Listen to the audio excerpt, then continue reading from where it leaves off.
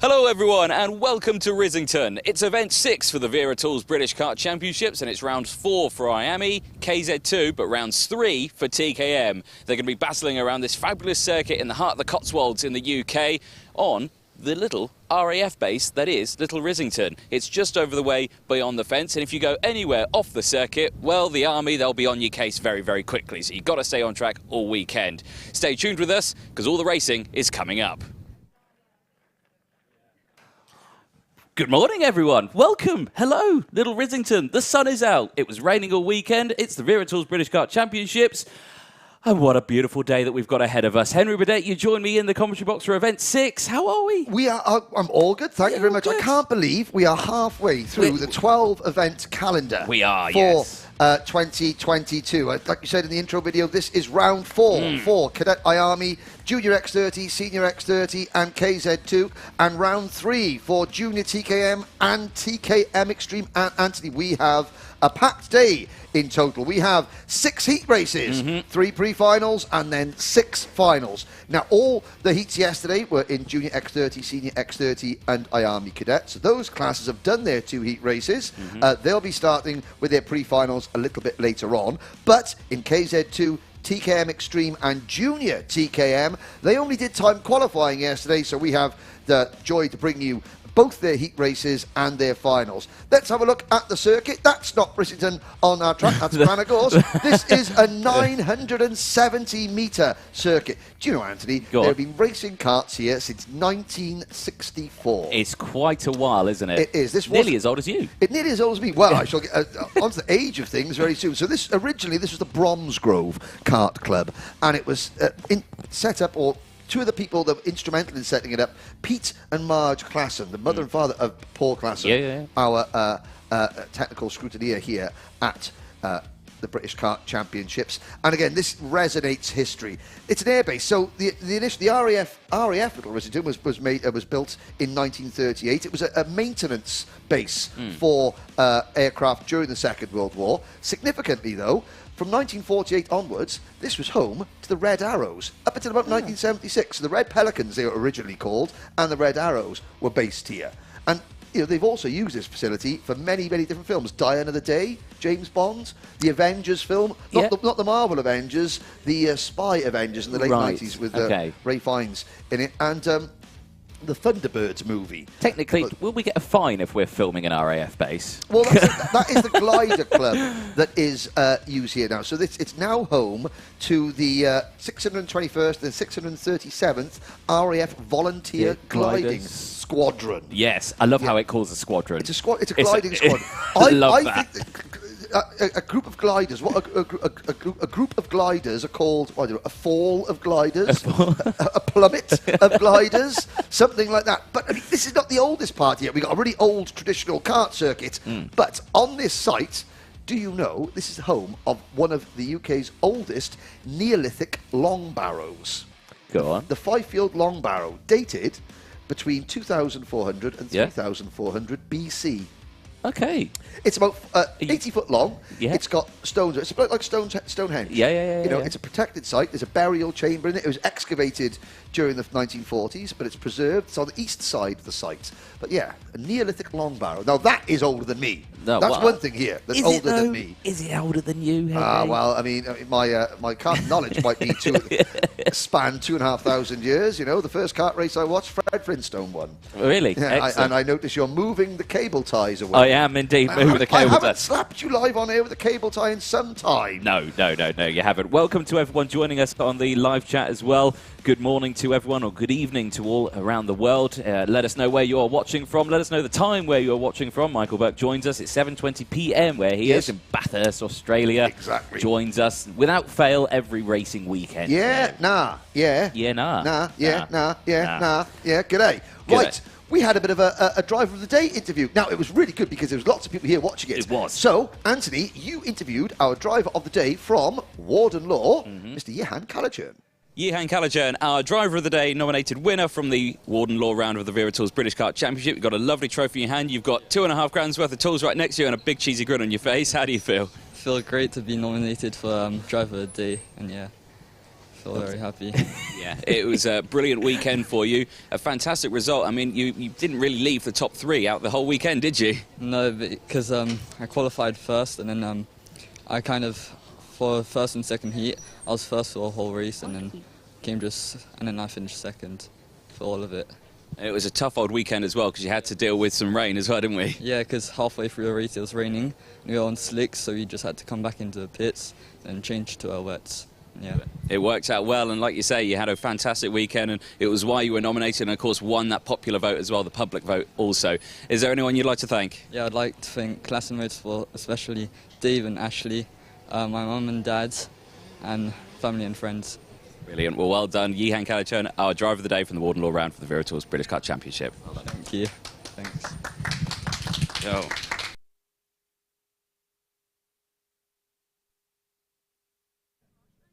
Lovely stuff there, wasn't it? Lovely stuff there. But we've got races coming up, ladies and gentlemen. Oh, yes. First race of the day, it's race 7, heat 1. It's KZ2 coming up.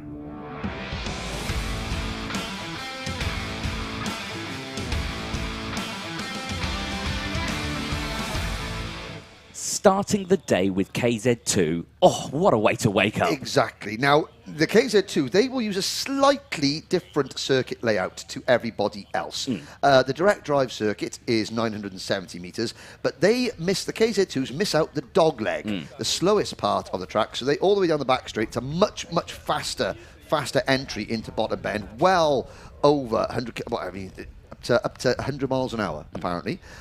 Interesting fact, Anthony. Go on. Do you know who designed the dogleg part of Little Rissington Kart Circuit? Well, I don't know, because I looked at that section of the track, and they need a seeing to in a dark cover, because that corner is the tightest thing I've ever seen. Yes. Well, who designed it? I'm glad you said that. A certain Mr. Paul Fletcher designed it in the mid-1960s when he was racing. And so do you know the kart that Paul Fletcher, his own chassis, he made his own chassis, Fletcher. Paul Fletcher owns and operates and created PFI. Yes. So he raced the Bitzer Tube. Okay. Well, the Bitzer Tube, it was Italian sounding. Right. Bitzer Tube. Right. But it was really Bitzer Tube because it was made out Because it was bits of tube. And he used 1p pieces as washers.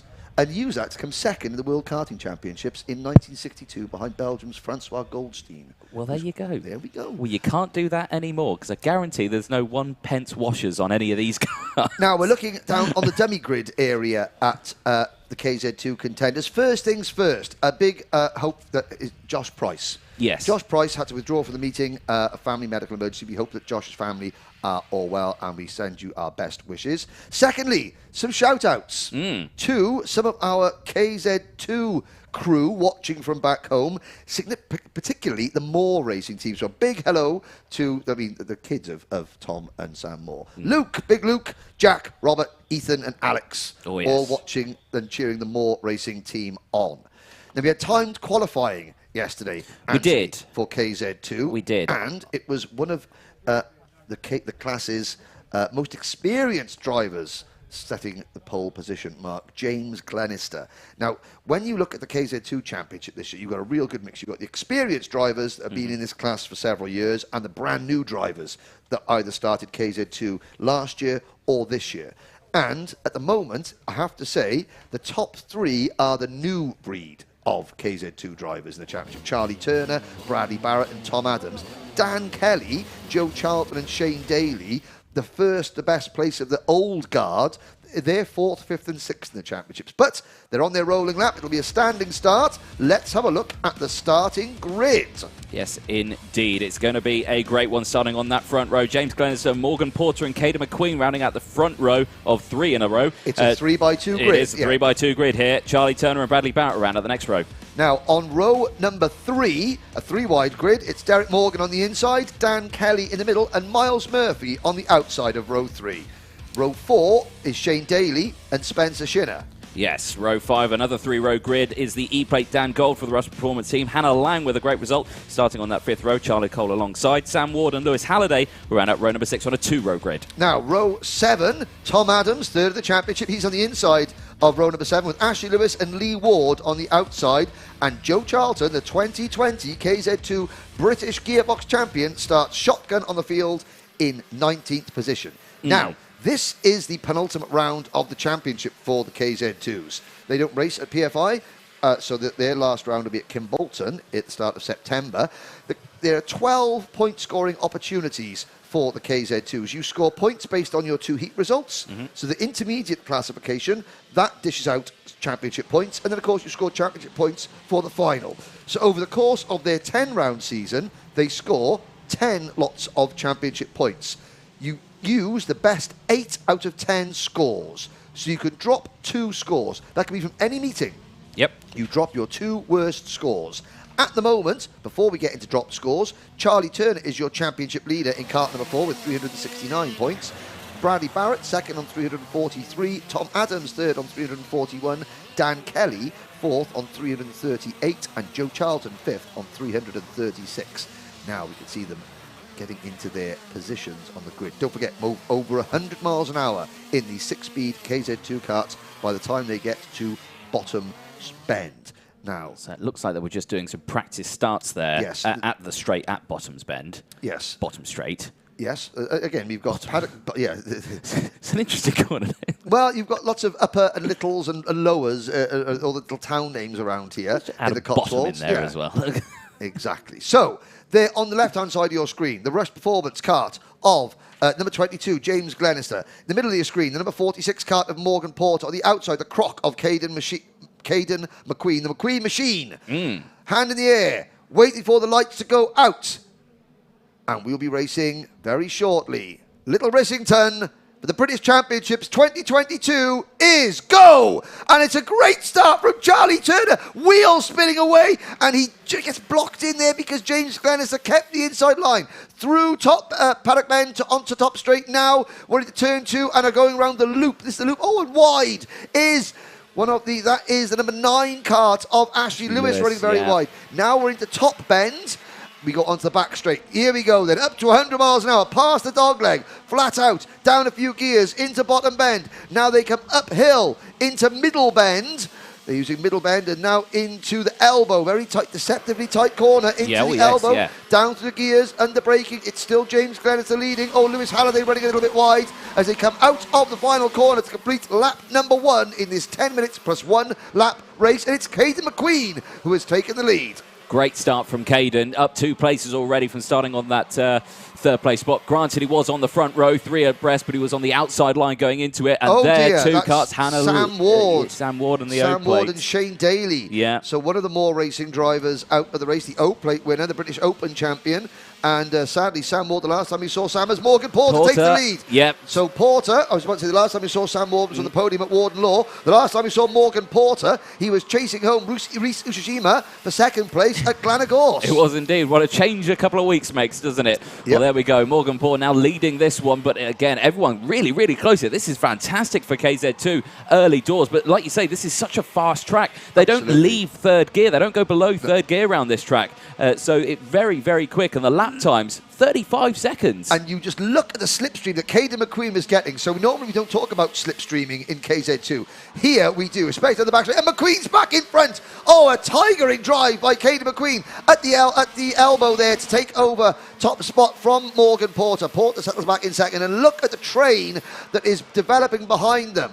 So there is James Glenister is the first of those red and yellow Rush Performance karts in third. Then with a red crash helmet, driver number 4, championship leader Charlie Turner in 4th place. Dan Kelly for the Andy Fairless Racing Team on the red and white Birrell ART chassis. He is in 5th position. Then it is Miles Murphy in kart number 37. Bradley Barrett is 7th. And tacking onto the back of that group is Charlie Cole, one of the youngest drivers in the field, kart number 66 for the Jade Racing Team. And a bit of smoke coming out of the back of one of the Rush Performance karts. I hope that wasn't water. No, I'm sure it was fine. Nothing to worry about at all. Nothing to worry about. Nothing to worry about. He's very, very highly strung. Exactly. It's actually coming out of the back of James Glenister's kart. I'm wondering if there's a little bit of bumper rub going on that number 22 car. But McQueen continues to lead. Now, look at the slipstream that Glenister will get. He draws right back up to the bumper of Porter, but can't make a move. It's a very brave person that makes a move going into that bottom bend in a KZ2 kart. And I'm just wondering, is that a little bit of smoke? It seems... No, it's still there. It is still there. I'm wondering what is that, but does it seem to be affecting Glenister's pace too much? No, and it's only round certain corners as well. So it's only round the right-handers, really. So maybe it is something that's rubbing on the left-hand side of the kart. It's not affecting Glenister It's at all. not. Makes a move up to P2. I got to say, smoking's a terrible habit. You shouldn't start. But Glenister seems to be puffing away nicely. Radiator cap is still on attached to that one, but yeah, I do see what you're saying. There is a lot of smoke coming off that. Looks like the exhaust as well. Dan Kelly diving up the inside of Charlie. And Morgan Porter's been freight trained. I have to say, Porter's going backwards now. Caden McQueen. Debut season in the British Gearbox Championship. He has been great in qualifying and is generally great at the start of the races. Yes. The problem that team have had is getting the kart to perform well at the end of the races. Caden generally finds himself falling backwards during the course of the race, but not this time so far. We're on lap number 6 already, 6 minutes to go. There's Miles Murphy going into Middle Bend. And there's the remains of the Sam Ward and Shane Daly karts. Sam Ward under investigation as well, so potentially could be something in the works there. A little bit of over-exuberance, methinks. Oh, very wide there for one of the Rush Performance drivers there. I believe that was Spencer Shinner in 10th place, or in 9th place, I have to say, in the 55, running very wide out of the final corner. It's the battle for the first place at the moment. Caden McQueen still winning. What has happened to Caden McQueen? Well, he's obviously had his vitamins this morning. He's had his Weetabix, hasn't he? He's eaten his Weetabix. And maybe he's just found this circuit. It's a very smooth circuit. This circuit, even though it's built in 1964, and the layout hasn't changed at all, really, in that time. It is a very smooth circuit. Maybe that Mad Croc chassis just likes that. Maybe Caden has just found the sweet spot with the kart, and maybe he just found that this is the type of circuit. Again, when you're not going below third gear, as a driver coming over from direct drive, I mean, it sounds really stupid. It does take a while to get used to changing gears. Oh, yeah, definitely. You're not changing gears as many times here as you are at some of the more technical circuits, and maybe that is just suiting Caden McQueen's style at this point in his gearbox career. However, Glenister smoking away behind him. Now, this is That's really coming out now. Now, if that is sort of steam and water smoke, then there's not going to be much water left in the kart. And also, I'm thinking, well, if it's oil or water, then that is not going to. It's going to end expensively. It's going to end expensively, and it's going to end in a very if big. It's just a bit loose on the exhaust attachment. And I don't know. But anyway, let's have a look. It's not affecting his pace. No, yet. So far, his pace is absolutely fine, and he's right on the tail of Caden. No dramas whatsoever. Of course, while this is happening, more battles are happening in mid sort of pack as well. We've got sort of two major packs forming. We've got a pack for 1st and 7th place, and then from 8th downwards. And that final corner there, it's so fast, and there's not a lot of runoff to stop you. And so McQueen, 34.30 seconds. That's a quick time. 4 minutes to go. McQueen leads, Glenister in second. I'll run through the order, Anthony. If there's a change, shout. I will. McQueen and Glenister top two on your screens. A little bit of a gap back to Charlie Turner. Turner is holding off Miles Murphy and keeping Miles at arm's length. Then it's Dan Kelly and Morgan Porter following Murphy in close formation, followed by Charlie Cole in 7th. Shinner runs in 8th. Then it's Hannah Lang 9th. Derek Morgan rounding out the top 10. And Bradley Barrett, Joe Charlton, Tom Adams, Lewis Halliday, Dan Gould, Lee Ward, Ashley Lewis. They are 17 runners remaining. Joe Charlton from 19th to 12th. That's up 7 places. Not a bad return. Oh, here goes Glenister down the inside, gets it done on Caden. So, like you said, absolutely nothing wrong with that car whatsoever, but it is smoking like anything going out of there. Like a chimney. Like a chimney out there. So, there we go. Caden immediately tries to defend straight away, comes back down the inside, but then thinks against it, slots back into place. So Glenister now holding on to the race lead from qualifying yesterday. And right now he's looking pretty determined out there. We're looking pretty close onto that one, but it looks like it's running hot. It's definitely coming out of the back of the engine. Yeah. Now, on the right-hand side of the car, as well as you look, if you get a rear angle, it's from the right-hand side of the kart. So I wonder if it's dropping any water. McQueen is dropped back a little bit. It's not going to be creating any sort of oil or slippery stuff on the circuit. Well, at the moment, Glenister continues to lead. Glenister, who won the opening round of the championship at Shenington, hasn't been on the podium since, and he's actually dropped to 8th in the championship. This is really a must-win weekend for James Glenister as he tries to and he's gone faster, 34.16, so 2/10 faster in clean air than he was when he was following Caden McQueen. Now McQueen is slipping back into the clutches of Charlie Turner in the number 4 kart. This is what we were talking about. McQueen tends to suffer in the latter stages of the race, so he's just got to try and hold on for dear life. He will indeed hold on. 1 minute 42 seconds remaining then, plus that one lap.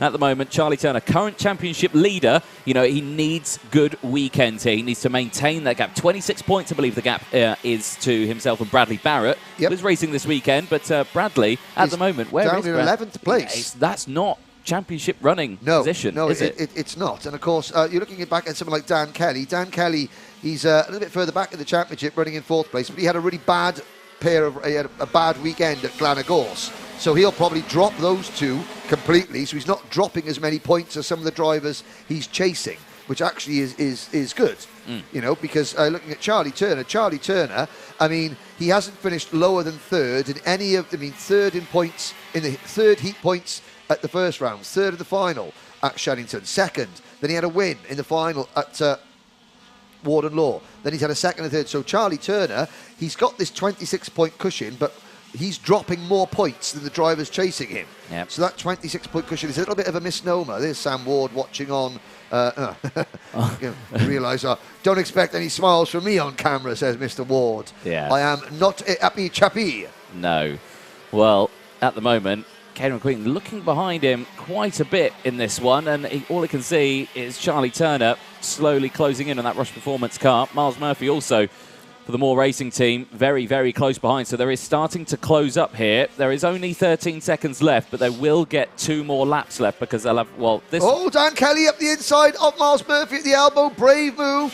And that's experience. Well, both 2 of the most experienced drivers in the class, but one of the, speaking of experience, behind them, Charlie Cole is having a superb race. So he's the 2nd of the red and white Birrell ART cars. There he is in kart number 66, his first season in the British Championship, one of the youngest drivers in the class. As there's a great view of as they head down the back straight, you know, and that is, ladies and gentlemen, 100 miles an hour, inches off the ground. Terrifying, really. Terrifying, really. But I mean, and you say, well, you've got lots of fields to catch you. Yes. You know, but yeah, so there's no barriers. It's fields. And a real throwback circuit. This is, you know, obviously it's an old airbase, which we discussed earlier on. But this is the final lap. So Glenister leads into the loop for the final time. McQueen covering the inside line, and again covering the inside line, going out into top bend. Now Turner's going to get a good run. Is Charlie Turner brave enough to make a move going into bottom bend? I reckon he is. I reckon he's going to go for it, but we'll have to see what happens. I don't think he's close enough for it, really. Is he going to try it through the elbow? One opportunity to go. He checks behind him. McQueen defends. Turner can't get the cutback coming out of the elbow as James Glenister takes the checkered flag. Victory for James Glenister, a well-earned victory. Of course, there's another kart smoking as it came on. That was Lewis Halliday, or was that Joe Charlton? There was Joe Charlton smoking coming around there. So maybe that's, well, we'll see what happens. James Glenister will obviously be happy with the win. Caden McQueen will be ecstatic. That's his best result of the season. Yeah, that is. I didn't expect to see that from Caden, I have to say, because in the whole season, yeah, he has been struggling. Great over 1 lap, not so great over a full race distance. But he's learning the class, and of course here they come into the pits. So Glenister, McQueen, Turner, your provisional top 3. Dan Kelly in 4th place, followed by Miles Murphy, Morgan Porter, Charlie Cole, Spencer Shinner, Hannah Lang, and Derek Morgan rounding out your top 10. 2nd in the championship, Bradley Barrett, and 3rd in the championship, Tom Adams, only 11th and 12th. Joe Charlton slipped to 13th place on the last lap. From the back of the grid, followed by Dan Gould, Lewis Halliday, Lee Ward and Ashley Lewis. Shane Daly and Sam Ward failed to complete the opening lap. 19 drivers, 19 laps in one of the heat races. But the good news is, as Shane Daly sort of forlornly pushes his kart back in, there doesn't look like to be any lasting damage. No. All 4 wheels are on, all 4 wheels look straight. That's a positive. yes, potentially just a spin and stall, and you can't get these going again, can you? Really? Well, it's a bit. If the engine cuts out, it's a little bit tricky. And I noticed that Shane Daly and Sam Ward pushing their karts in, not together. No. Which, I mean, you were being positive there, positive, you know, thinking about maybe just a spin. But I think maybe there would have been a collective spin, which also was known as an accident. Synchronised spinning. after some unsynchronized contact, perhaps. Perhaps. Perhaps. We're not sure. We're not sure. We're not sure. Anyway. But anyway. Ladies and gentlemen. Race 1 in the books. Done. Who is working? Michael Burke saying, good work, Hannah. Yep. A top 10 finish. And of course, yes, this time last week, Little Rissington was hosting Little Green Man Championship and the TKM O Plate. Yes. And we will talk about the TKM O Plate very shortly because coming out onto the circuit next, it's TKM Extreme.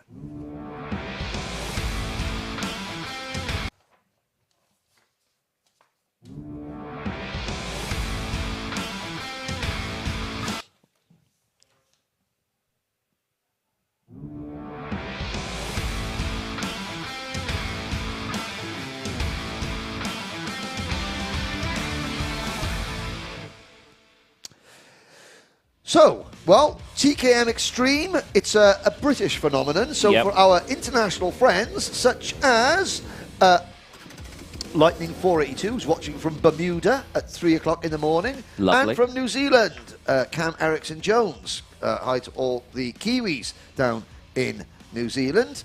New Zealand, a country very close to my heart, because like Wales, it's got more sheep than people in it. So here we go, TKM Extreme. Last weekend at the O Plate, well, Alistair Cresswell came back and won the O Plate. We'll see him a little bit later on in Senior X30. But last year's Junior TKM British Vice Champion came back to TKM Extreme for 1 week only and won the British Open Championship. So the O Plate is the British Open Championship. It is open to any licence holder in the country.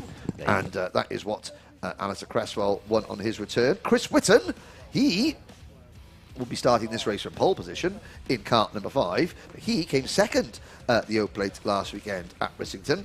And again, it's a real good idea to say who is going to be strong at this event. So, I mean, Charlie King was 4th at the O Plate. Looking at Kai Springfield finishing 5th, Harvey Roth finishing 6th.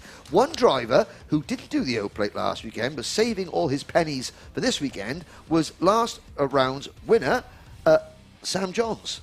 Sam Johns, the runner-up, the winner at Warden Law, currently second in the championship. Chris Whitton, there he is, on the left-hand side of your screen in kart number 5. He leads the championship with 254 points. Sam Johns, who qualified only 7th, he's second in the championship on 235 points. Aaron Lask is third in the championship on 223. Kai Springfield 4th, a joint 4th, with a 3-way tie for 4th place between Kai Springfield, Lee Whittingham and Spencer Lane. I've just seen Lee in the paddock. Really good to see Lee and his mum Heather here watching. Hope that Heather is enjoying her day at the races.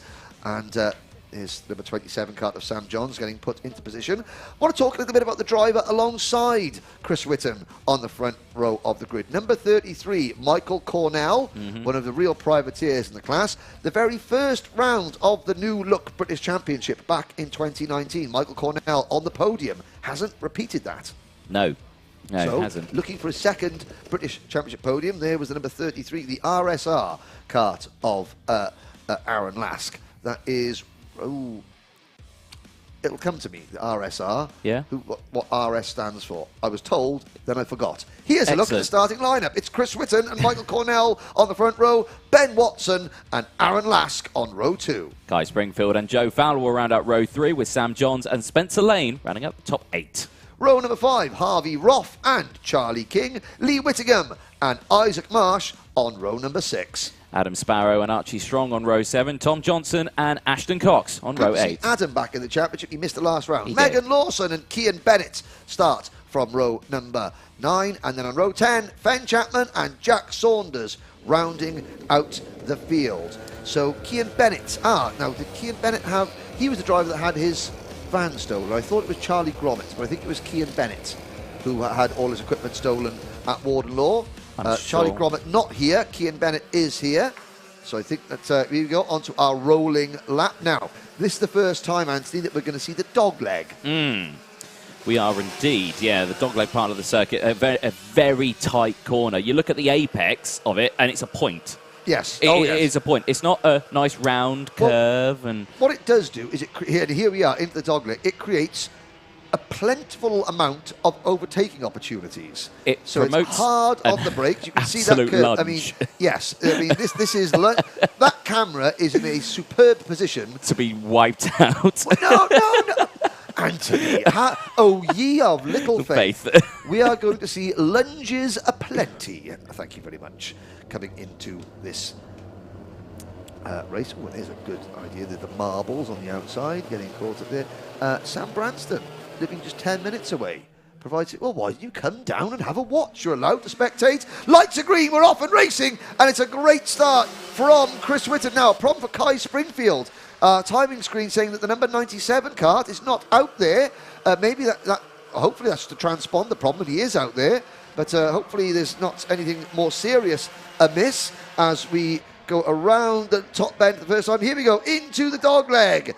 And anyone making a move? Well, lots of people back in the pack are making a move. Lunge down the inside, and there's more coming together. Several karts that's off. The number 40 kart, the number of Isaac Marsh. Archie Strong is in the middle of that one. Yep. And, well, there is a view of the drivers going into Middle Bend. Kai Springfield is not out there. There's a move for second place. That is Aaron Lask passing Michael Cornell. Cornell's struggling now as well. Yeah, really dropping back into the pack. Yeah, so let's have a little look at... so Kai Springfield not out there, sadly. There's Lee Whittingham with the number 34 kart, but what a start from Chris Whitton. And Sam Johns in fourth place has got to get his head down to try and peg back the championship leader. There's a move from number 95, Ben Watson. Yep. The classic motorsport, and that's a single thing. Like, well, Sam, I hate to say it, but he can't see you hand signalling because he's ahead of you and he's not looking round. He is indeed. Anyway, come on, Sam, get your head down yourself. Oh, there's that's Archie Strong off at the side of the circuit there, just looking a little bit of discomfort.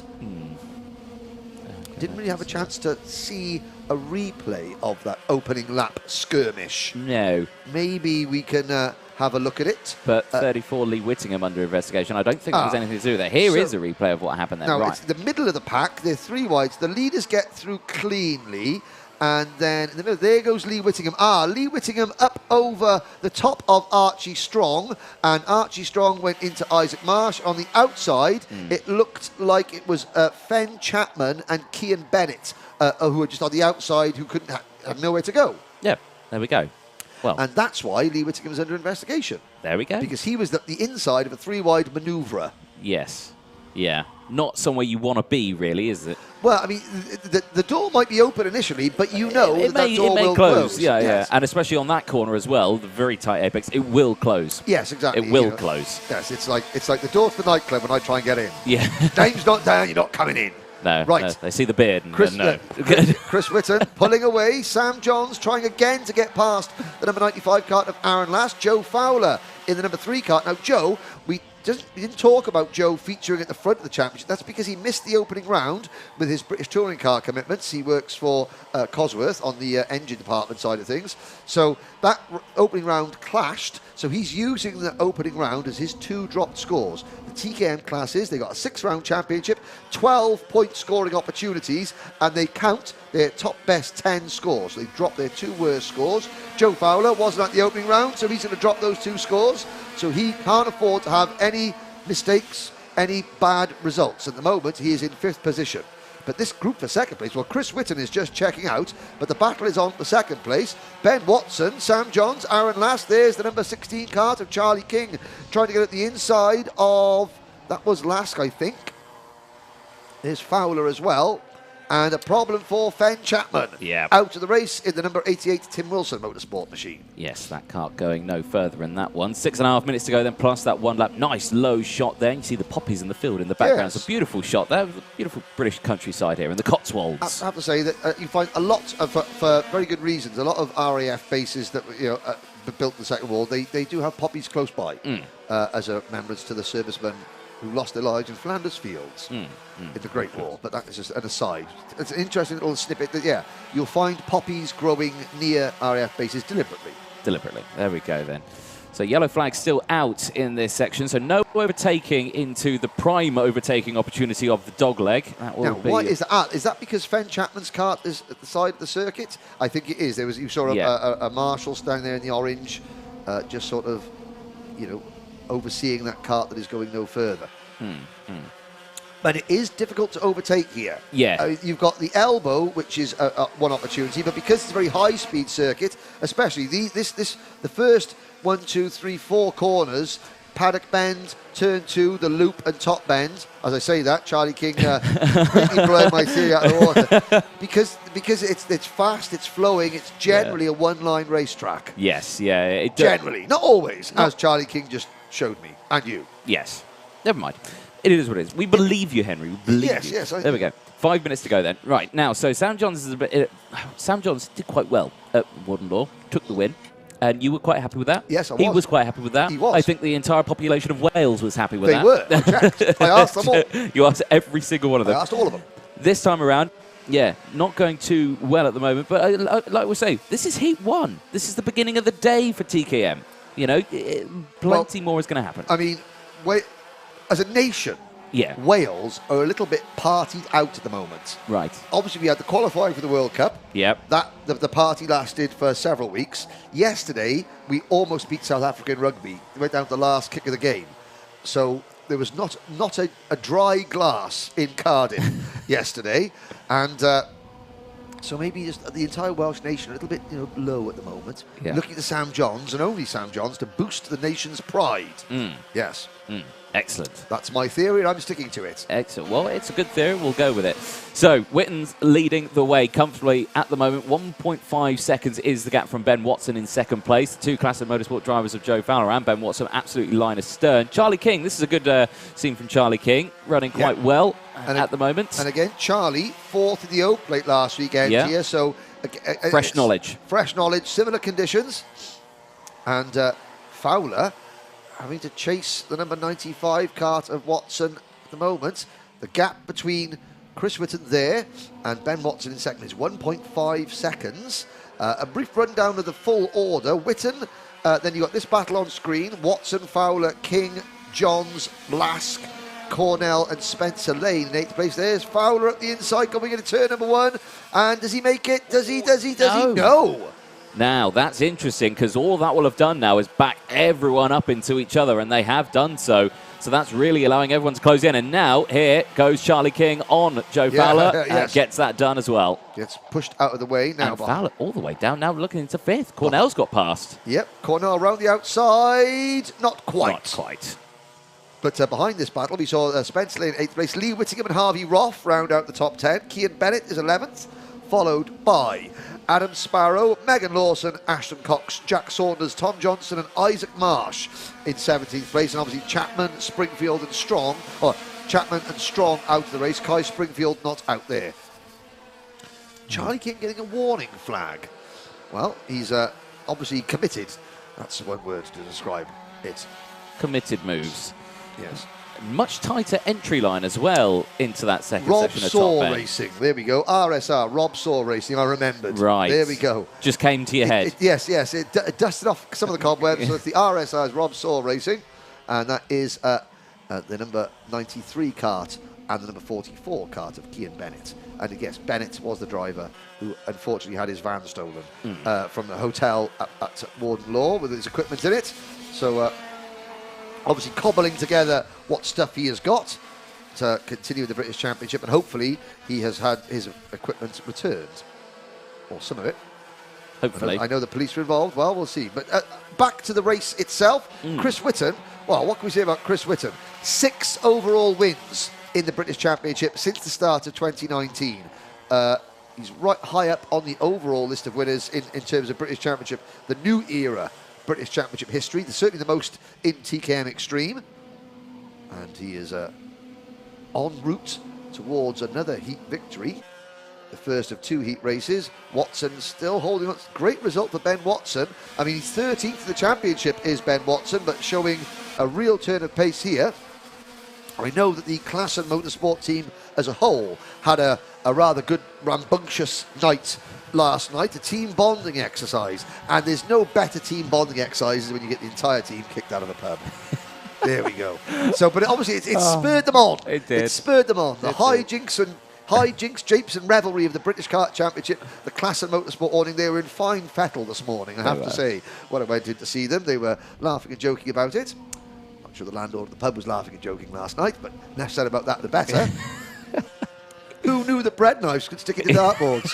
Who knew? Who Who knew? knew? Who knew? There we go. Well, Watson's on course for a fantastic result here for the Class of Motorsport Collective. Lask, King, Fowler, Cornell chasing, but they cannot get past the number 95 kart. Yeah, they do seem to be. Well, they're in a train at the moment, and this is usually the sort of time in a race that you would see moves being made, and there is the move being made. Oh dear, curse of the commentator. Aaron Lask. Ben, I am so sorry. Class of Motorsport, I apologise. And go. he's not lost one position, he's lost two. He's Oh, fighting back, though. He's coming fighting back. And here comes Joe Fowler as well. Yep, Joe Fowler around the outside, Charlie King there, and that is the problem. If you go to the outside, or if you go to the outside of going into the dog leg, you're on the inside for the second half of the corner. So all is not lost. If you don't make it at the first half of the corner, then you get the line coming out. Likewise, if you make the move going in, then and you're side by side coming on the first part of the dog leg, then you are on the outside. But this is now the final lap.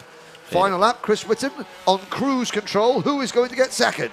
Well, we're about to find that out because, like you say, yeah, Chris Whitten now leading by 3.5 seconds, but eyes on this battle for second place. Big look over the shoulder there for Lask as they go into the dog leg. Joe Fowler making moves in the background, but no moves so far in this one. Charlie King looking very, very feisty here as well as they exit out in towards Bottom Bend for the final time. And again, no one really close enough for any moves. There's your race leader, though. Number 5, Chris Whitten, privateer driver, 1 corner to go. Checker flag to see. Lovely stuff. Thank you very much. Job done for Chris Whitten, and the battle for second place comes across the line. It's Aaron Lask.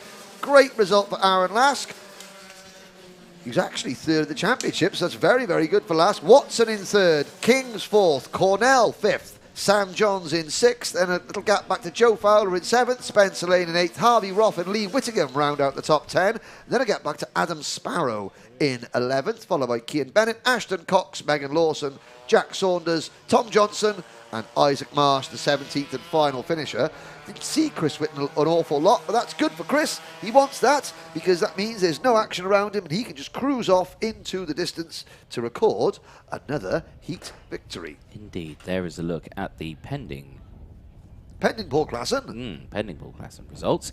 Chris Whitten takes a win from Lask, Watson, King, Cornell, Johns, Fowler, Lane, Roth, Whittingham, Sparrow, Bennett, top 12. Ashton Cox, the novice driver, taking 13th, which is a good result. Megan Lawson, Jack Saunders, Tom Johnson, and Isaac Marsh, top 17 to finish. 3 retirements from that one. After the end of the coming together, there is one of the retirements, number 60, Archie Strong, Ben Chapman, and Kai Springfield, the 3 retirements. Shout out for the Sesame Street t-shirt. Yeah, that's a good top, that is. Yep. I'm kind of jealous. I'm very jealous.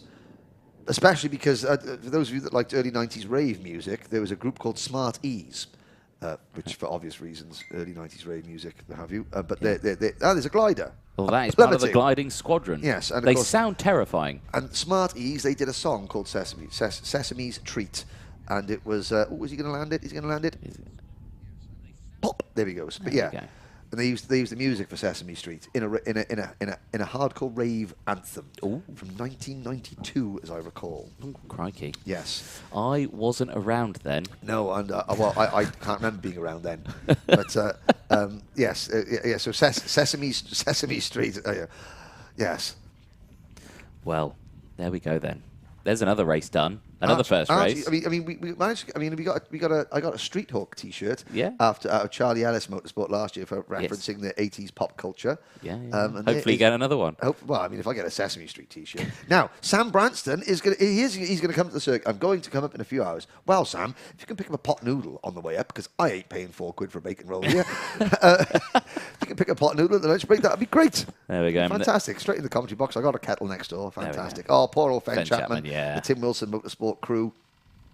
One of our hard-working marshals today.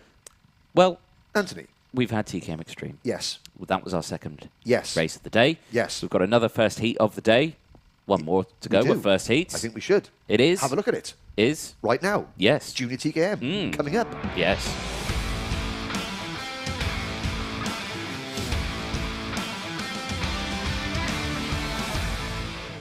Oh, what a day to race TKMs around Risington. So, now let's have a little look. What are people saying on the live Extreme. You ponder, because Ian Rogers from Motorsport Timing is coming to the commentary box. We Hello, Ian. How are we? We really want to have your comments coming in.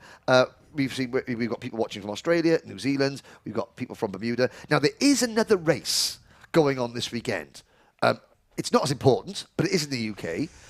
It's by nowhere near as important as this one. But if you have any tips, hints, or predictions about what is going to happen in the other race that you're all going to watch after the broadcast here is finished, let us know who you're cheering for, not just here, but who you're cheering for, who you think might win in the other race that is going on in the UK this weekend. The one that you're going to record and then watch after this finishes. Yeah. So, yes, we go. There's Dara McInerney. Now, after Dara McInerney's dad coated my head with blue dye. At Warden, yes. Because I made fun of his lack of follicles on the top of his head. Smart man wearing a hat, the E-plate holder, and good to see Dara back in the... Now, again, Dara, we talked about Dara designed that crash helmet himself, designed and painted it himself. So there's Dara's dad with the... I like that. It's festival season. It is. So you've got to wear a bucket hat. There we go. Alfie Garford back in the championship. So we have the number 1 plate back in Junior TKM. It's nice to see, isn't it? Yep. The X30 experiment has ended. Yeah. And he is back home in TKM and running the number 1 plate. He's not in championship contention because, again, he's missed the first 2 rounds, but he's going to finish the season out strongly.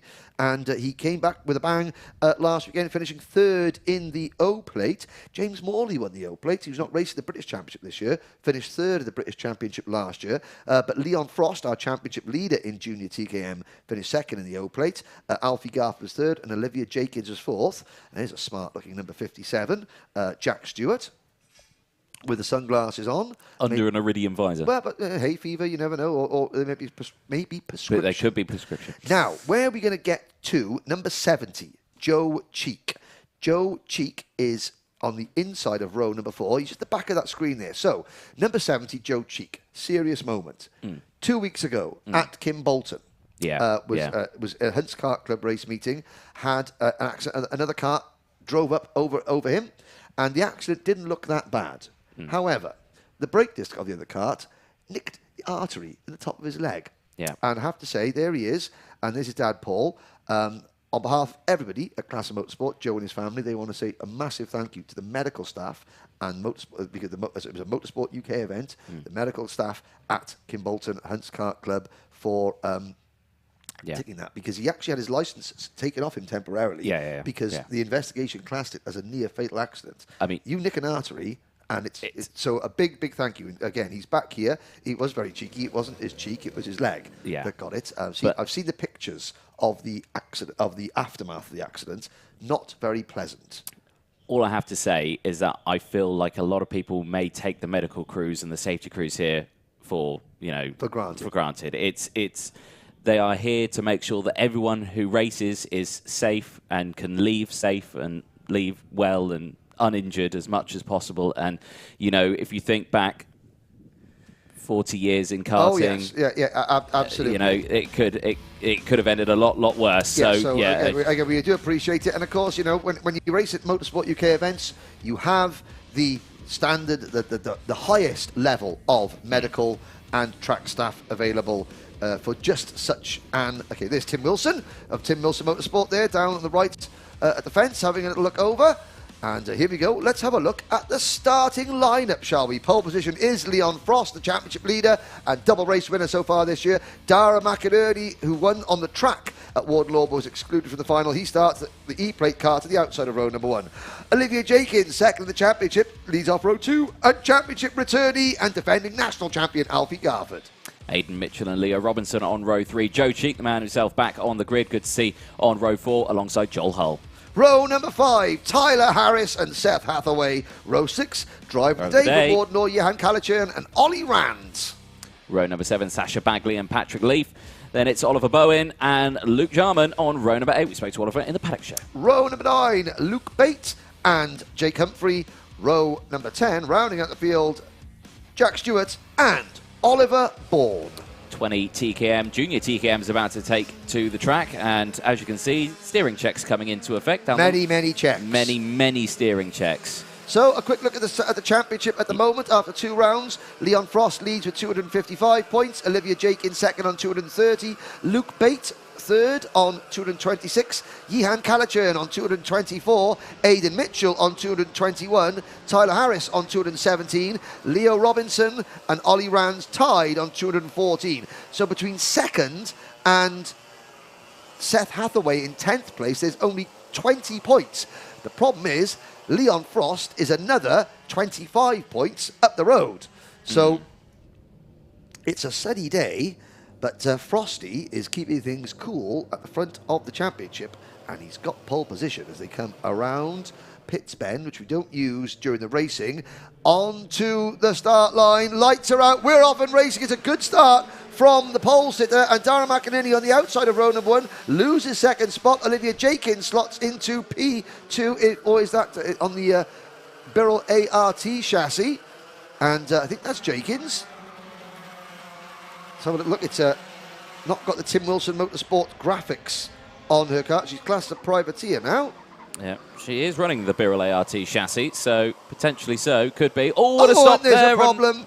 And that is the number 30 car, the number 95 car. Ah, now that's Luke Bates, third of the championship, getting involved there. Sorry, up and over and facing the wrong way. So that is not going to help Luke Bates. Joel Hull gets a warning flag in kart number 31. But at the end of lap number 1, it is Frost, followed by Jenkins, then McInerney, Aidan Mitchell, and returnee Alfie Garford. Joe Cheek is up in the 6th position, and again, he's got a huge scar, had surgery. He has got a huge scar, but he's obviously been past fit. He's had his licence returned to him, so there's no question of him not being fit to race.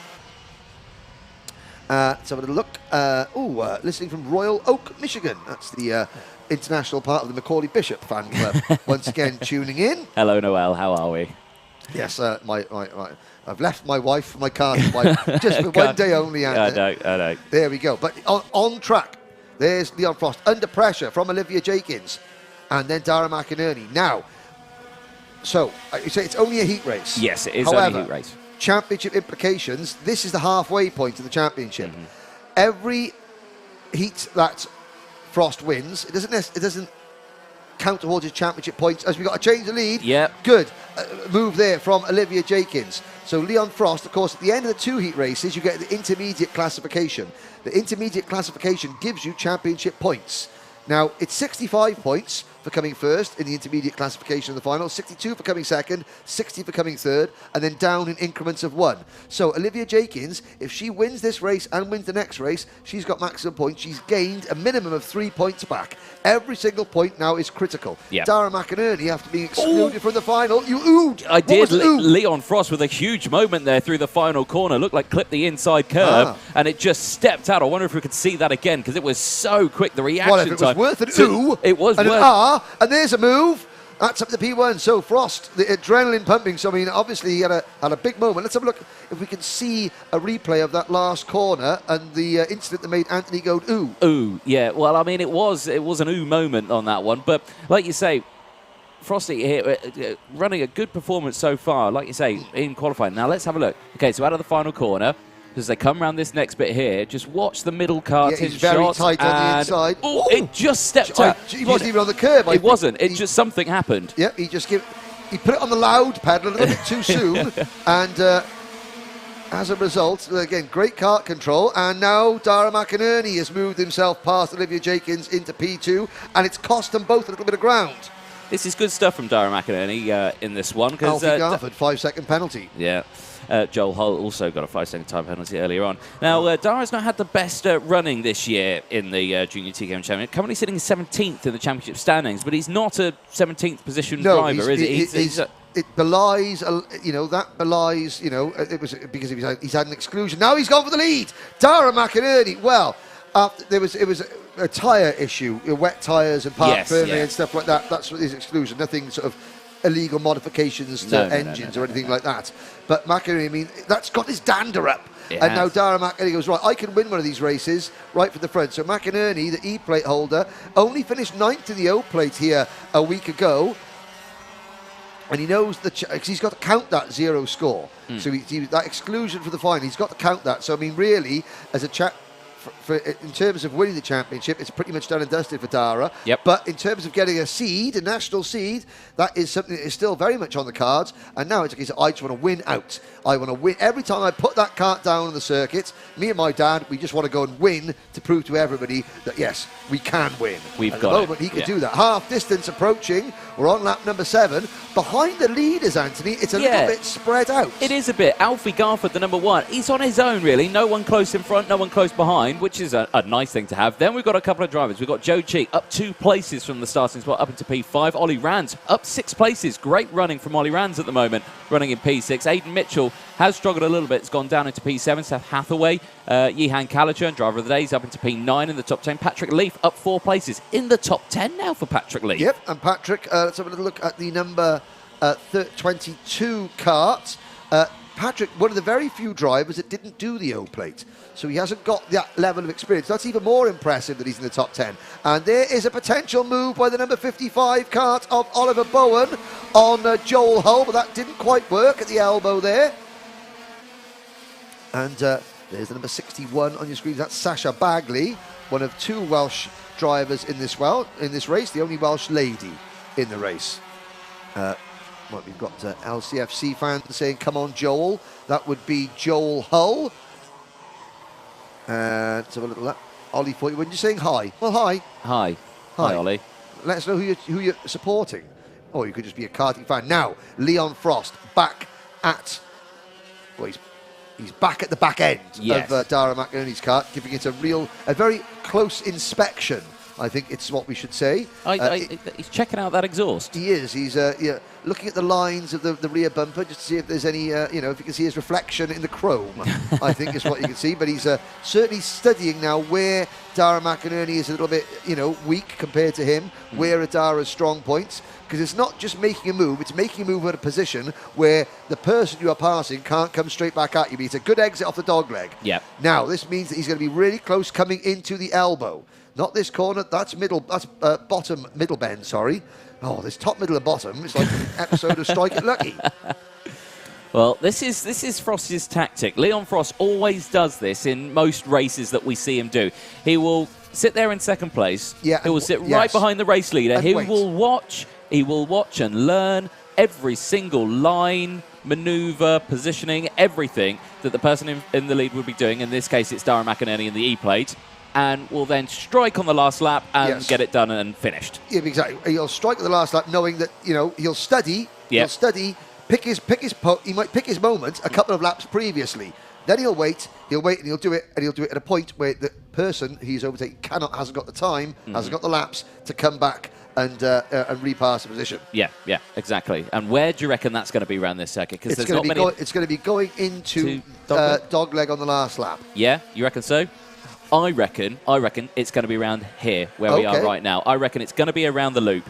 He's going to just reposition it because you see how quick and how he can chuck it in here, and now we're starting to line it up for the exit. I reckon.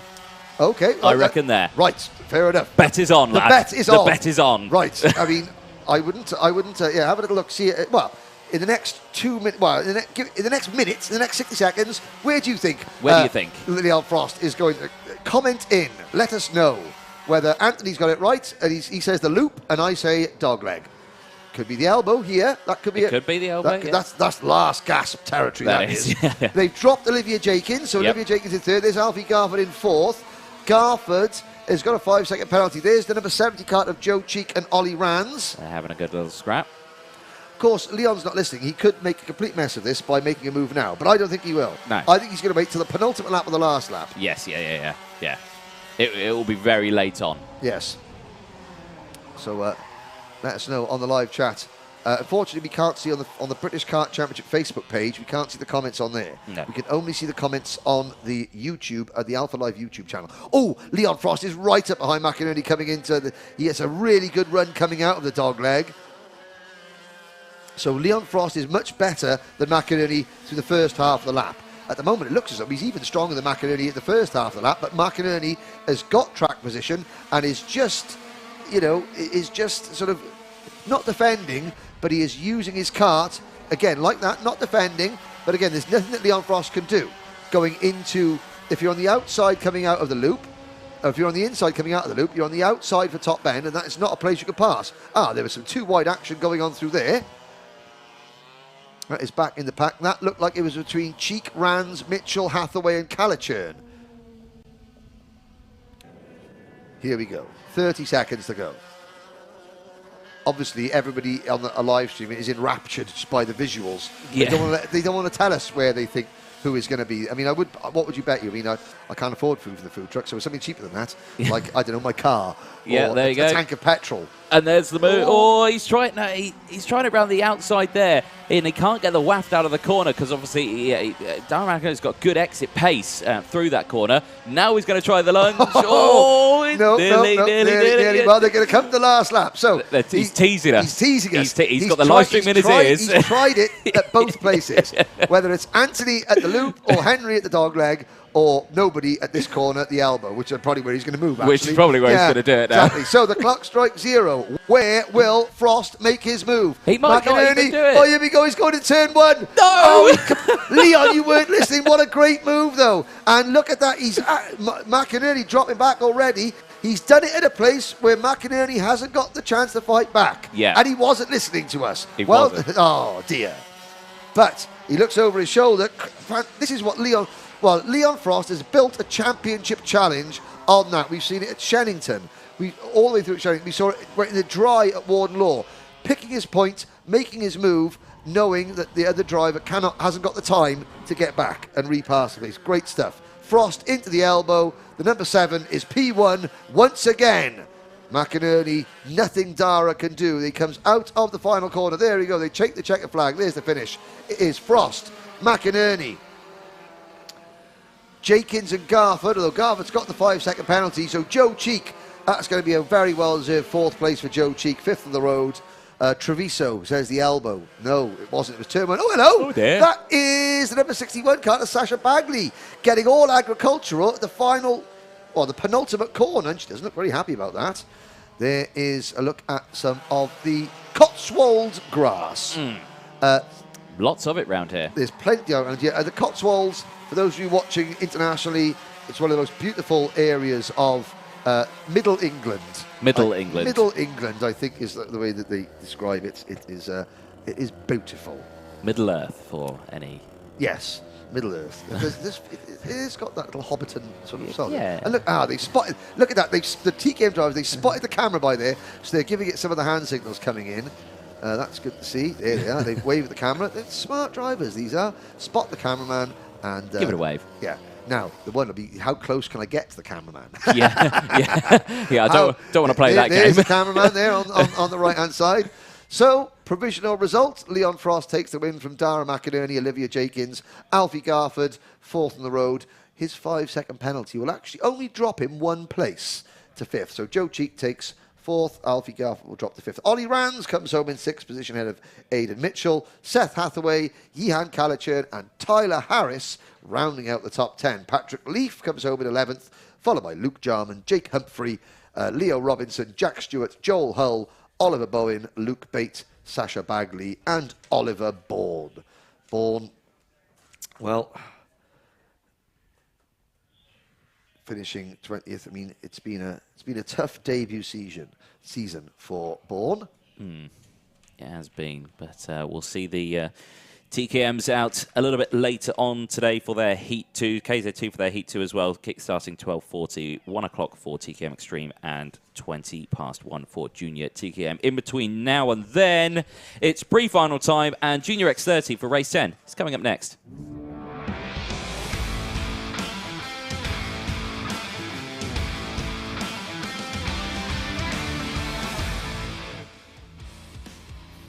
Well, Anthony, you're holding your feet. Yes. It's just that I was excited about the schedule. That's all it was. It's Junior X30. 11, it's so pre-final. 6 minutes time for Junior X30. Now, this is round 4 out of 7. So they were sort of halfway through the championship, exactly, almost. And there is a look at the 32 Junior X30 drivers that we have here. Yes. Now, on one of my entry lists, I've got 33. So who withdrew. Sam Longley, I think, is the driver that withdrew. He's one of the drivers that is withdrawn. Sam Longley on the initial entry list, but not out there. Yeah. You got version 2. I've got 2.1. You got 2.1. Yes, I'm 2.0. We've got a new driver of the championship, Kian Gamiao, for the Jade Racing team.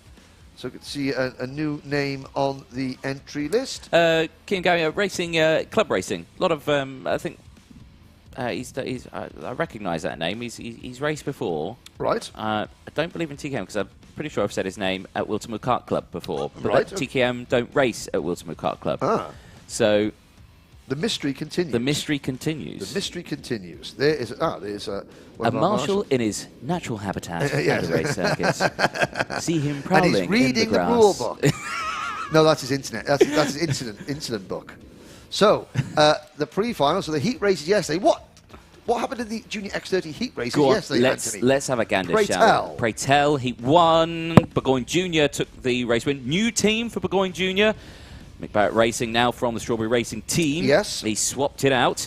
Macaulay Bishop took second place from Gabriel Silk. Now, I believe Gabriel Silk may have won that race, but did receive a penalty. I will tell you what that penalty was for. It was for a nose cone. So, received the nose cone, got a 5-second, and I think may have finished first. I don't know. I was busy. I couldn't actually pay attention to the heat racing yesterday. But Well, I was here. unfortunately, I wasn't here yesterday. Yes. As eagle-eyed viewers at the Paddock Show may have been aware. I mean, I do apologise there, but I had other things. Like I said, there is another event going on in this country at the moment, and I mean, I'm not really allowed to say exactly what I was doing. However, it's safe to say there was a driver who was a little bit down on his luck, and he said, I'm not really sure about my driving in the wet. So, Henry, can I come to Landau International Raceway, birthplace of champions, global home of World Motorsport, and have a little wet weather practice? So, well, it doesn't normally rain in Wales. Rains all the But we'll time. sort something out. We've got the hose pipes out, wet the track up, did a bit of driver coaching in the rain. He said, look, I've got a race this weekend at Silverstone. Come up, a bit of moral support. I said, all right, I'll come along. I should be at Risington, but I'll come along just to help you. And it rained, and he did okay. Now, I'm not allowed to say who it was, but he's from Spain, and he did okay, in the rain yesterday. Thanks to me. That's why I wasn't here yesterday. God's honest truth, I speak only facts, ladies. Calling it was Carlos Sainz. Put it on poll. I signed the non-disclosure agreement. Anthony didn't. All I'm saying. But, Cool. Anyway. Thanks to Landau. Sam Branston, thank you very much. Kian races at Wilton in the X30. I have heard his name before, so yeah, there we go. And good luck to Charlie, Isaac, Kian, and Jack as well. Yes, that would be the Jade Racing Team drivers. Yes. A little close look at Dayton Coulthard there on the grid. Some of the spectators. Now, last year at Wilton Mill, you see Chloe Chong's dad there. Last year at Wilton Mill, we saw the pooch, and the pooch was just a puppy. Yes, that pooch is no longer. Grown it's up grown. now. It's a grown-up pooch. That is. There he is, just peeking over, having a chat with the marshal. Tall enough now to see the racing. Yes. Without having to be picked up. Yes. There we go. Oh, wait, the star of the show. Getting some fuss. Oh, having his ears stroked, and he's liking that. There we go. Now, a bit like me. Don't get. No. Good there. But again, good to see spectators here at the circuit, and of course we are on MOD land, Ministry of Defence land, which is why nobody's allowed to stay at the circuit overnight, and it's why the Ministry of Defence were quite, how should we say, insistent that everyone was out of the circuit at 6 o'clock last night, whether they wanted to be or not. Yeah, but there we go. That was it. Let's have a look at championship positions, Anthony. Yeah, well, yes, they please. will have slightly changed, obviously, from yesterday, because obviously they had their 2 heat races, so they may have slightly changed. But before those heat races, Gabriel still was leading the championship, 568 points before any drop scores. Theo McLaughlin second with 555. So, fairly close in the championship still between those top 2. Brandon Carr with a good season so far this year. But a terrible day yesterday. Terrible day yesterday, yeah. Didn't have a good one. So he has had ups and downs in this season, but they've all come to fruition. Let's have a look at the starting lineup. There he is, on pole position, new team, Mick Barrett Racing for Harry Burgoyne Junior. Macaulay Bishop coming back really strongly in the second half of the season on the outside of row number 1. Gabriel still championship leader, and Cian Geraghty having a fantastic couple of rounds. He's on row 2. Second in the championship, Theo McLaughlin on that third row with Jack Hobson alongside Jack Nasselship and Leo Robinson on row 4. Henry Jocelyn back after missing Glanagorse, and Lewis Bird are on row 5. Jack Cox and Zach Green on row 6. Row number 7, Taylor Orridge and Josh Agenbar. Cameron Pratt-Thompson and Wesley Swain from row 8. Josh Agenbar, driver of the day from Clanigore. Leo Brown and Isaac Phelps go from row 9. Freddie Lloyd and Chloe Chong start from row 10. Eden Spanswick and Joey Brown on row 11. Fred Green and Monday Junior Canini on row 12. Row 13, newcomer Kian Jamiao and Michael Rapsey. Morgan Moore, the Irishman, and Charlie Morrison-Jones on row 14. Dayton Coulthard and Flynn McDermott on row 15. Nathan Clifford and Brandon Carr on row 16. And the grid. Nathan Clifford, who hasn't gone out by the looks of it. Yes. So he is not out there. Yes, championship positions. Gabriel Stilp, Fionn McLaughlin, Brandon Carr, Leo Robinson, Harry Burgoyne Jr., your top 5. Then Macaulay Bishop and Freddie Lloyd. 68 points separate the top 6. As engine notes rise, lights are not green. No, they're not. False start. False start. Go round again. Now, there was the Little Green Man Championship was here last weekend for X30s. Macaulay Bishop won that. And I've got to say, so at the start of the season, I mean, I spoke to Macaulay, he had a great win in Europe at the start of the season. Then he had a little bit of a crisis in confidence, he was saying. And all credit to the Dan Holland racing team. Their man was a little bit down. So, they were supportive. They put their arms around him, made him feel loved, made him feel wanted, which is so key in not just karting, but in anything. If someone's struggling, you make them feel wanted, and oh dear, that was it. And Macaulay's repaid that. He won the Rotax round at Lark Hall. He was winning here last weekend. He was he was near enough on the podium, or fighting for the podium at Glenagorse, and he put it on second on the grid for this race. So again, really good. Well done to the Dan Holland racing team. Really good support there for Macaulay, and he's repaying them in kind. Very important. Now, here we go. Second time of asking. Burgoyne in the number 68 car. Unfamiliar colours. It's a good start this time. Macaulay Bishop, not a great start. It's Gabriel Stilp slots into second, and is that Fionn McLaughlin up into third? It is McLaughlin up into third. And there's a driver, 2 drivers running wide, coming out of Paddock Bend, or coming out of turn 2. They both skate over the grass. They get back on.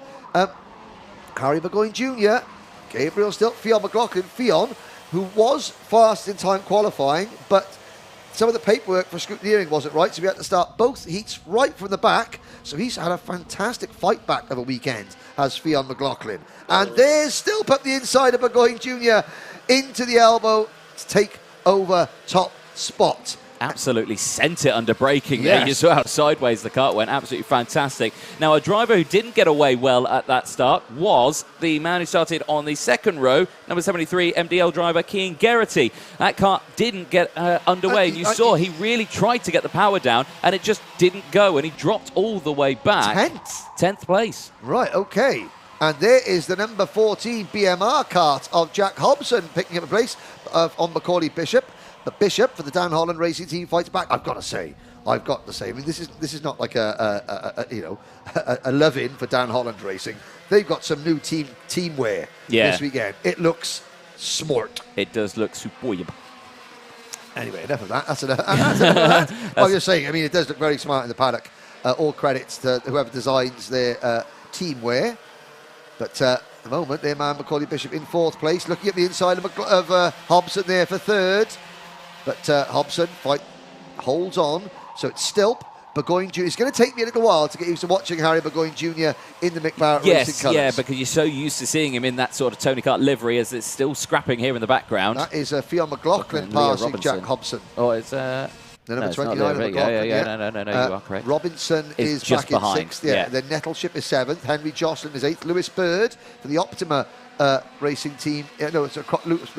Lewis Bird for Crop Promotions in 9th. Then it's Taylor Orridge for Crop Promotions rounding out the top 10. Pratt Thompson, Zach Green, Geraghty, Agenbar, Phelps, Spanswick, Canini, Swain, then Lloyd and Chloe Chong rounding out the top 20. Nathan Clifford has gone out. But obviously there is a transponder issue with that kart. Right. So he is out there, but he is 32nd, which translates into last in this race. But we'll call it 32nd. We'll call it, yeah. So that's a political way of doing it. There is Bishop, and he is now being chased by McLaughlin. Now, Gabriel Stilp getting away at the front. Gabriel Stilp and Harry Burgoyne Jr. getting away at the front. A little bit of a gap opening up to this group on your screens now. SKR Motorsport saying good luck to Fred and Zach Green from Sukmeni Kira, who we saw in IAME earlier Cadet, this year, yes. but obviously he's not racing this weekend. So she's obviously not racing this weekend. But cheering on her team from wherever she's watching from. So hello, Sukmani. Sukmani, I hope we'll see you back in the paddock very soon.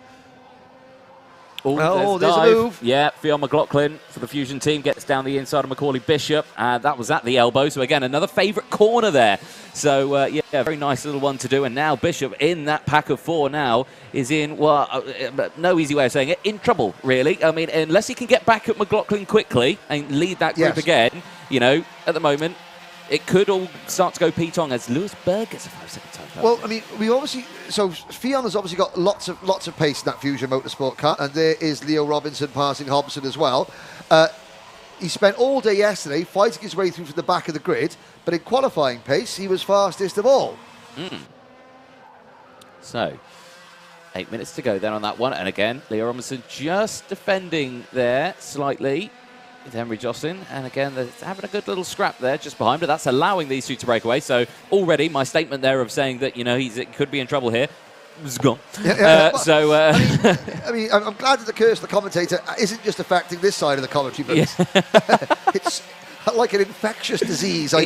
Spreading it. And Burgoyne Junior looking, but thinking better of it. God, look at the porpoising into that corner. I was going to say, there we go. We got a Formula 1 reference in there. There we go. There we go. But I mean, yeah, I mean, it's true. I mean, talk about the track is quite smooth, but again, under braking, no suspension on these karts.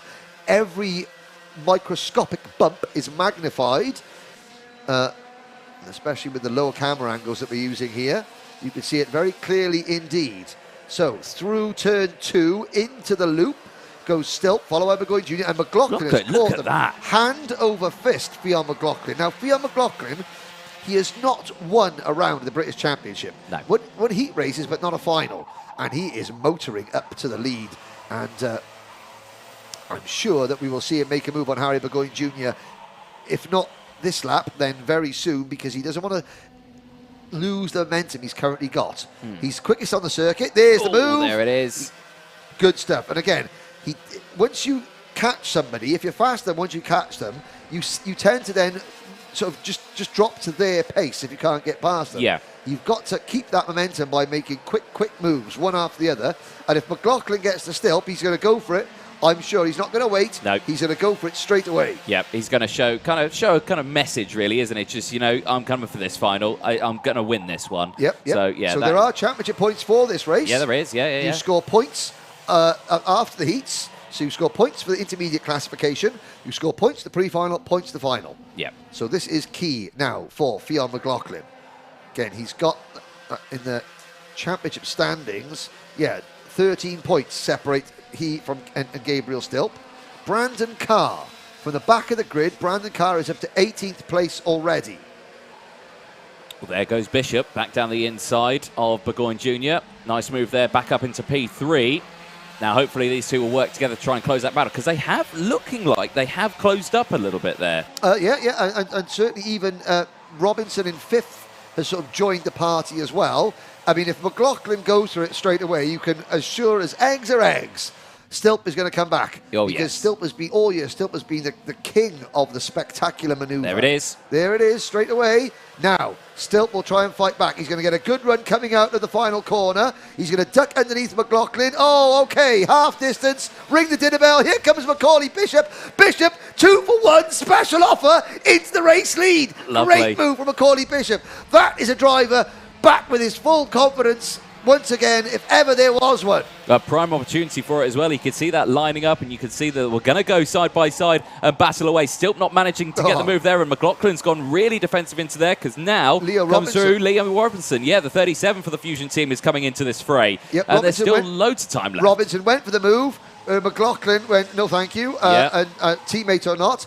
And then that cost Robinson all his momentum coming out of the dogleg. He's now been passed by Hobson, and I think that's the 26th of Henry Jocelyn as well. Yes, it has. And he's got,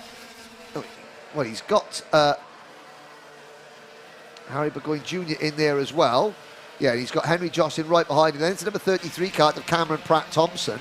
So you look at the gap the top three have got. You know, that's incredible. So from battling for the lead group, Robinson and Burgoyne Junior. That one little incident, it wasn't even an incident. No. It was just having the momentum taken away from you. And there's a move from Gabriel Stilp up the inside, going into middle bend. Unbelievable. We just caught the tail end of that manoeuvre, and that was Stilp passing at a non-passing place. Well, So, I mean, if Alpha did like a rerun of Stilp's greatest passes this season, there are there'd be many a list. of them. Yeah, there'd be a list, wouldn't there, Yeah. starting to form. Here comes Brad Thompson Brad down the Thompson. inside of Burgoyne Junior. Yep. Not managing to get that move done through the loop section of the track. And now, look, it's just really brought that whole group together, but it's just allowed the race leaders to just disappear down the road, hasn't it? Yes, and I'm loving this now. We'll see this. There's a farmer on his lawnmower watching from the field. Coming, you just see him at the back. Oh, there he is, the back of that camera shot. Just sat on his mower. Oh, Dayton Coulthard going slow. Dayton Coulthard at the back of the field there. Charlie Morrison-Jones has retired. Taylor Orridge, the number 99 kart, and Cameron Pratt-Thompson watching this battle going on. And it's still Stilp, Bishop and McLaughlin, the top three. Cameron Pratt-Thompson just sort of guiding. Side by side once again. And Stilp defending. Bishop's going to stick it up the inside. Yeah. Bishop, oh, well done, Macaulay Bishop. Yeah, good move there from Stilp Bishop. was fighting every inch of the way, but Bishop stood firm. And now this is where Stilp made his move a lap ago. It's flat out. There we go.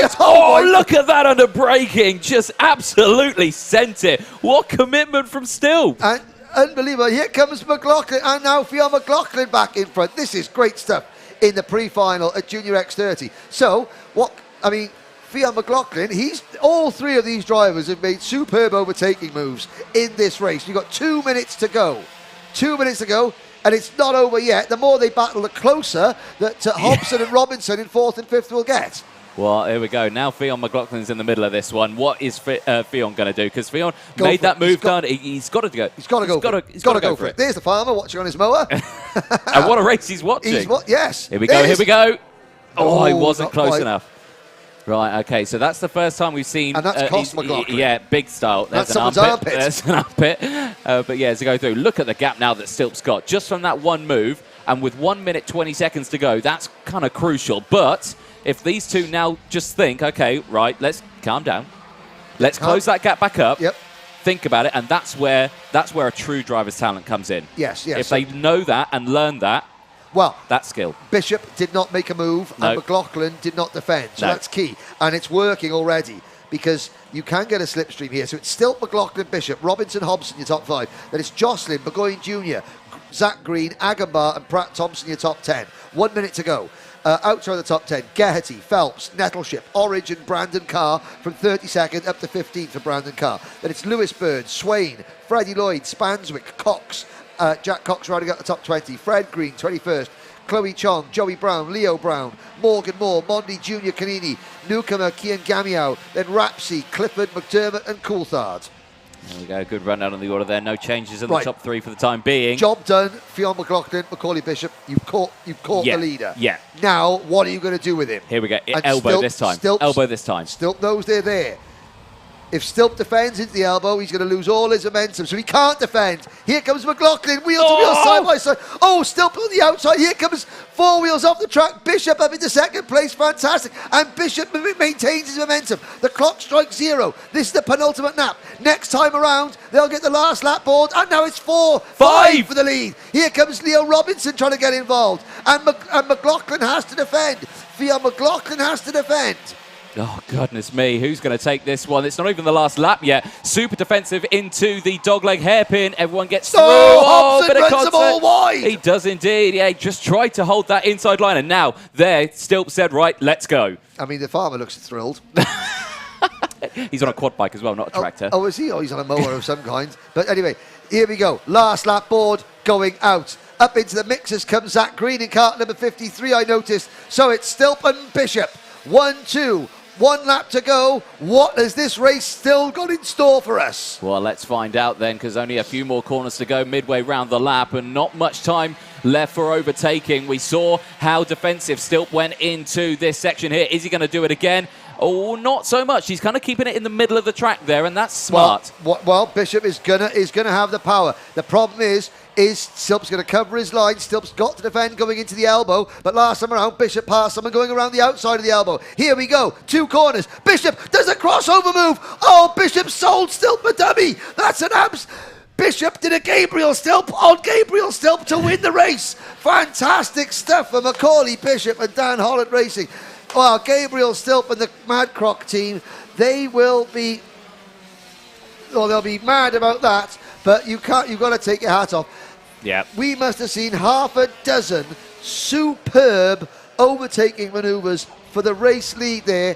Macaulay Bishop is your winner. Stilp second, and who came out in third? Well, it was Leo Robinson in third, Jocelyn in fourth, Burgoyne Junior in fifth. What happened to Fionn McLaughlin? He comes home in 10th. Well, there we go. What, anyone would think that was a final for an international grade race, but that was just a pre-final for the British Champs. It's still a very prestigious race to be a part of, but absolutely top quality stuff from the entirety of that grid. There is a look at the pending Pool Class and race results, of course, before scrutineering. And, well, what can you say, really? What can you say? Well, I mean, okay, so that was a proper race, that was. I mean, often you see, you know, incidents and accidents and you know, for the lead and the lead battle getting a little bit too close for comfort. And of course, you think, oh, what are you know, it's not a final. Why are the drivers doing it? That was a superb kart race showing, you know, fantastic racecraft, craftsmanship, sportsmanship from all the contenders. I thought you said it was difficult to overtake here. Yeah, I was wrong. Weren't we all? Man was badly wrong. Man was badly wrong. So, a couple of things. Oh, so Kathy Watson. So, karting's a family sport, and a big say hello to Casey Watson on Marshall Post 9, Clark at the course, John Watson, and Shay Watson, the timekeeper.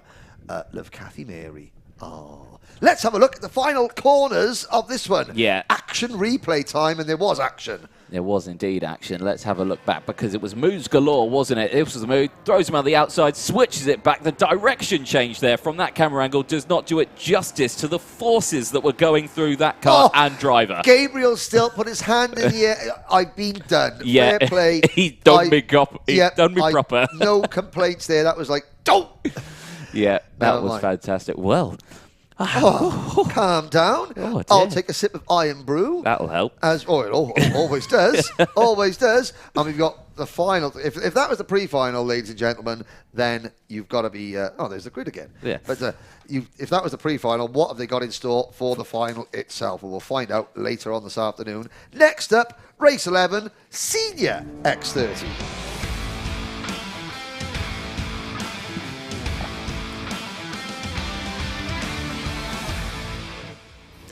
Yes, indeed. Senior X30 about to take to the track. Drivers getting themselves primed and ready. And, well, we're going to need to take a breather from that one, because that was absolutely, well, fantastic. Absolutely brilliant kart race. And it just shows you the talent that is in this paddock here this weekend at the Wera Tours British Kart Championships for Motorsport UK. And now we talk about Senior X30. A little bit less drivers in this one. In total, 22 drivers taken to the track this weekend. Championship standings, Bart Harrison leading the way, 540 points from Harry Platt, and the GP plate, 533. That will have changed slightly, obviously, because of yesterday with their heat. We can talk about the heat. Senior X30, let's talk about the heat. Let's talk about that. Let's talk about that. True good mythical morning. Let's talk about that.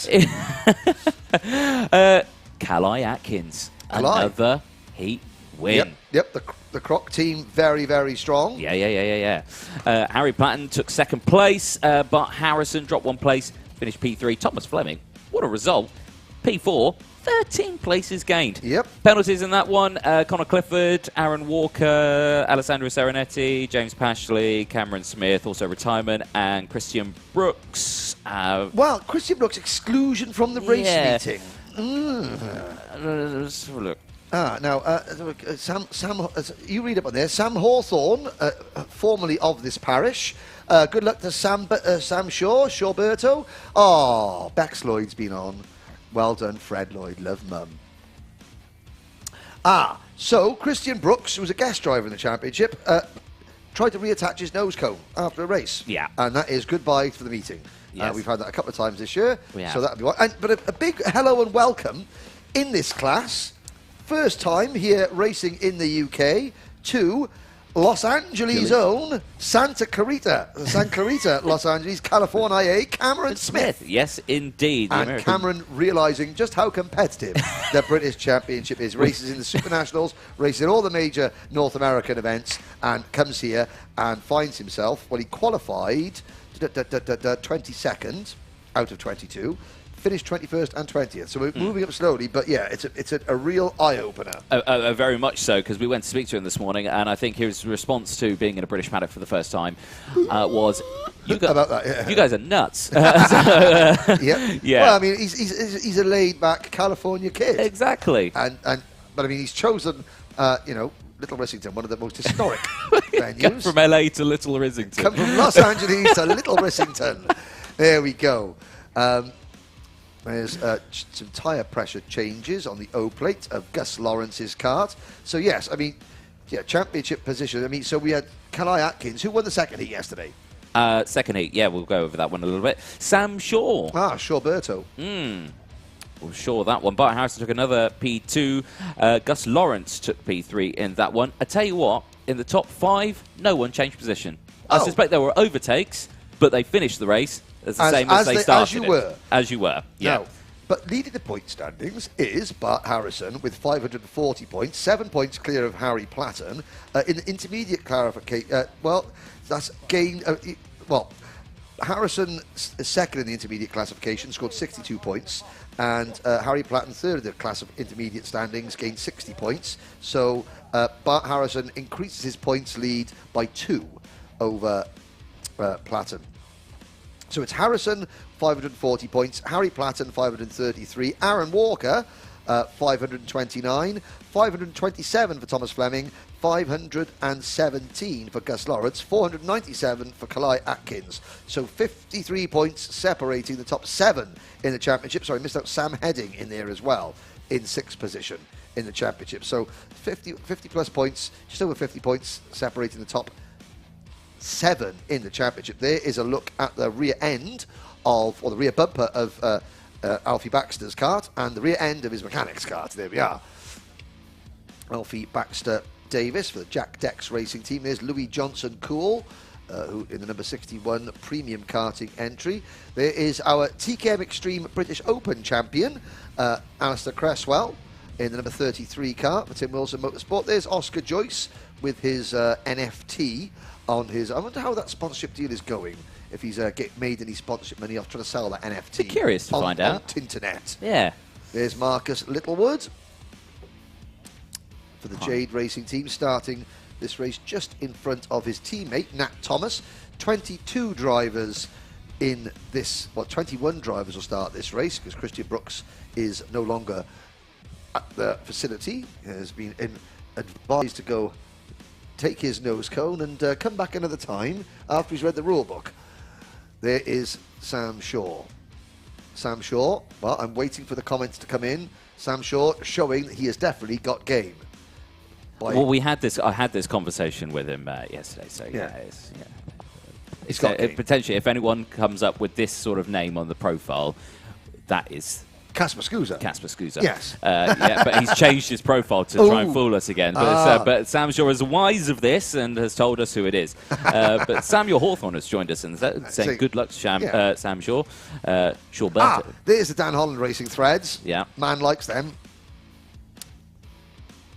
And it's a sun-blessed day in the Cotswolds. It's it was, for our international viewers, tomorrow, of course, is American Independence Day. Happy 4th of July. Yes, indeed. To all our American fans. And the other day was Canada Day. Oh, Canada. I won't say the rest of the anthem, but there we go. So, again, there is our championship leader, Bart Harrison. Yes. Starting alongside. Now, Bart has got several wins in the British Championship. Here's a starting lineup. Sam Shaw and Bart Harrison, who hasn't won a round of the British Championship since 2019 in Mini X30. Then it's Harry Platten and Kalai Atkins on row number 2. Row number 3, Gus Lawrence and Thomas Fleming. They'll round out that one. Harvey Ryby and Marcus Luzio will round out the top 8. Marcus Luzio returning to the championship for the first time since Shellington. Marcus Littlewood and Sam Heading are on row number 5. Nat Thomas and Archie Tillett on row number 6. Aaron Walker and Oscar Joyce on row 7. Connor Clifford and Alistair Cresswell We'll round up row 8. Another driver returning to the championship after Warden missing Glanagos, James Pashley, Libby Johnson-Cool on row 9. Then Alessandro Serenetti and Alfie Bax-Davis. Alessandro Serenetti making his debut this season in the championship and making his debut overall, Cameron Smith. In the UK. In the UK, His yes. first time here, Little Rissington is the track of choice. Yep, and well, Alessandro Serenetti, the Italian driver, this is local to him because he goes to Cotswolds. Just east of Rome. Just east of Rome. Yep. Remy Gilbert is back on saying good luck to Kalai Atkins. And someone saying that the coverage is better than Sky's coverage of the other championship that is...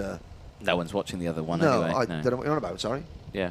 I mean, I know I was there yesterday helping out, you know... This is the only elite racing that's happening this No, weekend apparently so, yes. in the UK. Yeah. Oh, look at that. There we go. You can almost see the pimples on their teenage faces, ladies and gentlemen. Here we go. Round bottom bend. Into the tram lines. Lights are out. We're off and racing for 12 minutes in this Senior X30 pre-final. Round the outs. Oh, that's the number 7 car getting very wide. Sam Heading managing to scramble back onto the circuit, but it's a good start from the poles into Sam Shaw.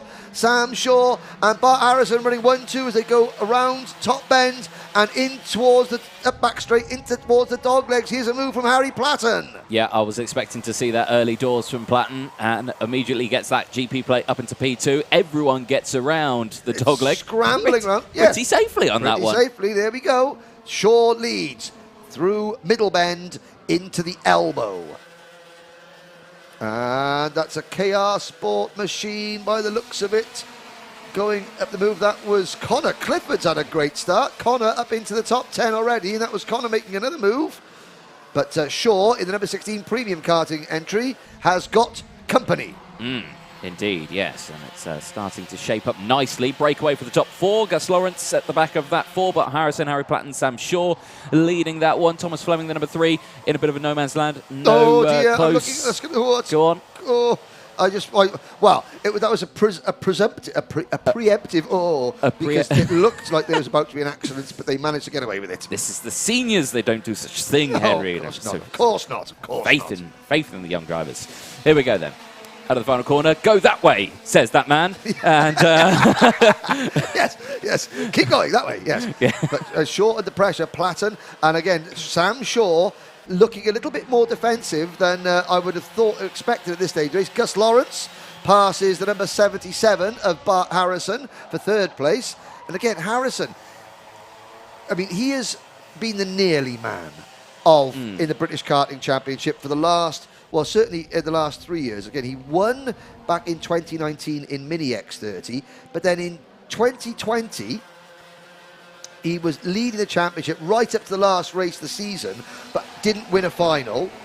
In 2021, he moved up to, he was second in the championship in juniors last year, but didn't win a final. And now he's leading the championship here and hasn't won a final yet. So yes, Mr. Consistency, he would trade a 3-plate and a 2-plate for a top step of the podium. Yeah, I'm sure.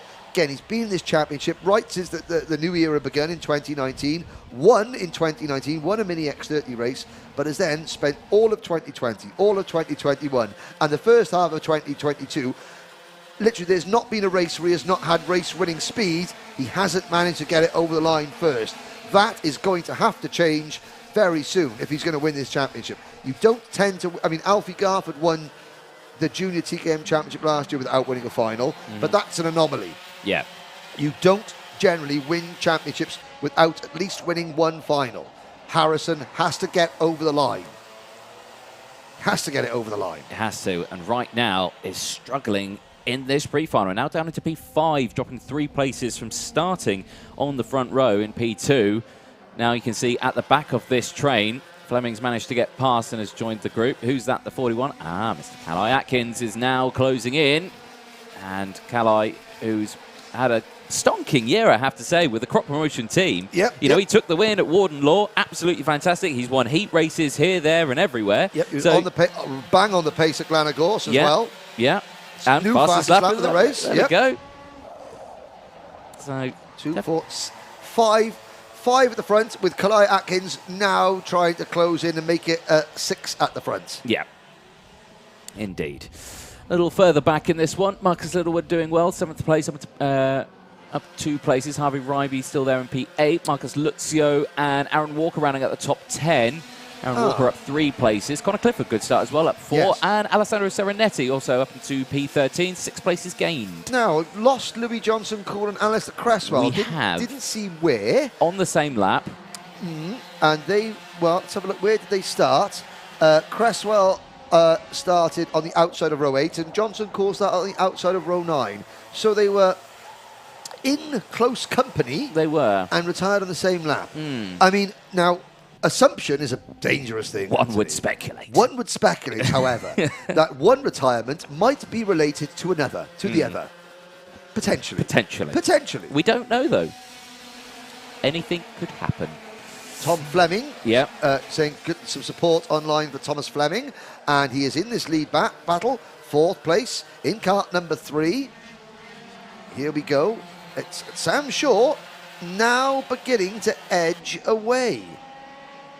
And Kalai Atkins has now caught this group. There you go. And they've not been battling either. Not really. So, the fact that he can close up on that, So, yes, Anthony, now we're looking at the contenders for 2nd place. Yes. Harry Platten, the GP plate holder, Yep. and Gus Lawrence, the O plate holder. Hmm. Yeah, you laugh because, let's just say, the final at Glenagorse, they probably took each other off their Christmas card list, Yeah. shall we say. Yeah. They weren't necessarily in sync with how that race planned out. No. One party wanted the other party to do something else, and Yes. they ended up not winning the race. Tom Fleming did, by a distance, and one party felt that if the other party had cooperated more, they could have pegged Tom Fleming back a little bit. I think, is that the best way, the safest way to put it? I think that's the very political way of getting that spot on. Well, yes. you know me, the epitome of political correctness. Yes. And let's see if they have put party politics aside and now will work together in the greater interest of themselves. Well, we'll see whether or not that's the case. When we get to around 3 or 2 minutes remaining, if we start to see some hand gestures come in. But at the moment, we've got to see it now because Sam Shaw's beginning to pull away. Well, yeah. So Platten and Lawrence have got to work together. Well, again, so maybe not so, because again, let's think about it. This is a pre-final. This grid determines they start for the final. If it was the final, yes, I'd probably agree with you on that one. But I think this one is going to be a little bit more tame. Okay. Maybe, Lawrence is just thinking, okay, I don't like a petting zoo. Yeah, I just. We're not going into the lion's enclosure just yet. No. I think it's just going to be a bit more calmer in this one. But I could be completely wrong. There's still 5 minutes to go. I mean, we've done really well on the predictions so far today. Yeah. Can't decide where drivers are going to make a move, and and obviously on a track that's got hardly any overtaking. Well, this race has been a bit more sedate, but beforehand, all leading up to it, there's been passing aplenty. Lawrence, the O plate, sitting on the rear bumper of Platten's kart. Platten not defending, but the pace. I mean, last time around, Sam Shaw 40.81. Harry Platten and Gus Lawrence 40.9. There's a move from Gus Lawrence. There we go. The O plate, the British Open champion, Gus Lawrence, into 2nd place. Now, does Platten fight back or does Platten push Lawrence and try to close in on Sam Shaw? We will find out. Yeah, keep heading that way as well. Yeah. Keep going that way. Just in case they weren't sure. Just in case. Just in case they weren't sure. Just in case. There's Thomas Fleming at the inside of Harry Platten, so maybe Harry Platten has got the pace. Oh, and there's Kalai Atkins and Bart Harrison now. Now, Harrison on the outside of Platten. Platten will cut Harrison off there. Harrison tried the undercut coming out of the dog leg, and it looks like it might just work. No. Platten won't lose that position, but he's lost a couple already. Behind them, Marcus Littlewood in 7th is closing in. There's Kalai Atkins on Fleming at the elbow for 3rd place. Yep, gets that done, and Kalai really doing a good job here at Risington. Absolutely fantastic performance so far, obviously in this pre-final. Race 11 of the weekend. 3.5 minutes to go, plus that one lap. Sam Shaw leads. Gus Lawrence a little further behind. Oh, Fleming has a look. He has a look. He has more than a look. He does it. That was a full-on, not a glance. That was a stare. Full send. That was Kalai Atkins, of course, now with that lose momentum, and that is going to cost Harrison big time. Harrison and Platten. Marcus Littlewood takes advantage, and that is the risk. If you're going to make a move into the dogleg, you've got to be absolutely sure you can pull it off, because if you don't, then you get absolutely swamped, and it takes you a good 3 or 4 corners to regain that momentum because it is uphill. Yes. I mean, It's we not- are on a slight slope here. Yeah, it's only very slight though, but every little helps. Yep. Or it'd not help in a case. Or not help, yeah. But Sam Shaw, meanwhile, is 1.3 seconds up the road from Gus Lawrence, and Lawrence is 1.4 seconds in front of this collective mass of machinery. Aaron Walker makes the move. Aaron Walker, so unlucky at Glenagorse, had a puncture in the final. And one of 2 drivers in the final to have a puncture. And Walker, it's hard to believe that Aaron Walker, in all his years, he hasn't won a final in the British Championship. He's got a couple of runners-up positions, including one this year at Warden Law. Now, Harry Platten, he won the Little Green Man event here a week ago. So you would have thought, I would have thought you would have been a little bit stronger than what he is. Sam Shaw was only 12th in the Little Green Man, in the warm-up event here last week. What a difference a week makes. What a difference. What a difference a day makes. What a difference a week makes. I mean, Sam Shaw has brought his A game here. There he is. And he's got, the rest of it trailing back. Lawrence, I mean, he's still pulling away from Gus Lawrence. So Lawrence made that move. Harry Platten down now in what is 7th position. So it's Shaw, Lawrence, Fleming, Atkins, Littlewood, Walker, your top 6. Then Platten, Harrison, Harvey Rivey, Heading, 10th. Then Lucio, Serenetti, Tillett, Clifford, Pashley, Baxter Davis, Oscar Joyce, Nat Thomas, and Cameron Smith on his British debut. Is a little bit off the pace, but, with the Dan Holland racing team. But he is, again, this is a learning experience for the California kid. Yeah, a brand new track for him as well.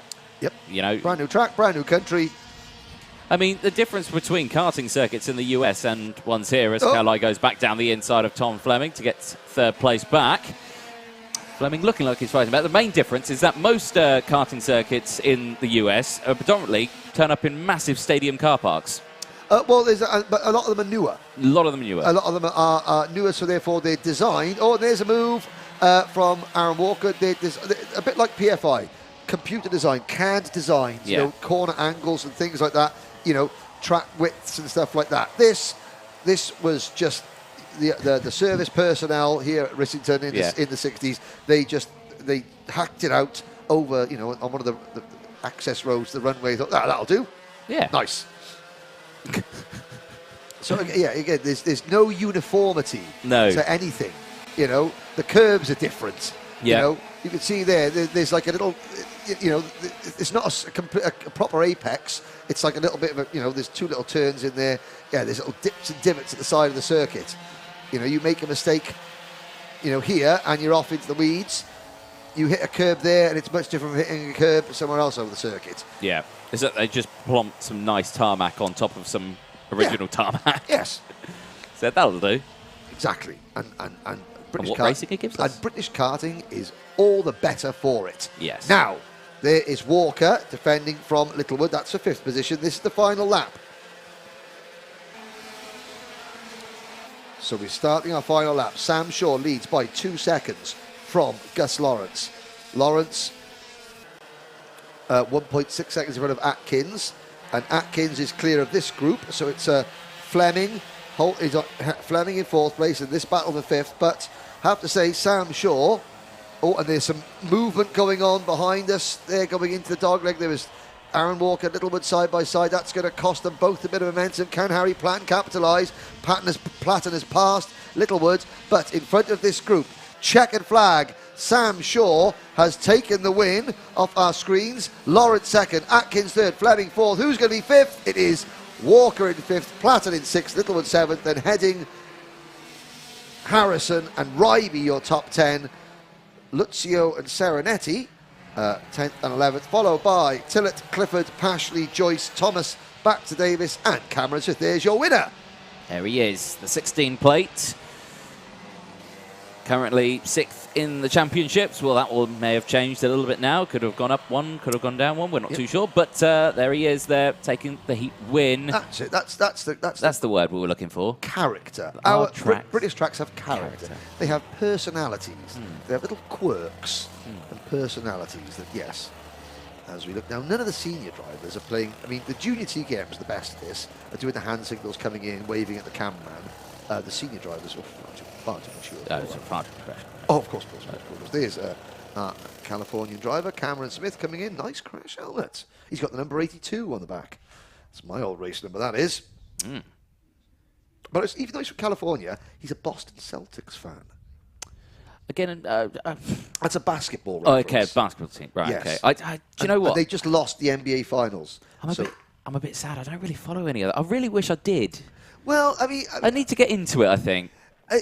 When you've got a mind as mangled as mine, you know, you just got to fit a lot in. You know, it's like the font of all knowledge, or the lack of font. Yeah. You know, I know a little bit about everything. You're like a jack of all trades when it comes to watching sport. Jack of all trades, master of none. Yes, exactly. Right, that is the end of the X30 pre-finals. We have one pre-final to go. It's coming up very shortly. What is it, Anthony? It's IAME Cadet. Really? It is. Excellent.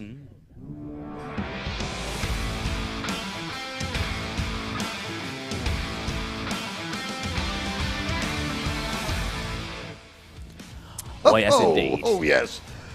IAME Cadet. 30 drivers. Oh, big grid.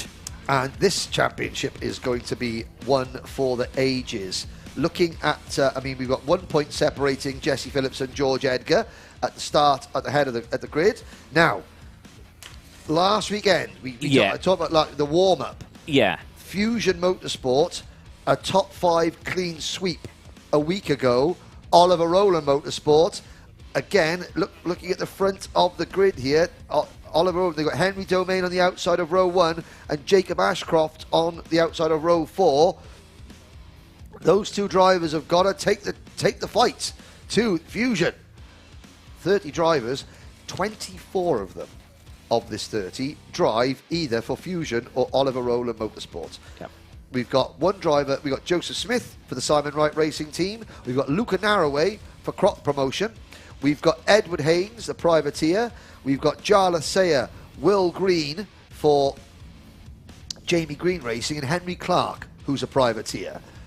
There is Luca Narroway, the sole Crop Promotions driver. So we got 24 drivers driving from the big two, the behemoths of our cadet sport. There's privateer driver Edward Haynes. Here are some of there's the number 87, Kazra Kamrab. Anthony? Yeah. You spoke to Luca yesterday, didn't you? I did, Luca Narroway. Should we hear from him? We can indeed. Why not? We've got time. Why not? I'm here with young cadet driver Luca Narroway racing in the IAME Cadet class in the number 17 for the Crop Promotions team. Luca, welcome to Risington. Back from last year where you had a bit of a nasty accident, but you're here again racing in the British Championship. Firstly, how's the British Championship going? It's your first year in this series. Yeah, so it started off at Shenington really badly, and then we were getting better every time. So now we just got to do this race better, and then we've improved every race, and we'll get better each race. Brilliant stuff. And cadet karting, it's not an easy group to be in. You're against some big names out there, big teams as well, and with it being your first year in the British as well this year, it is a tough one, but the rounds that we've had so far, it's been okay. You've been up there, you've been doing good. What's it like being with the Crop Promotions team, though? It's good because we've got teammates, but sadly this time we've not got any. But I have got some other friends out there, but Croc really help us. They give us the data and are just really good with us. Yeah, like we say, yeah, the cadet very, very competitive out there, and you say you've got some friends, and teamwork is crucial out there. So when you don't have teammates, you're on your own. So you really have to show what you've got, and I think that's what shows some great skill and great talent out there. If you can get through this grid without a teammate pushing you along, which is the main thing, isn't it? How is it like that, just with it on your own? I'd rather have a teammate, but it is okay because, like I said, I've got friends which push me around, and yeah.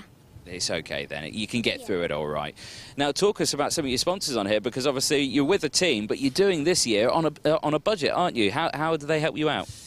They've paid for my overalls. I'm not sure about my cart, which we just bought recently, but they really help us with money and basically pay for a lot of our stuff.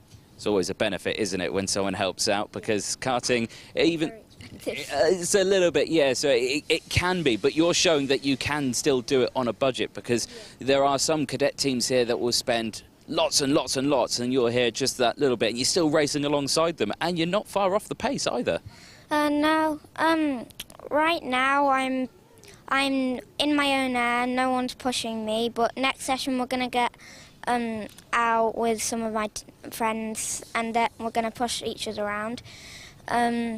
But yeah. So you've got Dad, we're here over the race weekends with you. He does all the spanners on the karts. Is he doing an all right job this year? Yeah, he's done really well. It's just really me. I've got to do better, and do my best and get better at each race. I mean, karting is tough, and practice makes perfect. And like yourself, you don't go to every single race weekend, do you? You weren't here last weekend, so you know you've got a bit of catch-up to do. But you, I heard you do a lot of work with your simulator at home as well. Yeah, we do that every day, and over these 2 weeks from the last British round, we never went out because you can't get to this track, and like you said, we don't go to the LGM. But over this course of 2 weeks, I've done 250 laps on the simulator. There we go, and I feel that still has a benefit. What do you learn from the sim for these weekends? You learn like the braking points and all the lines, so it just really helps you. And if you've not been to this track for a while, like I've not, it just helps you to know where the corners are, and like I said, like the lines and all of that. Do Mum and Dad tell you off for being on the sim for too much? No. No, they say get as many laps in as you can. I do go on it, I do 25 laps every night, but I go on it late at night, and sometimes it's a pain if it doesn't work or if it's updating, so I just really got to do it earlier in the day, but I just don't do it earlier in the day. Well, there we go. Well, you've had lots of laps on the sim ready for this weekend, and you're primed and ready. Practices today. It's going to be a busy weekend. How do we think we're going to do? What's your prediction? I've done really well here in the past. Even though I had a nasty crash last year, I was coming 15th, 16th, where this year I'm doing a bit worse. And I have been out with these grids before, but I predict that we are going to be quite high up, maybe top 20 or top 23 or top 25, something like that. Oh, brilliant stuff. It's a tough old grid out there in IAME Cadet, but we'll keep a very close eye on you. Luke and Are, well done, and we'll see you out there this weekend. Thank you. Excellent.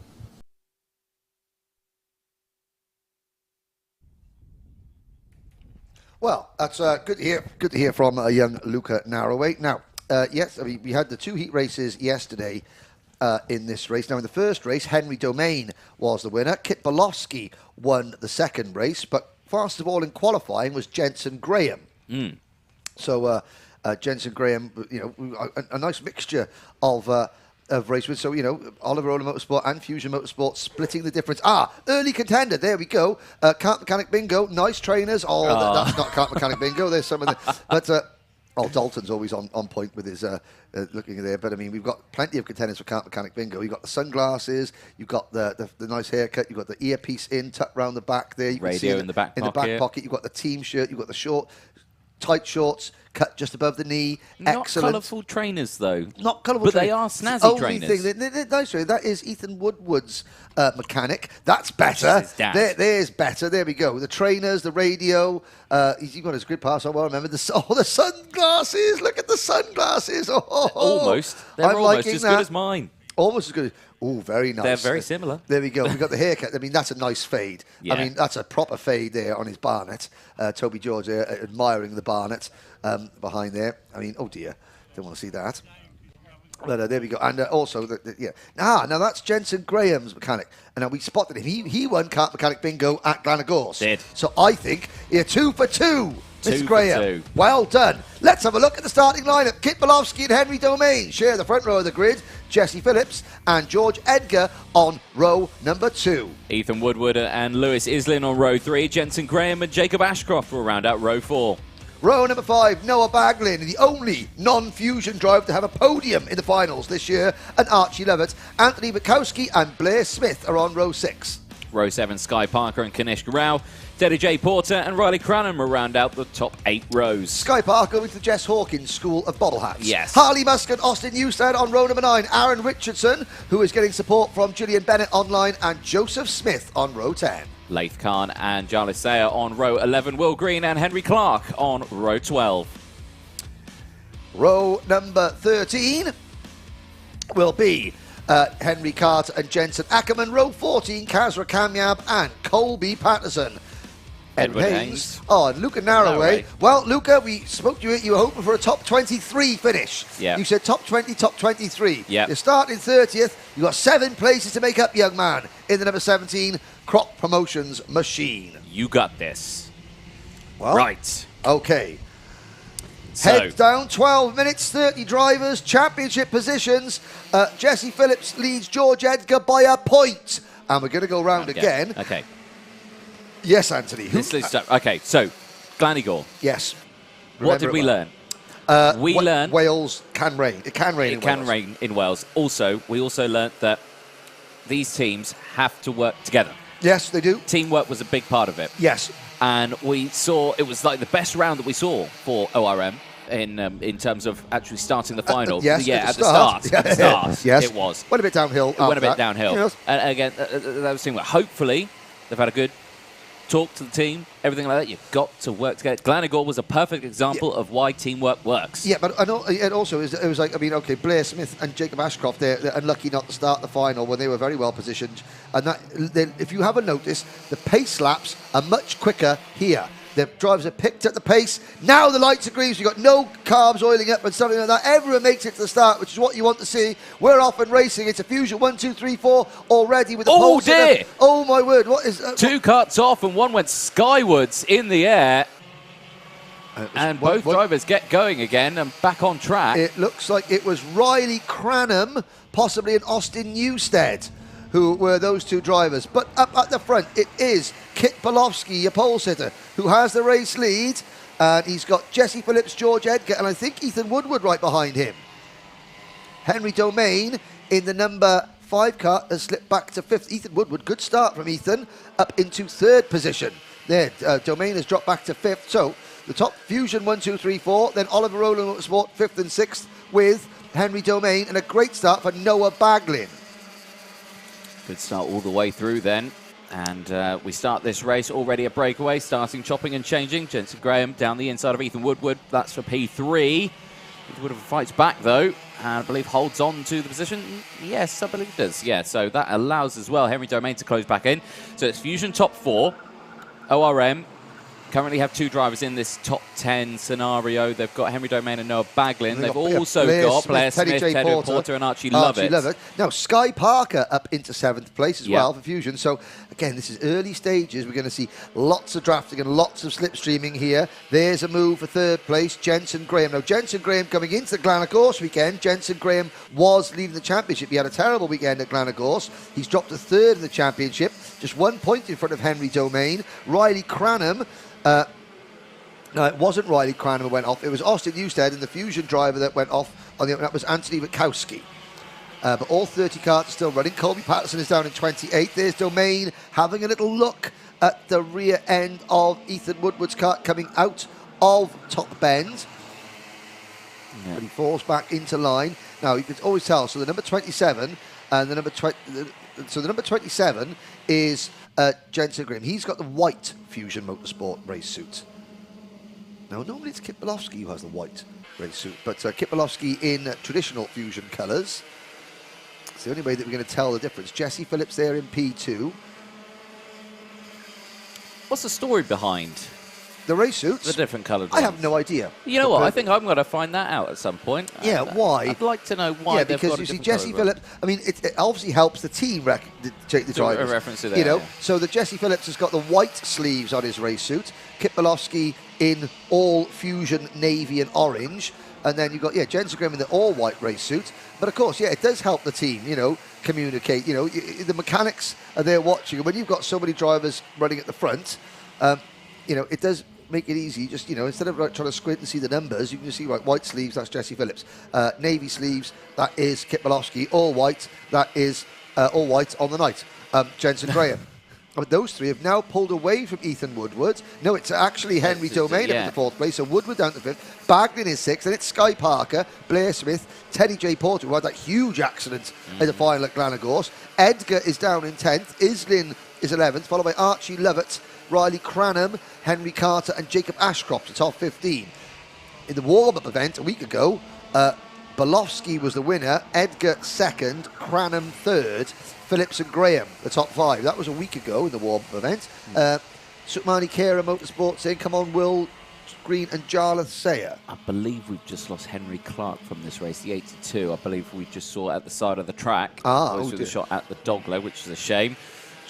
Change of second place. Second, yeah. Jensen Graham has got into position. Now, I think that's all you're going to see from that. I think that's all she wrote. For the time being. For the time being. Yes. And there is the abandoned cart of Henry Clark. Green. Oh, you know, a cart not in its natural habitat. No. But yeah, for these top 3, I reckon, they'll get into position, they'll be happy with it, and then they'll just kind of carry on. If they do chop and change, it won't be a scrap. It will be, okay, you try the front sort of thing, and we'll try and break away. It's kind of all action's going to be a little further behind whether or not when they can catch up. These 3 will scrap when there's 2 laps to go.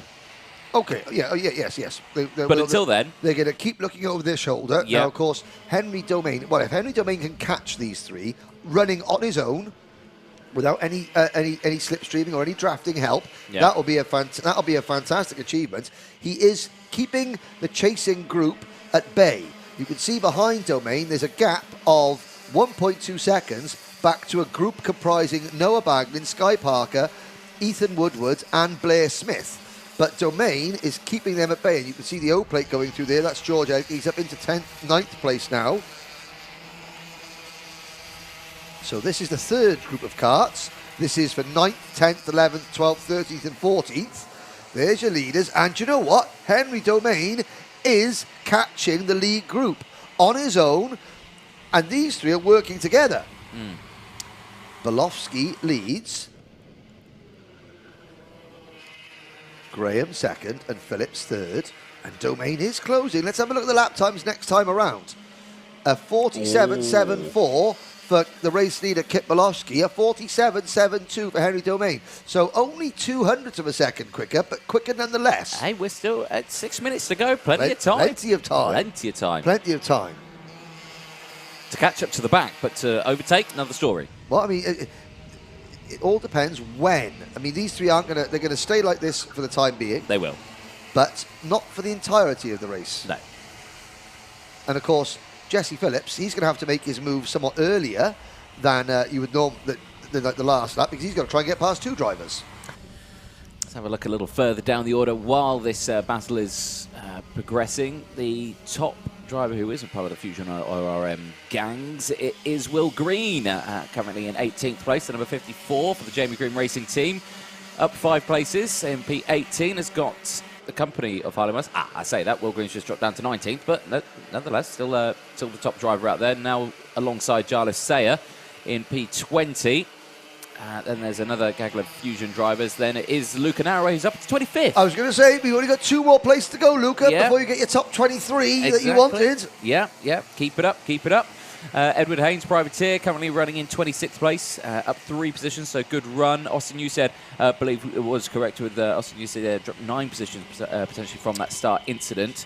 Colby Patterson there in 28th, and Joseph Smith, 29, 1 retirement, Henry Clark in the 80. I mean, you look at you talk about the increase in stepping up from Bambino to IAME Cadet, and just how hard this particular class is. I mean, IAME Cadet, it is known as the best cadet championship domestically in the world. Yeah. You only have to look at the different champions that have come out of it in motorsport and what they've gone on to do. Not just British drivers, but the likes of Santino Ferrucci's race in this championship and has gone on to IndyCar. There's a move. Devlin G. Francesco did a couple of rounds. Logan Sargent did a couple of rounds of this championship. The last 2 Bambino Motorsport UK champions, Edward Haynes and Austin Newstead, currently 27th and 26th. You know, Colby Patterson was right there in the Bambino Championship last year. He was running 28th. Look at that, Jensen Ackerman, 21st. Harley Musk is 18th. It does, no matter how good you are in Bambinos, it does take time to translate that to this. Yeah, it really a completely different driving style, and you know you learn so much in your cadet years. But also, I mean, we talk about the Bambinos as well as it's the physicality and the total cut and thrust nature. I mean, the Bambino racing is spectacular. I mean, we look at it 3 wide, 4 wide, but it is. I mean, this is no quarter-arsed and none given. You know, you've got to be prepared to get your elbows out and sharpen them very early on in your cadet career, and it does take a little while to get used to it. Yes, it does. Now, there's Ethan Woodward, and he's been passed now by Noah Baglin. The 3 leaders. Now, they're the 3 leaders, and Henry Domain has started to fall back a little bit now. He's lapping 3 to 4 tenths a lap slower than these 3, so he's in no man's land in 4th place at the moment, but he doesn't want to give up because he wants to keep himself in close enough contention so that when this does break loose, and it will at some point, that he can capitalise on the lost momentum that these 3 will get when they start to, you know, try and pass each other. It's Belofsky, Graham. Now, Graham has made the move on Phillips.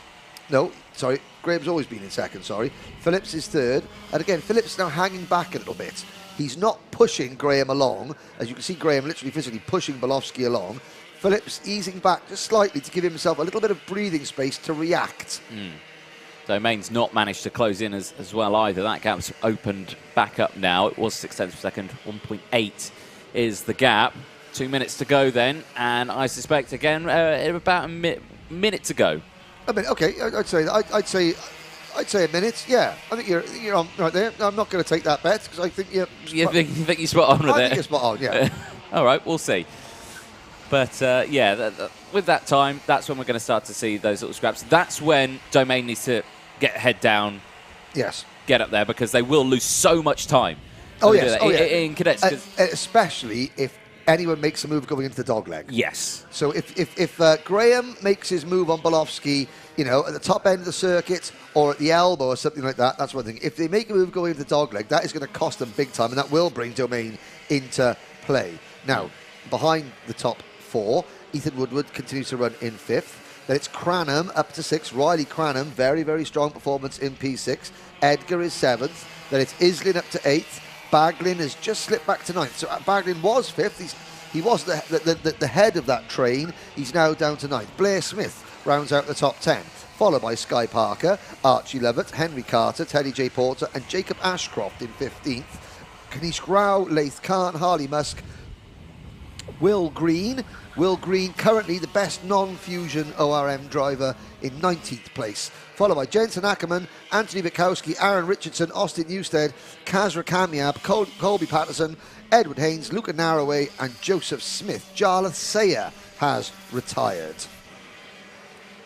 Well, the 1 minute prediction has come and gone. Yes. So you should have put a bet on that one. Sorry, I know. If I had, I might be able to afford a burger for lunch. But there we go. These drivers, they might not even go for a move. You know, again, it's pre-final.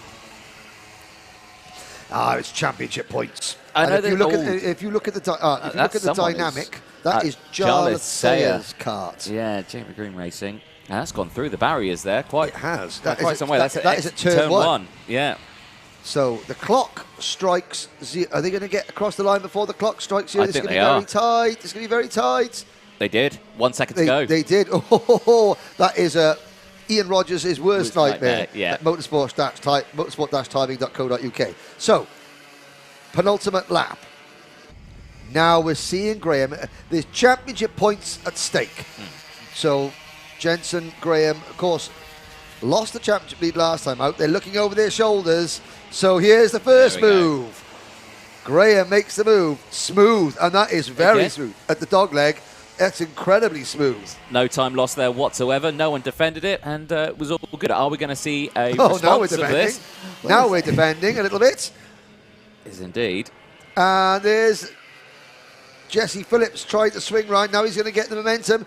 It's on the last lap now, and it is Graham leading, followed by Belofsky. Phillips in 3rd. Oh, Graham defending hugely into turn number 2. Now we're into the loop. Belofsky's getting aggressive now. Out of the loop into top bend. Phillips is probably in the prime position here because he'll Belowski. react to anything that happens, And and there it is. Over the rear bumper of Graham's kart. There we go. What a great move there. And that's why I said a couple of laps ago, Jesse Phillips is just keeping a kart length, that reaction space between himself. You can see the damage to Jensen Graham's rear bumper. Belowski went for the move and just got his nose cone hooked up over. But you know what? Jensen Graham's not done yet. Here comes Henry Domain. 2 corners to go. Graham has the race lead. Sorry, Phillips has the race lead from Graham. And championship leader Jesse Phillips comes out of the final corner to take the race win. In the pre-final, Graham second, Belowski third, Domain a very close fourth at the end. The rest of the field coming across the line. The sole surviving Jamie Green racing kart of Will Green is coming across the line there in 18th position. Well, Anthony, that was when it happened. Yes. It certainly happened with added interest. It did, yeah. I mean, again, that just shows it pays to always be just aware of your surroundings, never to be, fully bumper to bumper, because you will not have any breathing space. Any wiggle room. Yeah, exactly. You need to have wiggle room in racing, and that, again, just showed it. So a great result there for Jesse Phillips, then will take the pre-final race win from Jensen Graham, Kit Belowski, Henry Tremaine, Riley Cranham, Noah Packlin, Blair Smith, George Edgar, Ethan Woodward and Lewis Islin, rounding out the top 10. Archie Lovett and Henry Carter at the top 12. There is a look at the stricken Henry Clark, who is still yet to be recovered from the circuit, and is recovering. There's mechanic. There he goes. So we'll look back. That's oh no, not gonna. We're gonna get the cart. Hey, what are you doing? Where's the cart? Where's the cart? There it is. There it is. Yeah, don't worry about that. Don't worry about that. Don't worry about. Help me pick this up. Well, where's my gloves, Dad? There's my gloves. Now, what are we going to do? You're going to hop back in. Oh, he's going to fire it up. Okay. Yeah. There we go. So it's just a stall, obviously, because the marshals out there aren't allowed to restart the carts, are they? So you dragged me all the way out here with this cart trolley, and you just get well, there we are. Oh, no, he's got to run back. Run back. Oh, there's Chris Walker, Kartpix.net, our official championship photographer. Yep. Still trying to guess my middle name. Chris Walker is missing his fur, and there's a bird of prey stalking. It's a brown kite. I got a voice in my ear saying it's a red kite, but those are evidently brown wings. Yeah, well, yes, but they're called red kites. They're very common in this part of the UK. Yes, I know. It's a red kite with brown wings. Who knows what getting your brown wings? This is turning more into Nature Watch. We've seen... what he spotted? He's got something. There's one less field mouse in the world. Yeah. Or a rabbit. Or a vole. Or a vole. A vole. Yeah. An underappreciated voles. Well, yeah. Well, next race up, it's KZ2, ladies and gentlemen.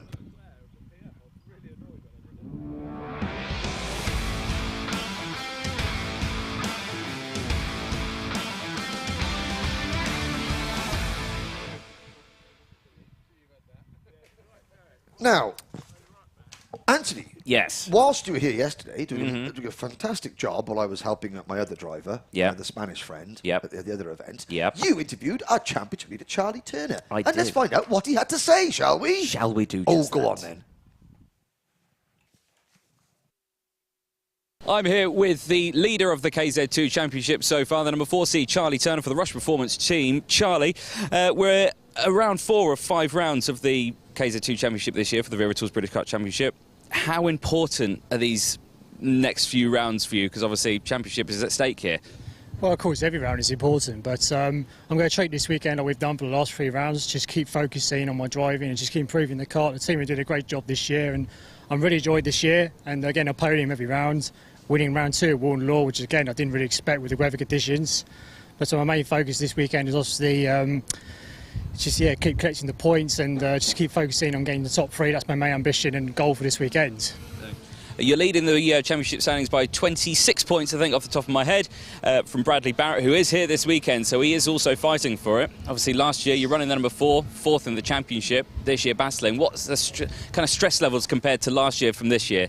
Well, last year was my first year in the class. I had no expectations whatsoever. It was just going open-minded, and again, last year I didn't expect to get 2 podiums and get number 4. And this year, obviously, we come here with a new challenge to try and raise my game. And to be honest with you, I don't really look at points. To be honest with you, every round I take each round as it comes. And of course, to win the championship would mean a lot to me. And I became British champion back in 2018, senior road tax. I'm sort of familiar being in this sort of situation. But yeah, I've never looked at points in the past. I've never have done. So my main aim is just focusing on each round and take each race as it comes. So basically, you hate it when we come around and remind you how close it is in the points, because you're like, don't tell me, I've not looked at them. But again, talk us the importance of all the rounds, because last round as well, you know, we had guest drivers. Risu Sujima took the race win in KZ2 at Glanny Gore. Did that really shake up really the championship for you? Not really, no. To me, it's like another race, and our Kart and Warden Law and GYG, the Kart just didn't suit our track for whatever reason. It's not very good at short, changing direction corners, but Shennington, it suited us because it's more of an open track and more flowing corners. And I think, again, it's the same thing for here and for Kim Bolton, so hopefully with the pace and the Kart should be better around these sort of places. Yeah, I had a walk around the track earlier. The tarmac here looks absolutely fantastic. For such an old circuit, it looks pretty well kept. And like you say, how does it feel around here? Because it looks like quite a fast track. It's very fast. We came here last weekend, did the LGM round to obviously get ready for this weekend. It's a very fast track, very short lap as well for KZ, because obviously we don't do the dogleg corner. But yeah, again, I'm really looking forward to this weekend, and obviously, and Kim Bolton as well. Like I say, you're doing all the work in there today, and obviously no track action today for you. It's all going to be kicking off tomorrow. But like I say, these sort of moments here when you're at the circuit, you're not racing or anything like that. Obviously, you say you were here last weekend, so it's all kind of fresh in the mind, really. But the butterflies come into effect when you're here at the British on the day before? Of course, it's the same for every race. You get butterflies in your stomach, but I'm really enjoying this year a lot, and I think that's the most important thing in life. If you enjoy something, things and results will follow. So I think the weather this weekend is going to be a bit changeable from what I'm looking at the forecast. So you probably see some drivers who haven't been having the best of years. They might come through in the rain, but I love the rain as well. So hopefully it might come to advantage for me as well. But yeah, just keep, as I say, just keep every round as it comes. We say it all the time, KZ's is a completely different challenge to, let's say, the direct drive of the senior Rotax or senior IAME karts. What would you say to any seniors out there who are thinking, you know, they want that little next step of a challenge? Would you recommend KZ?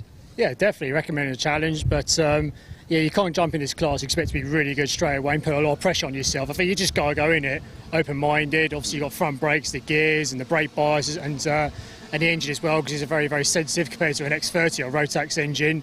But I definitely highly recommend having a go in the class and obviously get the numbers back up. And I think you're up against some of the best drivers in the country in this class. And of course, for a lot of those drivers, they're probably thinking, do I go privateer, do I go team? You with the Rush Performance team, do you recommend them? They're a good team, yeah? Well, I've known Bride for many, many years, so yeah, I'll definitely say recommend Rush. Or you can get away, well, I've never been a privateer, so it's hard to say, but I've known Bride for many years since day one. I started karting, we go back 13, 14 years ago, and so I think the partnership and the package is really, really good. So yeah, I think this is definitely a really good package for me. Excellent stuff. Well, like I say, best of luck this weekend, Charlie. It's close in the championship. Just to remind you a little bit again, you got to add that fear factor on top, haven't you? But yeah. Best of luck here at Risington, and we do wish you all the best for the rest of the season. Brilliant. Thank you very much. Well, always good to hear from Charlie Turner. Very well spoken, as ever. And we'll have a little look at some of the contenders. There's the number 48 of Derek Morgan on the grid. And, of course, this is Heat 2. So this is, again, the grids for Heat 1 and Heat 2 decided in timed qualifying yesterday. And, again, just like to hear your comments coming in on the Alpha Live YouTube channel. We've had plenty of, I have to say, I mean, well, here we go. I mean, non-karting related, but I have to say that Anthony Jordan has upped his biscuit game tremendously by producing Fox's favourites, ginger crunchy creams. Yes, well, I like a good ginger, but these were spectacular. They were very, very nice. Johan Davis.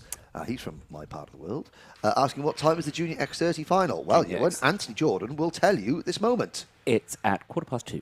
2:15, there you This go, afternoon, Johan Davis. UK time. UK time. Just That's in case. Also Welsh time. Yeah. There I'm you just go. making sure, you know. Yeah, always good thing. Just err on the side of caution. Exactly. So here is a look at the start. James Glenister. Hopefully he's quit his smoking problem that affected him. We'll have a little re-look at the opening race results. Yes. Now, I will. Caden McQueen, underweight Oh dear, not a problem I've ever had. in his heat. Unfortunately, So that was an exclusion. I believe so. He shouldn't have had that poo beforehand. Probably. I mean, I think that's probably facts. Yeah. Yeah. Has happened before. It has Drivers come in and happened say, "Oh, listen, I went to the toilet like 10 minutes before the race." No, seriously. Every little helps. Yep. Here's a Every look at the little starting helps. lineup. Moving swiftly on. James Glenister, race 1 winner, Morgan Porter and Caden McQueen. They're now on way to Caden McQueen. They will share the front row. On row 2, championship leader Charlie Turner and his nearest title rival, Bradley Barrett. Derek Morgan and Dan Kelly with Miles Murphy will be on the third row, 3 abreast, with Shane Daly, Spencer Shinner just behind as well, row number 4. On row number 5, the inside will be Dan Gould, in the middle will be Hannah Lang, and on the outside will be Charlie Cole. Sam Ward and Lewis Halliday go from row number 6. On row 7, another 3 abreast row. Tom Adams and Ashley Lewis with Lee Ward alongside one of the 2 Rush Performance drivers and a privateer. Joe Charlton, once again, starting at the back of the grid, not had the best of qualifying. Yeah, no time in qualifying for Joe Charlton. Yeah. So the 2020 champion, last year's number 3 seed, trying to do a top gear from the rear. Now, Anthony, we are looking out of the window here, and as the eagle-eyed viewers will notice, the sky has changed colour. It has. But apparently no rain is expected in the next hour. Well, They say that. This is the UK. Anything can happen. it can, yes. The wind has picked up as well, as you can see by the fluttering Vera Tools barrier. I mean, I think the crucial thing is that, you know, rain. Do you prefer racing in the rain? I think No. we can. No. No, I mean, No. I was good at it. Yeah. Because I was heavier. Yeah. And I won quite a few races in the rain because I think. it suited me and my somewhat rotund stature. I think I prefer it, ladies and gentlemen, in the live. Do you chat. prefer it wet or dry? Do you But racing? How's that? Okay. Let us know. Do you prefer it racing in the rain or in the dry? There is James Pashley outside our commentary box window eating what can only be described as the remnants of a very, very expensive bacon roll. You've got to support that this week. Yes. There we go. Now, let's have a look. There's the poppies in the background and the grid forming up 3 by 2. So, in the front row of the grid, left-hand side of your screen, race 1 winner poles at the James Glenister. Centre of your screen, the Moore Racing, Kart Republic chassis of Morgan Porter. The outside of the front row, Caden McQueen. There's a look at the back row of the grid. There's number 3 of Joe Charlton. Look at that. He's got a quick energy course chassis, but he's got 18 drivers covering the track in front of him. Now, hand signal in the air. Wait for it. Wait for it. KZ2, Heat 2 is go! And it's another good start from James Glenister, but this time Caden McQueen and Morgan Porter side by side going into round 1, turn 1, and Porter has got it. Oh, Charlie Turner and Caden McQueen clash wheels. Miles Murphy is off in the background, but it's from the middle of the front row. Morgan Porter has the race lead, Anthony. That was an exciting start there because Charlie Turner, heart in your mouth moment as another car there going very slowly and being restarted. Like Dan Kelly. Did look like Dan Kelly, didn't it? But a fantastic start there. So close to those sides. But Morgan Porter has got the race lead, and by some convincing way. James Glenister, though, will be fighting back strongly in this one because James, you know, he took the Heat 1 win as well, so he wants to take this one as well. Maximum points going into the final 3 abreast across the line. Yes, that was, and there was still 2 abreast going into turn number 1 by the looks of it. That was, I think, it was one of the MK Racing Formula K chassis. It was Hannah Lang was in the midst of that 3-wide action. There's Caden McQueen side by side down the back stretch.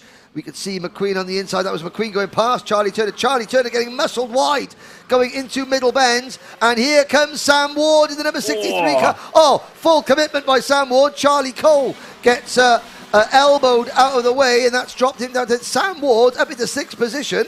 Where did Sam start? He started all the way back in The 6th row.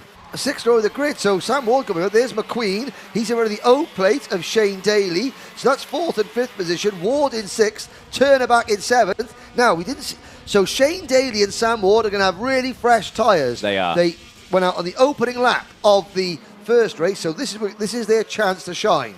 Daly up over the curbs and Ward following him. Now, we never got to find out what happened between them in the opening race, apart from the fact they went off the same court. They were Charlie Turner in the background. You saw Charlie Turner retiring. Oh, no. So, the championship leader. Well, the championship, bad news for Charlie, good news for everybody else, including Bradley Barrett, who at the moment is running in third place, but who did not have a very good opening race, and who came into this weekend running second behind Turner in the championship, 26 points behind. That is going to help him because Turner will not now finish that high up in the intermediate classifications. And points are given out based on your finishing position, not in each individual heat, but in the combined results of the 2 heat races. Yeah, exactly that. So we'll keep a very close eye on those point standings as they will update, and the intermediate classifications so far for the heats that they've had, determining for their final. Glenister, 0 points for the time being. Yep. Morgan Porter, though, still, he's got some waft. He was going to want to close that back up. Anthony, while I was waffling, Go on, yes. did I miss a move for the past the lead? Well, I don't think we saw it. Because okay. I didn't. I feel slightly better about that then. Yeah. We didn't see it, but There's Miles Murphy going yeah, through with his NASA panel somewhat askew. Yeah, so, indication of why potentially went wide. Yes. But probably it was the driver that drove the front of it that knocked Yes. his. So Miles Murphy has 4 Formula One drivers. Yep. With his crash helmet design. So Miles Murphy, as a living, he designs crash helmets. Which 4 drivers, and you can comment in on the Alpha Live YouTube channel. Oh, yes. Which 4 drivers does Miles Murphy design the crash helmets for, who are racing in the other events this weekend? That no one's watching because you're watching this. Yes. Yes. Get your comments in. Right. 6 minutes to go. Plus 1 lap. Glenister leads. Fastest lap of the race as well on the last lap. 34.58 versus Morgan Porter's 34.70. So a little bit of a difference. Gaps opening now. 4, 5, half a second now. Yeah, now I'm surprised that Shane Daly hasn't been able to get past Caden McQueen here just yet, because he's got much fresher tyres. Sam Ward is now being come under a little bit of pressure from Dan Gould in 7th place, Derek Morgan in 8th, Charlie Cole in 9th, and Spencer Shinner in 10th. Tom Adams is up from 16th on the grid to 11th. Hannah Lang runs 12th. Lewis Halliday is next. Joe Charlton is up from 19th to 14th. Then it's Ashley Lewis, Miles Murphy, and Dan Kelly. Dan Kelly, after his spin, he's right down at the back in 18th position. There is the More Racing O plate of Shane Daly. There's the 3 leaders, the 4 leaders, the 5 leaders on your screen, going through Middle Bend there. Now, our cameraman down there, it's a great shot. However, there he's standing he is somewhat exposed. I don't know what he's getting paid this weekend, but I would guess not enough to stand right by there. Hold on. They're getting paid? Matt. Oh, no, they think they are. Okay. No, they are. 4 minutes, 50 seconds. Caden McQueen this time around, hopefully above board, above weight, everything like that. He's having still a good performance here because... No, it is. He was underweight, but that was probably by a couple of 100 grams. Yes. So it's not as though he was running 10 kilos lighter than everybody else. No. So the performance on track is still the performance. Yeah. This is what we're seeing. It can all fall down to as well the amount of fuel that you put in the cart. Yeah, exactly. as well. So you could put, we didn't put we were 1 litre too little. We just needed that 1 litre, and then that would put us above board. So. I mean, it'll be interesting. I mean, obviously, Caden is going to blame his dad, Andrew Salis, for that incident. 100%, yeah. 100%, whether it was his fault or not. 100%. Yeah. I'm now interested to find out, the excuse that Caden uses to blame his dad for the underweight thing, and I mean, that'll be, that'll be something. Shane Daly has now finally got past Caden McQueen, so that's the first major move we've seen. But look at the gap that the top 3 have got. Now the question is, can Daly pull away? 3 minutes 40 seconds. He's got a gap of 2.5 seconds to make up on these 3 karts. See the gap there? I don't think he's got enough time to. Caden McQueen coming back at him at the elbow, I noticed there. So McQueen's back in front. And Sam Ward has gone missing. There, Sam Ward has dropped a lot of places. So Sam Ward in the number 63 kart, he was running in 6th. He's now down in 11th. So I think Sam Ward's got, Dan Gould directly behind Sam Ward, opened the door, and Sam Ward ran wide and dropped several places. There's the first of those 2 very distinctive Formula K coloured overalls and chassis for the MK Racing team. But what can Shane Daly do now? I know, yeah, a bit stuck really, because he knows that, well, McQueen's got the waff to get back past straight away. So, you know, thinking, right, okay, I'm going to have to think about this one a little bit more.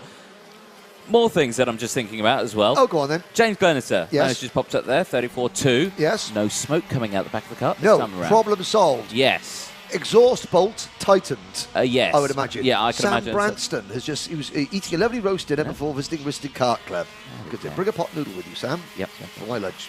Or maybe some more ginger nut biscuits. Yeah. Because we did devour that packet. 2 minutes. There's Hannah Lang diving up the inside of her teammate. Sam Ward there, that would be for 11th position. The number 91 kart going past the number 63. There's another fast lap for James Glenister, 34.20 seconds. Responding to Morgan Porter, because Porter had closed that gap back up slightly. Maybe had a cheeky look over the shoulder and thought, right, okay, I'll go a little bit faster now. Yep, and see, there's McQueen. So again, Caden McQueen, you know, he's in fighting form, because of course that exclusion means he'll score no points. So he's going to be whatever happens from this point onwards. Caden knows he's going to be starting. And there's one. That's Lewis Halliday and Joe Charlton trying to get past Sam Ward going into the tournament, and the number 9 kart of Ashley Lewis goes through as well. So there's obviously a problem with that number 63 kart of Sam Ward, who was running in a strong 6th position and now finds himself all the way back in 13th, maybe make that 14th position. Joe Charlton is in front of him. Miles Murphy recovering well. And there's just some of the rubber that gets thrown off these tyres, not just in the KZ class, but in all the classes, which makes it how difficult it is to move offline. There's Derek Morgan, the number 48 kart. We've got 1 minute to go. Glenister leads by a full second now over Porter. Porter's got a 2-second lead over Bradley Barrett. And Bradley Barrett in 3rd place is 2.3 seconds in front of McQueen and Daly, who run 4th and 5th.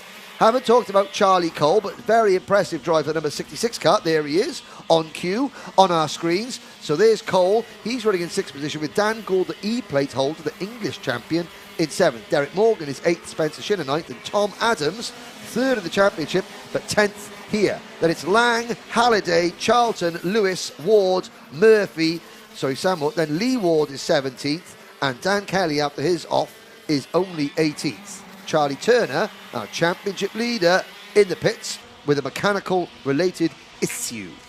Now, with that issue, as a nice clean pass there, no drama whatsoever for Charlie Cole. Clean pass at nearly 100 miles an hour. Yes.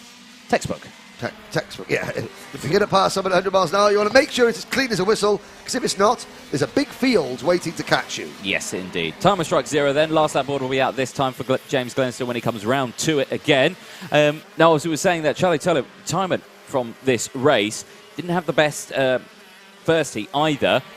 In terms of intermediate classifications for the final later on, it's not even in the top 8 versus his closest championship rival, Bradley Barrett, who's currently seeing himself 4th and starting 4th for the final. Oh, my words, there was movement there. That was so close. Sorry, Anthony.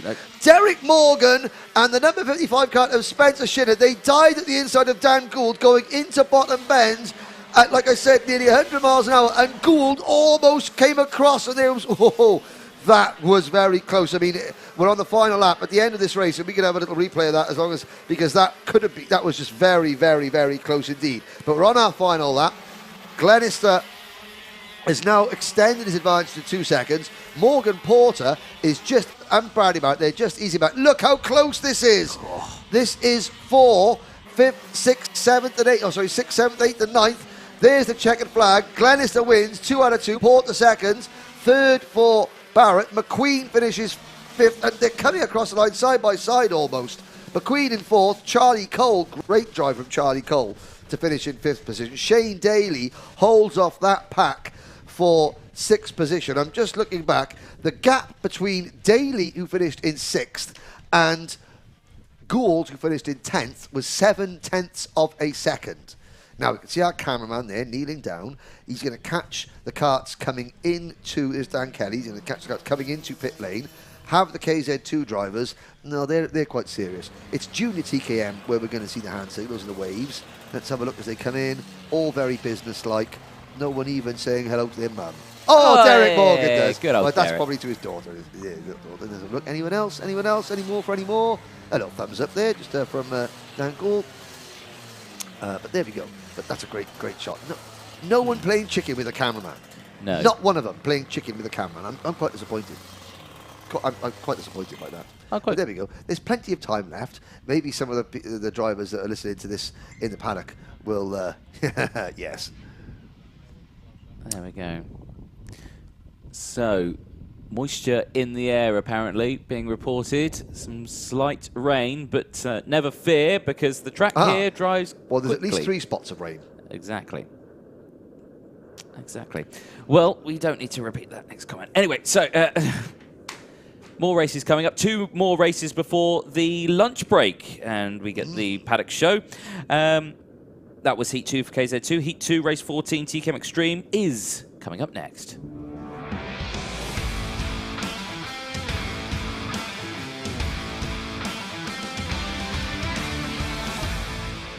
Henry, we've got 5 minutes to waffle, so Yes, well, waffle we shall. Okay, now my first question to you, Anthony. Go on. Is the lack of wet weather camera bags that our camera crew have got, is that because Alpha Live have run out, or is that because somebody forgot them? Don't know what you're talking about. Right, okay, fair enough. Say that. We'll take that what you will. Now, let's have a little look at the TKM Extreme field. The second job is that we've had, well, not much response to our questions that we put out there about... Michael Burke says bring the rain. Well, as an Australian, Michael... Now, in Australia, it's either on fire because it's so hot, or it's underwater because it's rained so much. Yeah. There's not an in-between. Not a happy medium. Yeah. I mean, Australia, they don't do things by halves. No. But let's say that. It's the one country... Sam Branston's having a lovely roast dinner, not with any pickle, I'm sure. No. But I wonder, what kind of roast dinner? I mean, chicken, pork, beef, lamb? Details, man. Details, man. Right, anyway, racing. Racing. There's, TKM Extreme. Yes. Of course, this is the class that Abby Pulling drove in at TKM, and of course she was on the podium in the W Series at another track this weekend. Yeah. So, the number 88 kart of... I'm not biting when we start talking about other racing. We're here for karting. Well, no, but I'm just saying that, I mean, I'm, you know, I'm not quite sure stating facts. Just stating facts. Let's have a look at the, there's the number 40 kart. That's, there's the number 40 kart, bit of scuffage on the old Isaac side, Marr. but that's Gus Lawrence's stud double. It is, yeah. They do look very similar, don't they? Yeah. It's quite uncanny. There's Joe Fowler. He of Cosworth British Touring Car Hybrid fame. There's Michael Cornell. I see that Michael's got himself a button for this round. Yes, Do you remember Warden Law? Yes, when he was the old clutchless TKM engine. Yes. Standing up and things like that. Now, Michael Burke, flood warnings around too. I hope that everyone out in Bathurst is okay. I make light, but of course, yes, when Australia does get underwater, it can get quite serious. So I hope that everyone watching in Australia is keeping themselves dry indoors and everyone is well. There's a glider. There you go. The Gliding in. Let's have a look. Rate it out of 10, the landing. Well, I mean... Well, no, you rate it in butter, don't you? Descent. Descent is good and continuous and inexorable and unavoidable in a glider. And by this point, my lunch would have left. And by that point, right about there, that's when I'm thanking and praying to the lucky stars. Thank you for getting me down. Butter smooth landing there. Butter smooth landing. There's Chris Whitten, our race 1 winner in kart number 5. Do you know what? That incident marshal loves a nice sit. He does. He loves a nice sit. He's found his spot there. Yeah. In the prime location here at Risington Circuit, you will spot the lesser known one feature. marshal sitting in a field, looking at his incident book, waiting for the TKM class to arrive on the plane. That's suspiciously good. Thank you. Oh, there's Les Latham. Now, there's a man's man if ever he was. Les Latham, KZ2 font of all knowledge. And he's got the Stracker racing pants on. Stracker, there's a name. He's dozed off. He's happy to be here. Oh, dear, Les. Happy to be Les, everyone's going to show that to you. Oh, dear. He's that meme. You know the meme, the Fernando Alonso on the deck chair? Oh, yeah. Cartoon version of that. Now, there's Adam Sparrow, Spadders, as his mates call him. But back in the championship, not having a great time of things so far. I mean, he's dropped one round, so he's down at the back of the championship, along with Joe Fowler. Oh, he's awake. Someone's woken him up. Oh, there we are. Wakey, Les. No, we're still going to sit down. It's just Marshall watch. Yeah, Marshall watch. There we go. So there's a look at the back of the... Right. The back of our TKM Extreme field. Now, Fen Chapman in the number 88 kart retired from the opening race. It was chicken. It was a roast chicken dinner. Roast chicken. Ah, winner. Chicken dinner. Roast chicken dinner. Grid. Here's the starting lineup. Chris Whitton and Michael Cornell on row number 1. Ben Watson and Aaron Lask on row number 2. Kai Springfield and Joe Fowler on row 3. Sam Johns and Spencer Lane will round out row 4. Row number 5, Harvey Roth and Charlie King. Row 6, Lee Whittingham and Isaac Marsh. Row 7, Adam Sparrow and Archie Strong. Tom Johnson and Ashton Cox will round out row 8. Row number 9, Megan Lawson and Kian Bennett. Row 10, Fen Chapman and Jack Saunders. 20 drivers about to do battle here at Risington, and moisture in the air. Yes, moisture has been reported. Precipitation has been announced around the circuit, although circuit looks bone dry to me. Everyone on slick tyres, so it shouldn't be too much of it. And the wind is blowing through quite smooth, quite a lot. It's a brisk breeze. It'll be fine. It'll be, yes. That's Anthony's wishful thinking, because if any cameras get damaged, it comes out of his wages, ladies and gentlemen. Apparently so. Apparently. Here we go then, into the tram lines. TKM Extreme Heat 2 is go. Into turn number 1. It's a great start from Chris Whitton. The question is, what can everybody else do about that number 5 kart who was already 2 kart lengths in front and trying to make his escape? But a clean start to the first 3-4 corners as Sam Johns makes a move. And it's great to see Kai Springfield, who missed the opening race. He is back out there. Whatever problem he had has been fixed. And Kai Springfield will have fresher tyres, and he's hopefully trying to make good use of them. Well, all the way around the outside there, looked like it was Jack Saunders trying to make a move. But yeah, they start the race, Henry. Of course they're going to be 3 wide. Well, no, calm down, man. Yeah, I know. Sorry. Sorry. Well, there's all the talk about roast dinners and nearly the lunch break. It's got me a bit worked up. Yeah, well, rightly so. Cross the line then, and Chris Whitton leads from Watson, John, Springfield, Cornell, Roth, Whittingham, Lask, Lane and Fowler, the top 10 as they go through. Positions changing left, right and centre. Big mover there. Lee Whittingham to P7, 4 places gained. Archie Strong also in a P11, 3 places gained on that first lap. Kian Bennett, 3 places gained. Jack Saunders, 3 places gained. Megan Lawson, unfortunately, dropping to the back of the field, losing 3 places from 17th. But nonetheless, plenty of time to fight back. 8 minutes to go, and I'd say a pretty tidy first lap. Yep, a very it's they're all putting themselves in a position now where they could try, and I mean they had to be tidy. They saw Chris Whitton moving away from them all. We've got Paul Cox saying go to Ashton Cox, and family watching back at home. Ashton at the moment down in 18th place, but again the leaders have now sorted themselves out. Joe Fowler a little bit further back than, so he's at a poor start in the number 3 kart, and there's Michael Cornell, but now. Everyone's got themselves head down.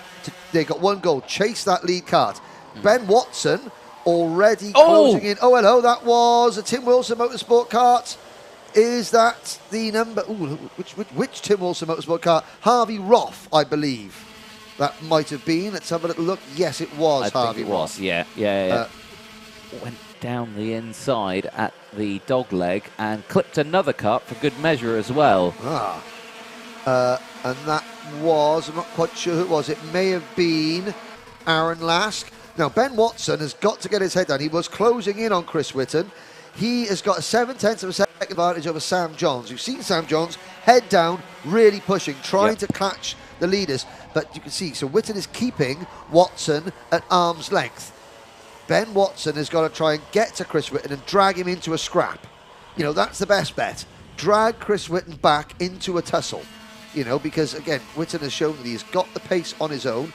Watson is just, at the moment, Watson is just following in his wheel tracks. He isn't getting a slipstream and a toe, necessarily, but he can just copy Whitton's lines. So Chris Whitton's doing the hard work, and Watson is just following him around, copying his lines. That's good enough for now. Here's the battle behind Ben Watson for 3rd place. Kai Springfield passes Sam Johns. Now, Springfield's got fresher tyres than Johns. So Springfield, hopefully the number 97 kart, the driver who was third in the opening round at Shannington, has hopefully got the pace to drag Sam Johns into the battle. But if you have a look now, Witten starting to ease away from Ben Watson. He is indeed, and this is a pretty dominant performance that we've had from Chris Witten this weekend. You know, no dramas whatsoever. So far, so good. Cracking on with it. You know, he's leading the championship. Great first round as well at Shannington. So all is well, really. All is well in the world of Chris Witten. So far, so good. Of course, there's no pre-finals for No. TKMs and KZs. They just do their 2 heats and a final. Yes. And there's a move. That is the number 93 Rob Saw Racing kart of Aaron Lask, passing Michael Cornell for 5th position. Does Cornell fight back? The answer is no. No. Not yet. Not anyway. yet. He will fight back. He will try. Oh, yes. He will try his level best. Shall indeed. Of course, as they battle, the two drivers in front of them, Springfield and Sam Johns, pull away a little bit more. Now, Chris Witten completes lap number 6. The gap to Ben Watson is nearly a full second now. Chris Witten a 43.37, Watson a 43.58. So that says it all about this is telling you the drivers know if you don't, you've got to get Chris Witten in the first 2 to 3 laps. Yeah. Or else you probably won't get him at all. We're on lap 6 now, and Chris Witten it's only got Ben Watson within a second of him. So now Chris can control the second half of this race. Definitely so, and that's the crucial part of this, isn't it? I mean, they've learned that over this season. You know, they've definitely learned that in this weekend as well. Oh, yes. But you've got to think, when it comes to the final later on, yes, Chris is going to be starting on pole position. He will be there. So you've just got to think to yourself, you've got to change the strategy. You've got to change the strategy going into the final. Yep, exactly. Because Witten, you know, he won the final. He had a clean sweep of the weekend at Shannington, and then Sam Johns may have won the final at Warden Law, but Witten, I mean, Joe Fowler won the heats, so Joe Fowler's not out of championship contention either, even though he has only done 1 round so far. However, looking back, he's 14th at the moment. He's dropped 8 places, so I think he may have had a poor start, Joe Fowler, but all is not well with that number 3 Classic Motorsport kart. Adam Sparrow is running 11th, so he's gained a couple of places, but not many. Lee Whittingham, I spoke to Lee this morning, he said that we're just struggling with a lack of waft. The waft is not there. There's a move. That is Harvey Roth fighting back and repassing Archie Strong for... Charlie King, passing Archie Strong. Harvey Roth is down in 17th place after his spin, so Charlie King moves into 7th. Anthony, we're going to make a point. I was making a point. Do we actually want the pot noodle? Yes, please, Sam. I'm only joking. No. I'm joking. I'm not trying to persuade spectators to buy me food, honestly. Dear. Is Cian Bennett, number 44 RSR kart, coming to a stop from 16th place, which is a big shame. Yeah, the point I was going to make, Jack Saunders, back of the grid, currently P10. He's taken out half the grid already. Yeah, he's overtaken half the grid. Bad choice of words from myself. Please, no one read anything into that one. Bad choice of words. He has overtaken half of the grid. Yes. Otherwise, there'd be 20 TKM Extreme mechanics, diving onto the back of Clark of the course, Ken Potter, saying, "Oh, the commentator said he's taken out of the grid. Go and have a look at the cameras." No. He's overtaken. He's overtaken out of the grid. Yes. Now, here's a move. That is Aaron Lask going past Sam Johns for 3rd place. It is, yes. So 4th place. Sorry. So Kai Springfield. We talked about the fresh tyres. Kai Springfield has caught and passed Ben Watson. We're on lap number 10, 2.5 minutes ago. Oh, there's Charlie King passing Michael Cornell up at the loop. So Witten still leads, but Springfield now into P2 with Watson in 3rd place. Now, 2 minutes to go. The gap's 2.2 seconds. Can Springfield catch Witten? I don't think so. I would like him to, because it would make lots of entertainment for us, but I don't think he will. Hoop 2 saying hello. I believe, and I might be mistaken, but I believe that is the Under-14 Vale Vipers Most Improved Player of the Year watching and commenting in. Right, okay, cool. So we know who that is then. I believe I might be mistaken, but I believe that is the Most Improved Player Under-14s for the Vale Vipers this year. So we've got celebrities listening in. There's Springfield, followed by Ben Watson. So Watson, again, he's not letting Springfield get away. Now this train of cars, this is Lask in 4th, King 5th, Johns in 6th. I wonder how much is Sam Johns now beginning to regret not racing here in the warm-up event, the O-Plate, a week ago. He was one of the few drivers not to. I mean, Fowler didn't race here because he was obviously working at the British Touring Cars at Croft. You've got Sparrow, who isn't here. He's down the order. You've got Sam Johns down the order, not struggling. Oh, as I say that, Ben Watson didn't race here in the O-Plate, and he's up in the top 3. There goes Charlie King. Yep, Charlie King on Aaron Lask. That was through the loop and gets that done. But Aaron Lask straight back. Again, if you lose a place, the first thing you should do is get straight back in. And then give the signal to John, saying, what are you overtaking me for? And Charlie King saying, well, that's what I'm supposed to do. I'm a racing driver. Yeah. We're racing, aren't we? And it's a minute to go. They're not going to catch the 2 drivers in front of them. So it's, this is those 2 drivers. 4th is as good as it's going to get for them in this race. So you may as well, make a good fist of it. Indeed. Well, with 2.5 seconds up the road, not great coverage responses. But then again, he's thinking, well, I'm so far up the road, there's no need to look at me. Look at the excitement. There's Lee Whittingham trying to pass Michael Cornell. Look at the battles.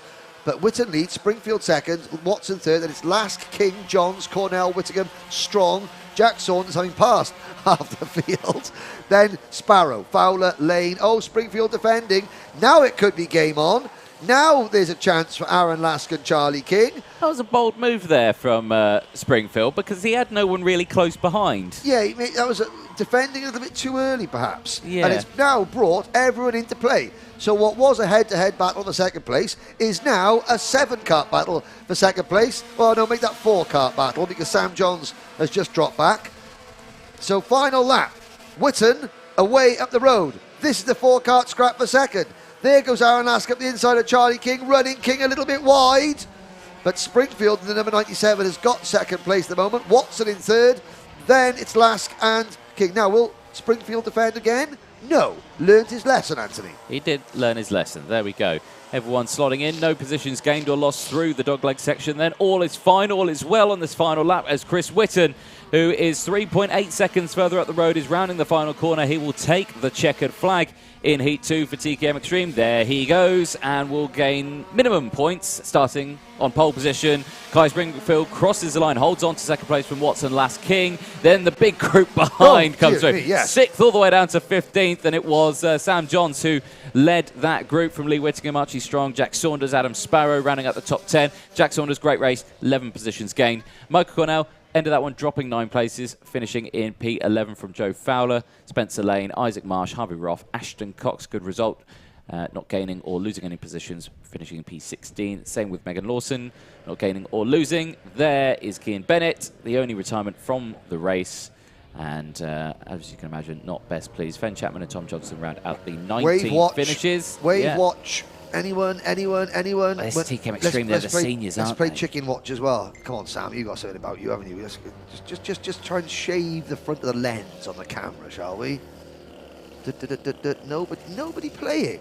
The juniors will play. The juniors will absolutely, get involved in wave watch. Exactly. Indeed, McLaughlin goes through there, and all is well. There we go. Okay. Perfect. Right. Now, 1 heat to go. The next heat, well, we're going to see the results on screen, I think, first, are we? I think we've already seen them. Have we? That's been done already. I was. You are looking out the beautiful view out the window. Looking at the Cotswolds countryside. Veranda, trying to find the Neolithic barrow that is somewhere over there.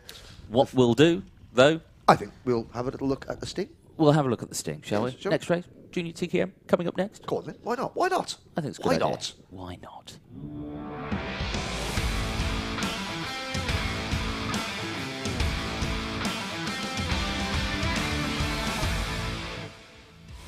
Oh, it's a good old Sting, that, isn't it? That was a lovely Sting. Right. Junior TKM Heat 2, race number 15 on the programme. 20 drivers, 10 minutes plus 1 lap of racing, and Leon Frost, the race winner from heat number 1, will start from pole position. You're right there, Anthony. Yeah, no, I was just handed a grid. Oh, a grid? Oh. Yeah, I've only got one, though. Oh, you're a lucky man. So You've got a grid? I'll babysit it. And then we'll share it later. So, there's some of the personalities. There's Dara McInerney's dad. Still got his hat on. He's still got his hat on. How long did it take for you to get that grid back yet? Well, I mean, my scalp has never been the same since. Right, okay. Yes, but I mean, it was a good scrubbing. Yeah. I did get it off that night. Wire brush? Yeah. Well, Yeah. yes, I did get it off that night. But as those of you who don't know, I mean, that's why if you look back at the podiums for Warden Law, you'll realise I had a Wera Tools cap on. Yes. And that was because I had a blue head, Yes. thanks to Dara. All I did was make fun of his baldness. Yeah. I mean, jokingly. And then him and Paul Klassen conspired to get me with the blue paint that is a nightmare to get off. Yes. Yes. But, you know, we laugh and we joke, and I deserved it. Exactly. Well, Junior TKM, let's remind ourselves of the first race of Junior TKM, shall we? Yes, why not? Leon Frost, a pretty good race. Didn't win by much, 0.3 of a second from Dara McInerney. Very, very close between those two. And, of course, the classic that we always see from Frosty, stay behind, watch. Wait. Mirror signal manoeuvre, go, win. Yeah. Yep. Are we going to see that again this time around? Olivia Jenkins took third from that one. Again, lovely result. Joe Cheek, P4, 3 places gained. Bravest man here, and I mean that seriously. Yep, really so. Couple of penalties out in that one. Alfie Garford did receive a penalty, last year's champion. The number 1 did receive a penalty. Also, Luke Jarman, Leo Robinson, Joel Hull, Sasha Bagley, and Oliver Bourne, all penalties. Bryn Calder Racing has been on. Now, Bryn Calder is an ex-spar of Leon Frost when he was racing the Daniel Ricciardo series. Okay. And, oi, Bryn!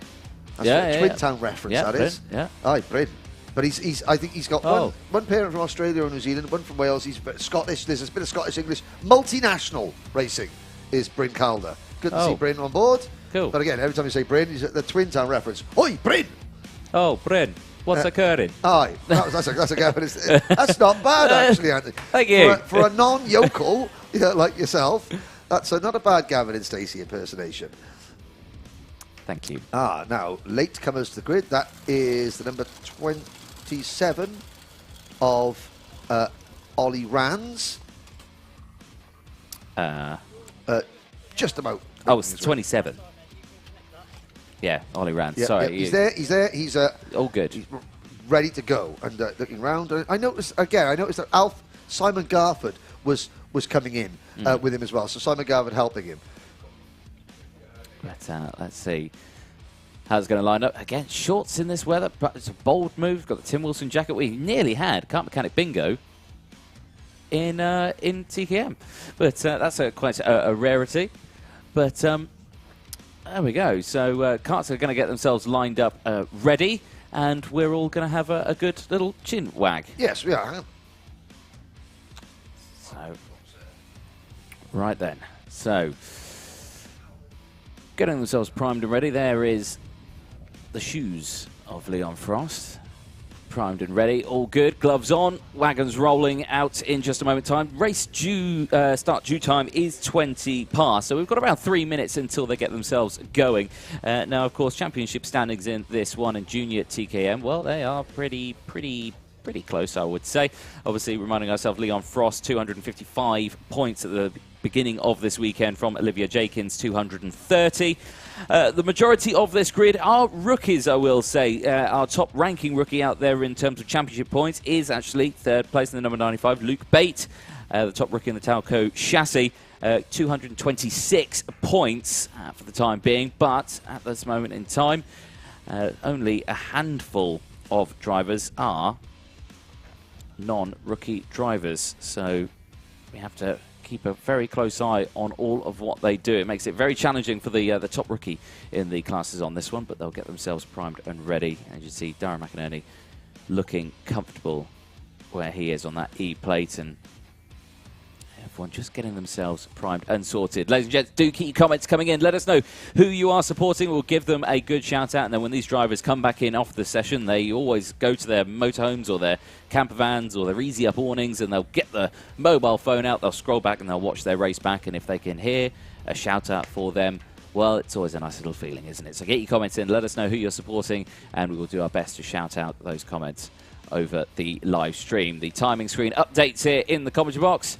I reckon only puts his neck brace on, and we're going to get this Heat 2 race underway in just a moment. It was absolutely fantastic performance from Leon Frost earlier on. Of course, showing the strength of the driver. And let's have a look at the starting grid then for Junior TKM race 15. Leon Frost and Darren McInerney will start on row 1. Olivia Jenkins and Alfie Garford will round out row number 2. Aidan Mitchell and Leo Robinson will round out row 3. Joe Cheek and Joel Hull on row number 4. Row 5, Tyler Harris and Seth Hathaway, Jan Calichurn driver of the day for the TKM at the last round. We'll start on row 6 with Ollie Rands alongside Sasha Bagley and Patrick Leaf on row 7, Oliver Bowen and Luke Jarman on row 8, Luke Bates and Jake Humphrey on row 9, and the last row of the grid, Jack Stewart and Oliver Bourne, rounding out the 20 drivers taking to the circuit. So the drivers making their way out, and again, the rain has held off, I have to say, ladies and gents. There's blue sky around, so all seems well here. All is good. Spectators line the edge of the circuit. Camper vans aglow here. Everyone primed and ready for some fantastic racing, and we are going to see some fantastic racing here in Junior TKM as they make their way around the bottom bend onto the bottom straight. Around Pitts Bend, we shall start. The blue TKM mist will clear as we go into the tram lines, and lights are out. We're off and racing. Great start then from Frosty. Gets a good run across the start-finish line and a spin in the mid-pack on wall. What a 360 and a great recovery there from Seth Hathaway for the Klassen Motorsport team. The number 33 round and back in a straight line in the middle of the pack. Gets it done, I have to say. Probably going to need a new race suit after that one, because no one likes to be in the middle of the circuit, especially at the race start. But Frosty leads as they go into the dogleg. I can see there, it's not Darren McInerney, I believe Olivia Jenkins who's come up into P2 there, as that looks to me like potentially Tyler Harris or Alfie Garford slow out of the dogleg, and it is Garford, the number 1, dropping down the order slightly. So a dramatic start of this one, as down the inside there, Joel Hull making moves as well in the number 31. Up into P5, up 3 places gained. So Tyler Harris actually with a lightning start at that one has gained 6 places. Darren McInerney did have an issue out there. He's dropped 11 places there as Joe Cheek gets another move done there on Tyler Harris.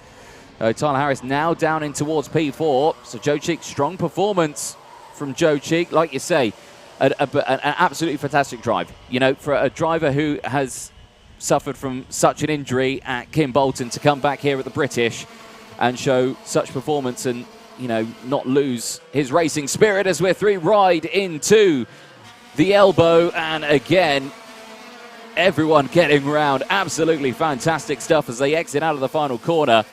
Frosty leads then from Jenkins, Cheek, Hull, Harris, Rand. There is Tyler Harris having that great battle with Joel Hull, and Joel, there you go, yeah. Joel just saying, no, come on, think, let's not scrap too much. Yes, it will be all fun and games, but we do need to try and close this gap up, because already, straight away, you can see how big the gaps have opened up. So Leon Frost comfortable in the lead now by some 0.4 of a second. This is a little further back in the order. It was Leo Robinson, Sasha Bagley and Patrick Leaf. Patrick Leaf not having a good run on that lap, has dropped back down into P14, original starting spot after gaining so many places. Recovering now again is Alfie Garford, getting back past Sasha Bagley as well, moving up into P9 as well. Leon Frost with the fastest lap of the race. Harris knocked down the inside there of Joel Hull. Joel struggling out of this section though. And again, just constantly saying, just reminding Tyler Harris, don't go for the move. Just keep pushing me along. We're doing all right. Let's see if we can close back up. Through the elbow we go. And again, looking like going for a move there. That was Johan Calichurn down the inside of his teammate Sasha Bagley. The 2 Klassen Motorsport drivers working well. And again, Harris in this sort of position.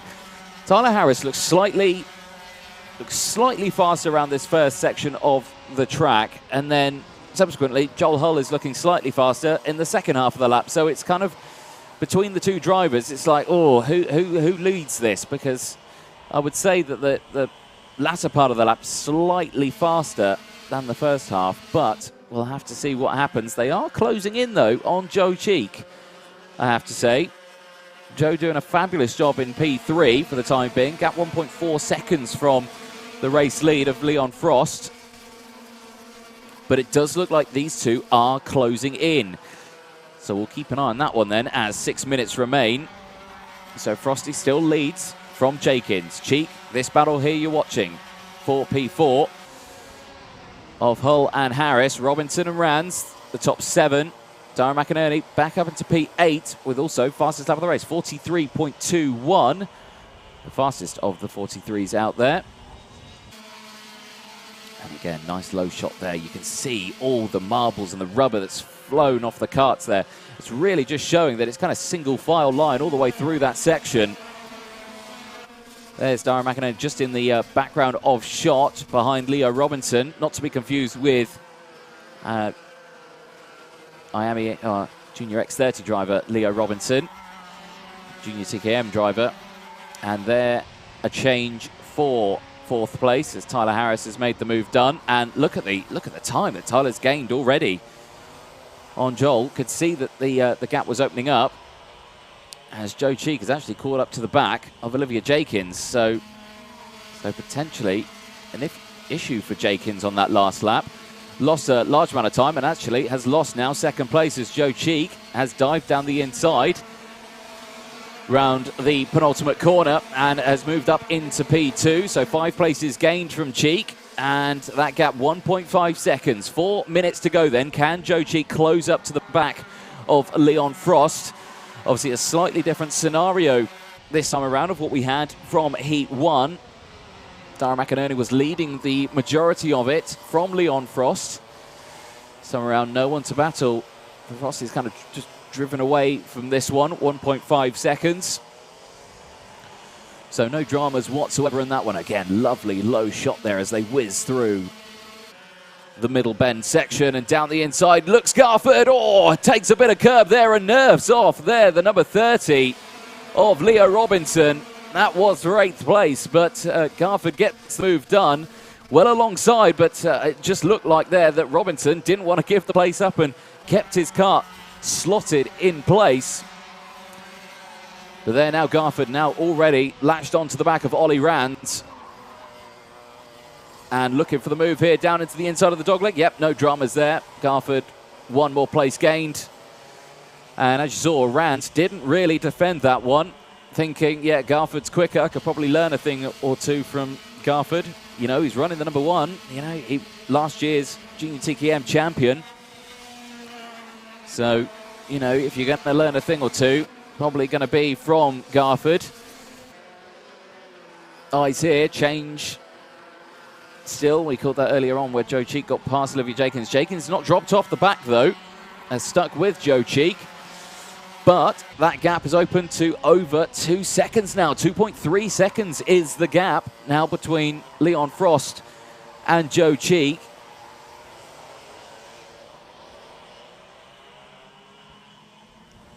So 2 minutes 50 seconds left on the timer. And Tyler Harris there has now got past Dara McInerney and up into P4. So Dara has closed in as well. So everyone's still in position. No position changes through that lap. So it's still Leon Frost leading the way with 2.5 minutes to go from Joe Cheek. From Olivia Jakins, Tyler Harris, Dara McInerney, Joe Hull, Alfie Garford, Ollie Rands, Leo Robinson, Aidan Mitchell, the top 10. Jake Humphreys had a good race in this one for the Tim Wilton Motorsport team. 7 positions gained, now up to P11, just behind Aidan Mitchell. Yehan Kalachurn just behind as well in P12. Patrick Leaf up to P13. Luke Bate also up 3 places, up to P14. Luke Jarman, Sasha Bagley, Seth Hathaway, Oliver Bowen, Jack Stewart and Oliver Bourne. All 20 wagons still rolling here at Risington. Leo Robinson there, not the best lap on that one, actually also dropping a few places. He's just dropped down into P13. Also, Bowen's got past Seth Hathaway for P17. Change as well for 4th place. Dara McInerney's got past Tyler Harris. And here, Olivia Jenkins has got past Joe Cheek, and Joe Cheek fighting straight back and getting that move done. And look how quickly the two behind have closed in. So Dara McInerney and Tyler Harris now have joined this battle for 2nd. Leon Frost has gone. 2.8 seconds now is the gap. This, on your screen, is the battle for 2nd place. Dara McInerney, great recovery drive in this one. Dropped all the way into that mid-pack section, has fought back now, back into P4. So Cheek leads this group for P2 from Jenkins, McInerney, Harris. Joel Hull just in the back of that one. And again, Joe looking very defensive here. Yeah, he's going to hug that inside line. He's going to force Olivia Jenkins to take the outside line. And again, it seems to be working. Still holding on to that one. You can just see there hand gestures from Jenkins, not happy with something, and is constantly saying, yeah, you can see their confirmation, just saying, come on, go, stop defending. 30 seconds left on the board. There's still 2 more laps in this one as they go through. And again, Cheek just trying everything to hold on to that P2.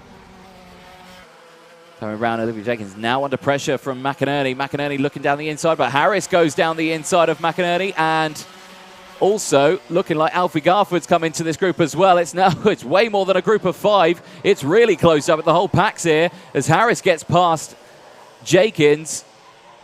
Jenkins now down into P4. So Tyler Harris, a great drive so far, now up 5 places, up 6 places actually, and looking like it was going to go for a move on Joe Cheek there through the elbow.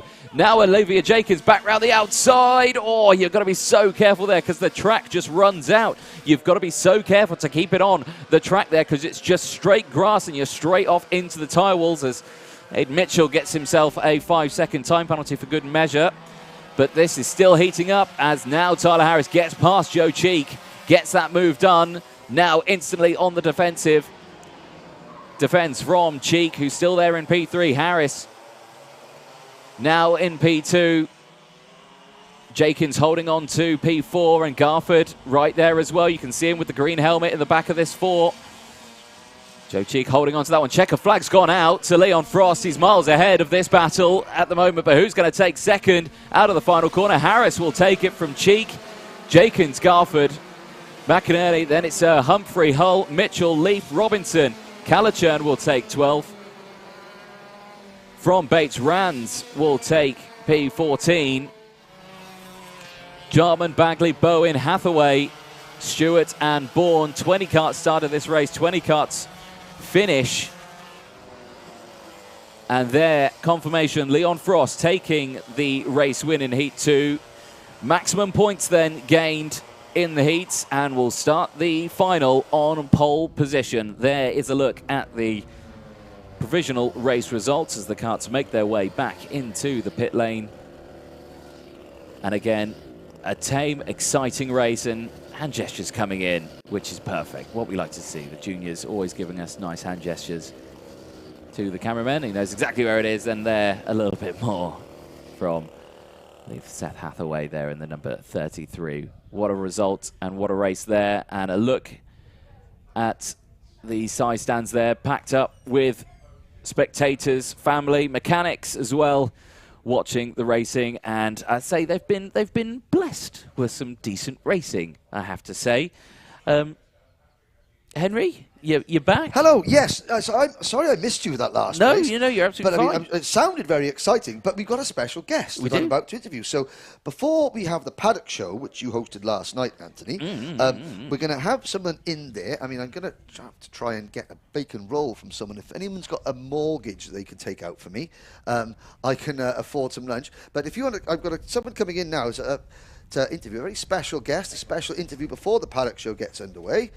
We'll just, if you sit in here, and I'll pop this headset on, I think we're all good to go. And so, now we're on. So, ladies and gentlemen, Now, we talked earlier about how this kart circuit has been in action since 1964, when it was known as the Bromsgrove Kart Club. It's been the Risington Kart Club since from the late 60s onwards, and one of the drivers that was here very early on, it was a gentleman named Howard Moore. Howard joins me at the track now. You've not raced here for 50 years. Howard, first of all, welcome to the Wera Tools British Kart Championship. Thank you. This is a real treat to visit Risington and see it still vibrant and thriving. Now, the last time, the only thing that is the same the last time you were here is the actual track layout itself. The track layout hasn't changed at all.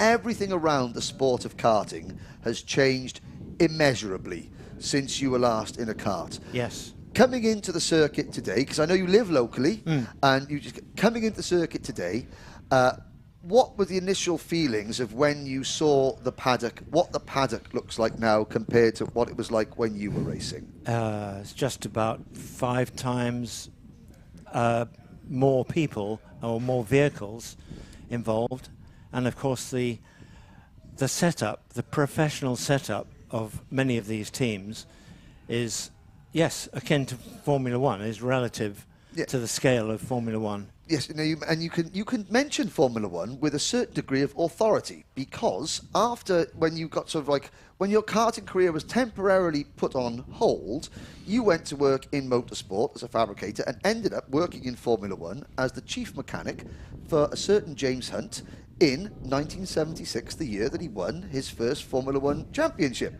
Now, obviously that season has gone down in folklore since then, but from somebody coming out of karting to suddenly thrust into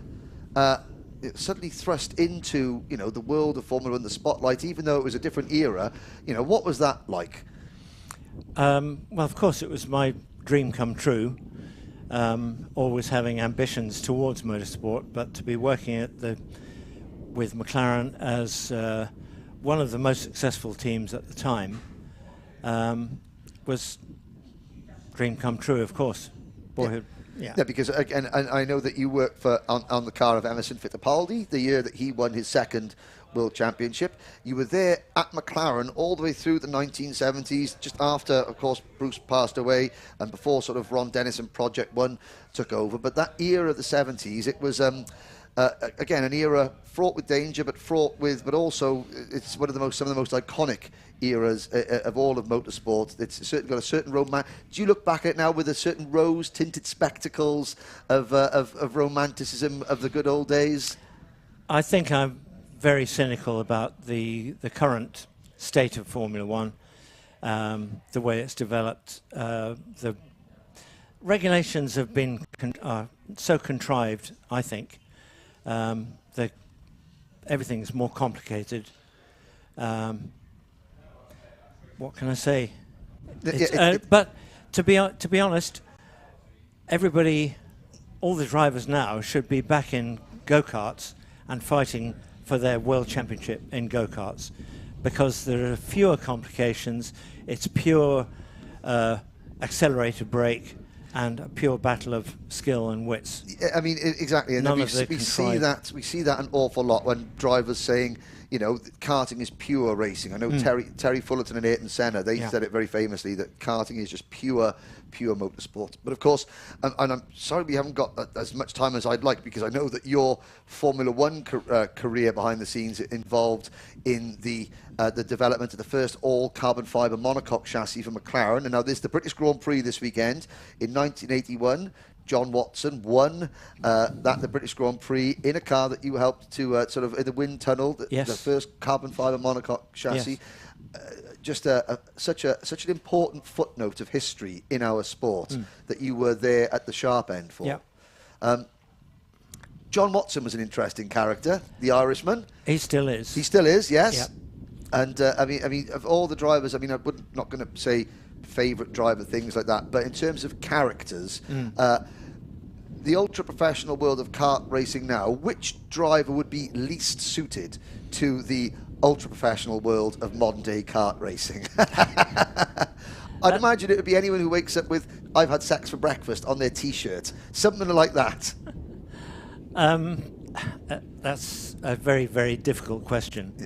I'm not sure if you asking who my least favourite driver is. No, but somebody who was like in the world of 1970s Formula One compared to the ultra-professional world of kart racing, which driver would be most the fish out of water in terms of the strictness of rules and regulations? Who was the most free-spirited driver of your tenure? I'm sorry, I can't really get my head round all of that. Okay, no problem. I mean, now you raced a Birrell. Yes. Now, Birrell's still a name that is here in the paddock. Yes. There's lots of Birrells here. There now, of course, the Birrell ART chassis. But I mean, when you look back, what would you say to anybody looking to get into kart racing? What did it give you as a person? What did kart racing give to you? Gave me obviously the competitiveness which we all love, to be close wheel racing. It also gave me the freedom to invent my own angle or approach by putting mudguards on the front wheel, behind the front wheels, because I found that driving in the wet, the visor got most of its water from your own front wheels. Okay. These were just deflectors, simple, flat. So this is when you were allowed to use a little bit more engineering ingenuity in kart racing. Yeah. I had the facilities. Yes. Because I did believe McLaren did say, "Well, please use our workshop to help prep your go-kart." Didn't they? Absolutely right. I made a version of a slide carburetor out of the old Christensen butterfly carburetor. I made that into a virtual slide, and gave that to Terry Fullerton to try and develop. I was a bit naive in my construction, not appreciating all the jets and channels inside the carburetor, and probably messed up a little bit there. But yeah, Terry Fullerton was our idol and ideal driver, and he was Ayrton Senna's hero as well. And of course, still very much actively involved in British karting. Is he? And he's got his own chassis. Yeah? Which is similar to a Birrell, so he carries on working with Birrell. He's not here this weekend, but he does travel to quite a few of the British Kart Championship meetings. And again, a link to the sport's past, to the sport's history. You know, people don't learn from history. I think it's really important. But I mean, so Risington, what other circuits do you recall from your karting days? You mentioned Rye House having a go in 100 National, and again, all the historic the historic karting fans have I've just mentioned 100 National. Yes. They've all now they're sort of composing themselves. And Shenington, would that be another? Yeah, circuit? I used to go to Shenington. Because I was from this area and it was easy for access to me, even though I was living down in London. It was a familiar place to race. When I used to come here to Risington, don't know if I mentioned it earlier, Nigel Mansell used to race in the 210 Villiers class. He was a Midland champion in about 1970 here at Risington, was Nigel Mansell. Yeah. He owner of one of the best moustaches in all of motorsport. And he's at the British Grand Prix this weekend. Yes, indeed. He was handing out the trophies for the prizes for the pole qualifying yesterday. And he was truly a British hero.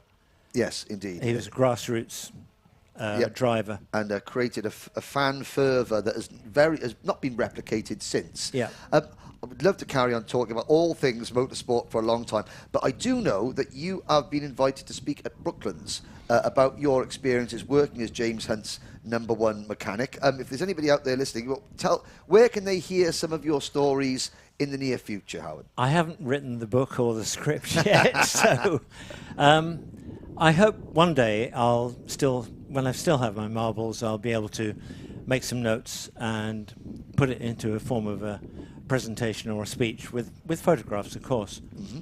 Well, thank you ever so much.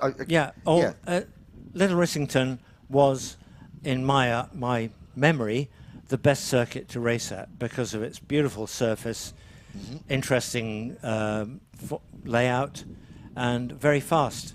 Yes, indeed. Shenington, on the other hand, very bumpy. Yes. Well, I mean, Howard Moore, it's been such a pleasure to have you here with us this weekend.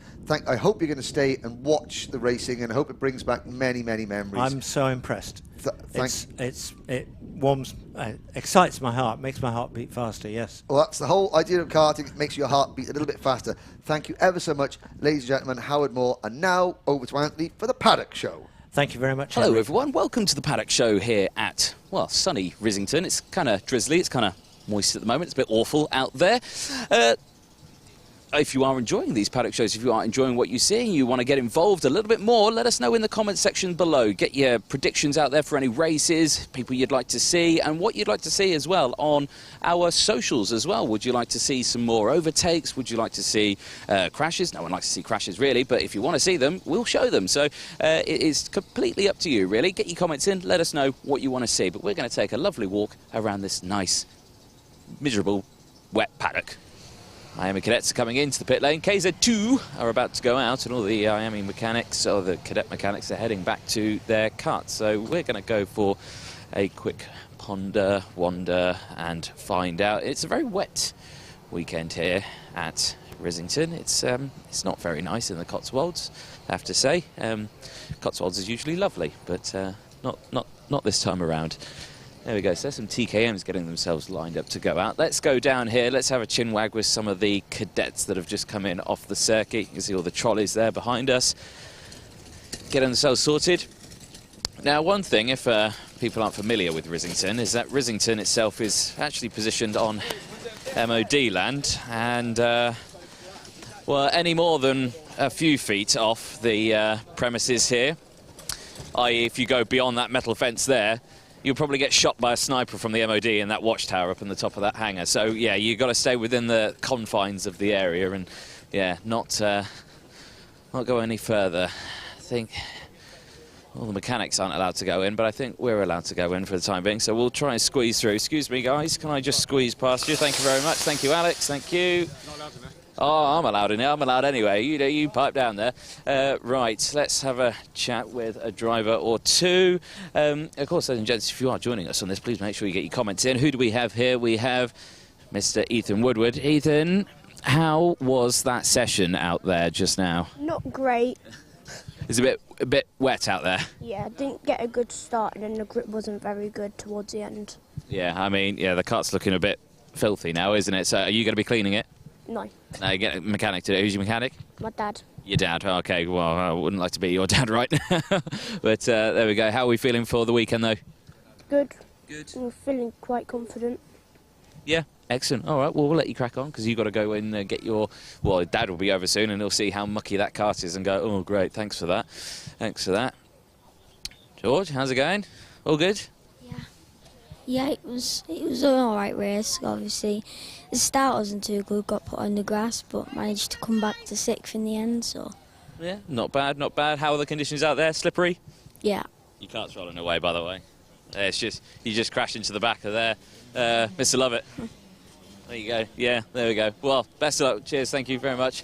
Well, as you can see, lots of them coming in. All the mechanics are going to be steaming in now, so we're going to be right in the way. So we'll probably quickly shimmy out the way as the KZ2s are starting to get themselves fired up now as well. I think, in all honesty, James, I think we've come right the wrong way because we can't really get into there now, so we might have to walk back up. Yeah, as you can see there, look at these KZs. Absolutely love these. Some of the biggest, most powerful karts we've got here in short track racing here in the UK. Gearbox karts, 6-speed gearboxes, and as you can imagine, on a wet track, these are going to be absolutely mega to watch. If anything, I really want to go find a nice spot to watch them at as well during this Paddock Show. But they are absolutely beautiful, and that you can't. Unfortunately, we don't have smell-o-vision here, ladies and gentlemen, but if you could smell what we could smell, it's absolutely fantastic. It's the smell of two-stroke as they whiz out to get their, I'm assuming, first heat of the weekend underway. Hello there, hello. How do? There's the weighing scales there. We're not going to walk over that, just in case I get spotted. I have spotted myself a gap. I'm going through said gap. Hello, Sue. How's it going? Miss Dan Parker. Dan, how are we? Paddock Show? Oh, fantastic. How's it going? Good day? Yep, excellent. Yeah. Really good weather here. No, it's all good. I'm sensing tension and sarcasm in your voice, sir. No, it's good. Yeah, no, club are doing a good job. Track's challenging. When the weather's like this, it dries really, really quickly here. So, yeah, it can get a little bit dicey in here when they've got new tyres on, or we've not had too many wet races for some of these classes, so they're going to have to be on their A game, thinking if they use, you know, the brand new wets, or they're going to dicey and go on the slicks. But it dries so quickly, so. That's always a benefit, isn't it? But we'll leave you to it because you're a very busy man. But excellent. Dan Parker there, obviously part of the, well, I think head of karting in Motorsport UK. So a very top-tier chap in the world of karting in the UK. So if you ever need a favour, go talk to Dan. Hello, Michelle. How are we? All good? Yeah. Loving the weather. Oh, loving the weather too. Yes, lovely. We'll let you crack on as well. Right, let's dive into the paddock a little bit more, shall we? Because we've gone around there. We've had a chat to a few drivers. The TKMs are getting themselves lined up. I'm not sure if this is Junior or TKM Extreme. I think that's TKM Extreme heading to it. Oh dear, Mr. Sparrow, you're getting yourself all caught up here. There you go. Get your wetsuit. Why are you not putting your wetsuit on? It's very slippery out there. Well, it's starting to dry out a bit, so. Well, the track's still wet. Standing water, lad. You'll get drenched. I won't get drenched. You're about an inch off the ground, you're going to get drenched. I'm not going to get drenched. Right, there we go.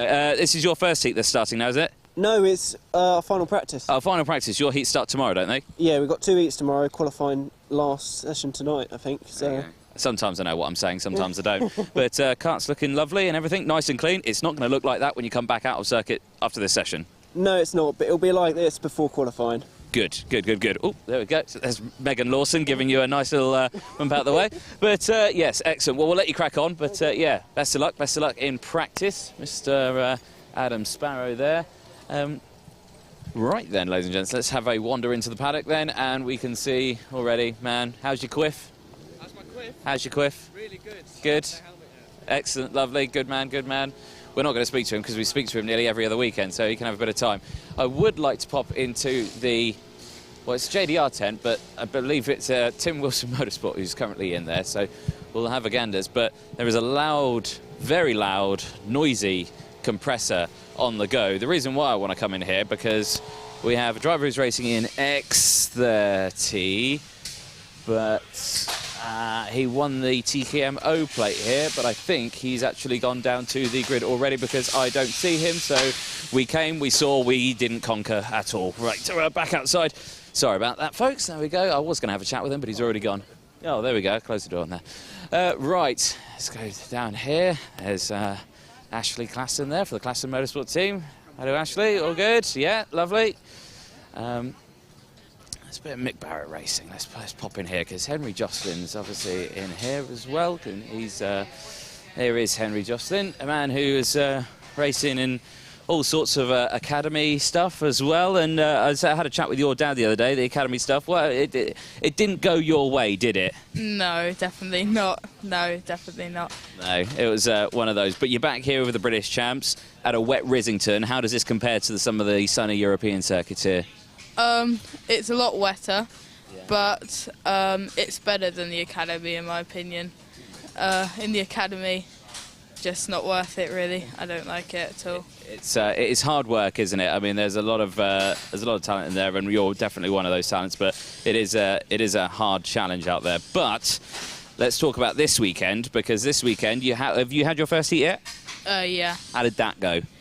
It was going well. I started 12th, got up to 4th, but then got sent really hard by Nettleship, so ended up 9th with a nose, so that put me back to 11th.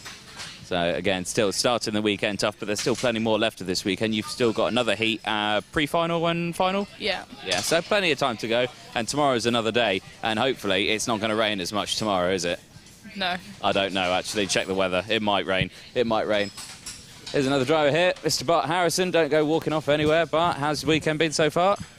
Decent, thank you. I qualified P2 and came P3 in the heat, but the pace in the wet wasn't that great. I mean, it's all right, isn't it? Now, you're dressed more like it's, well, December.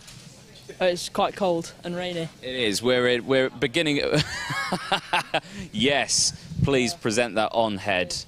Excellent. You put it... That's absolutely fantastic. No, you got it a bit wrong. There you go. There you go. There you go. Well, it's stuck on your bubble. There we go. That's perfect. Thank you very much. That's a good look. Yeah, it's keeping me dry. It's keeping you dry. The awnings here is keeping you dry. But yeah, you wouldn't think we were in July, would you? No, it was quite nice yesterday, but not today. No, exactly. How do you think all the people at Silverstone feel? Do we not care about them? They should be here. No, yeah, they should probably be karting, to be honest. Exactly. Karting's way more exciting than Formula 1. There'll be more overtakes in one heat here than there will be an entire Grand Prix tomorrow. Yeah, it's a lot more exciting. Exactly. Exactly. Right, excellent. Well, we'll leave you to it. Enjoy the rest of your day and, of course, rest of weekend. And he's taken the hat off now. He didn't want to keep that out. That's Mr. Mick Barrett himself, just walking out. He's having a chat with the team. Let's have a walk and talk with Mr. Bradley Barrett over here. Second in the championship, Bradley. 26 points behind Charlie Turner for the lead. How critical are these next couple of rounds? Oh, they just have to go perfect, don't they? Like usual in racing, they have to go perfect every race, and hopefully nothing goes wrong. P1 in the last session there, so hopefully it stays wet then. Yeah, exactly. I mean, are you finding it okay? Were you here last weekend? No, I don't do practice. I just come along for the British Champs rounds. I've got my team running, so I just put all my time and effort into that, and then come for the British rounds and do a bit of KZ British. It's a bit of fun. Yeah, exactly. Now, I'd love to. We'll maybe come and chat to you a little bit later on as well. But I'm loving the not so easy up awning that we had the pleasure of putting up together yesterday. Well, I say putting up together. I've watched and heckled while you were struggling to put it up. Yeah, it's still up, so that's a sign. It has survived. Yeah, it does the job. We're not wet when we're underneath it, so that's the main thing. Even though you did put a hole in the roof. Oh, it's got a hole in it, yeah. There we go. Yeah, it's right though. Well done with your P1 out there in that one. Was that heat? No, that was the final practice session for quali. We've had a couple of finishes in the top 3 in practice. We had one practice problem in one of the practice sessions, so we were down there. But yeah, that was the last session. That was P1, so yeah, I'm quite happy with that. Cracking stuff. Well, best of luck for the rest of the weekend, and we'll keep a close eye on you. Bradley Barrett there, number 6, like I say, running second in the championship, and only 26 points behind Charlie Turner. There's the Moore Racing tent. Now we've got the likes of Miles Murphy and KZ2 in here as well. This is KZ2's penultimate round here. It's round 4 of 5, so a lot up for stakes here. We've got Morgan Porter's Kart Republic KZ2 there, and we've got Sam Daly's KR2 there. Let's have a quick chat with Miles Murphy on the ever so lovely yellow, red, multicoloured KZ2. Miles, how are we today? Wet. Soggy. Moist. Yeah. Moist, yeah, moist.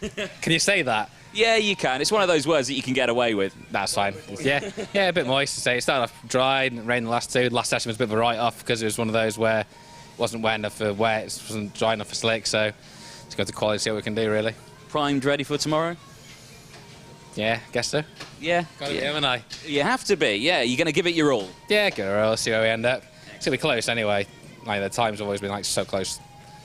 You barely stop around here, and if you get in a tow, you literally can't break away, so we'll see how it goes. It's a short lap here as well. What is it, just over 30 seconds or so? Yes, it's 34 seconds. It might probably be 33 in quali, depending on how everyone goes.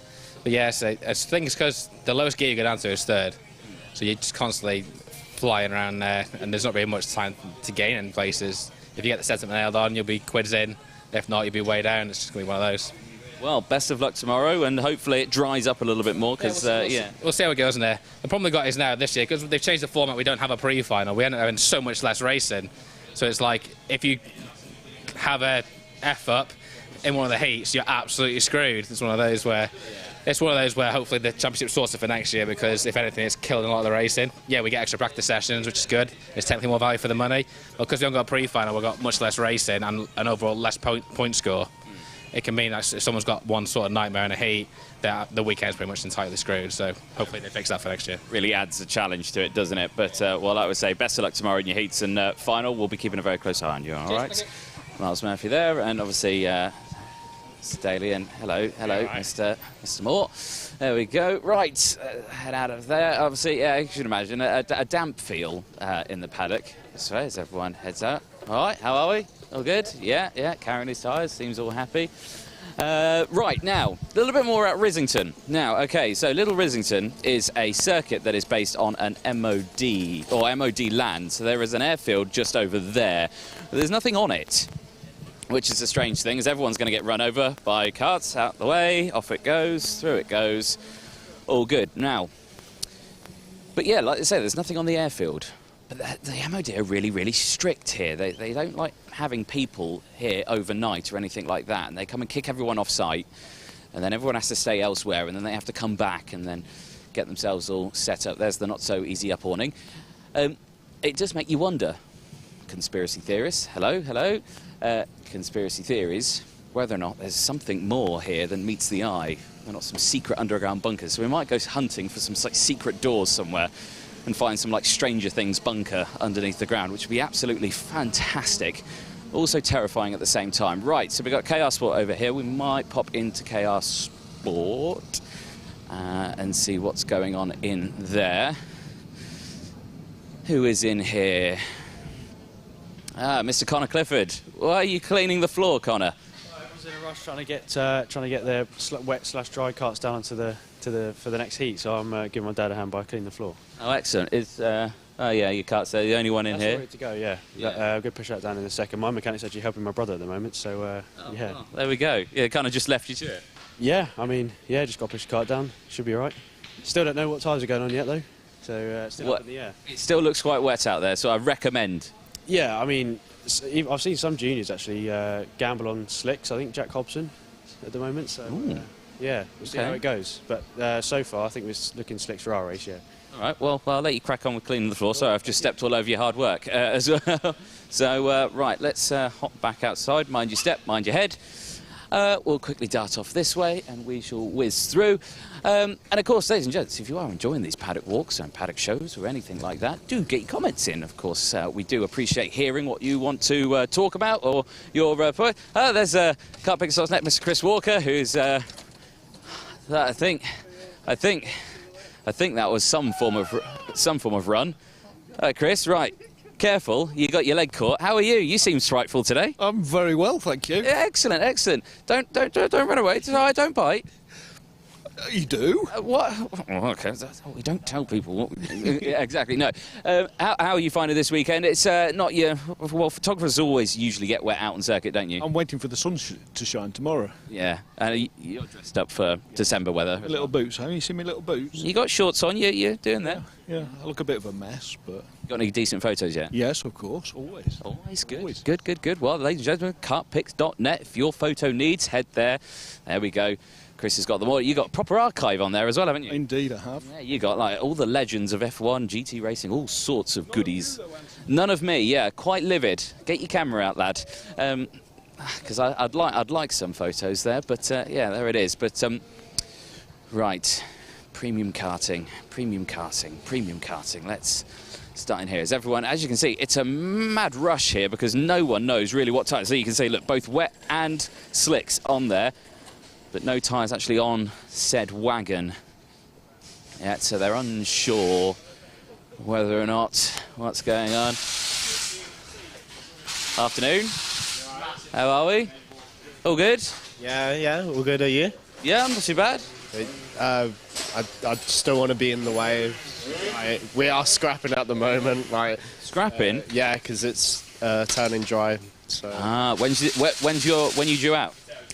Good question. I should know, shouldn't I? You should know. I think in about half an hour. Okay. So we got a bit of time. You've got plenty of time to put tyres on. Yeah. Have you only got one set of rims though? No.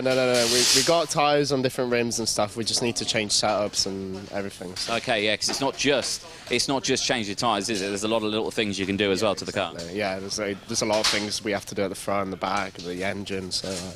Okay, yeah, okay. Complex. So. Yeah, lovely. Well, it looks like we're getting right in the way here, isn't it? So, yeah, well, thank you very much for having a quick chat with us there. Mr. Serenetics, we'll let you crack on. And, yeah, as you can see, hive of activity here. You can see how many people working on one kart. How many mechanics does it take to work on a kart? There we go. There's your answer right there, folks. Getting themselves all sorted out. There we go. A common sight in a paddock on a wet, rainy day. Jet washing.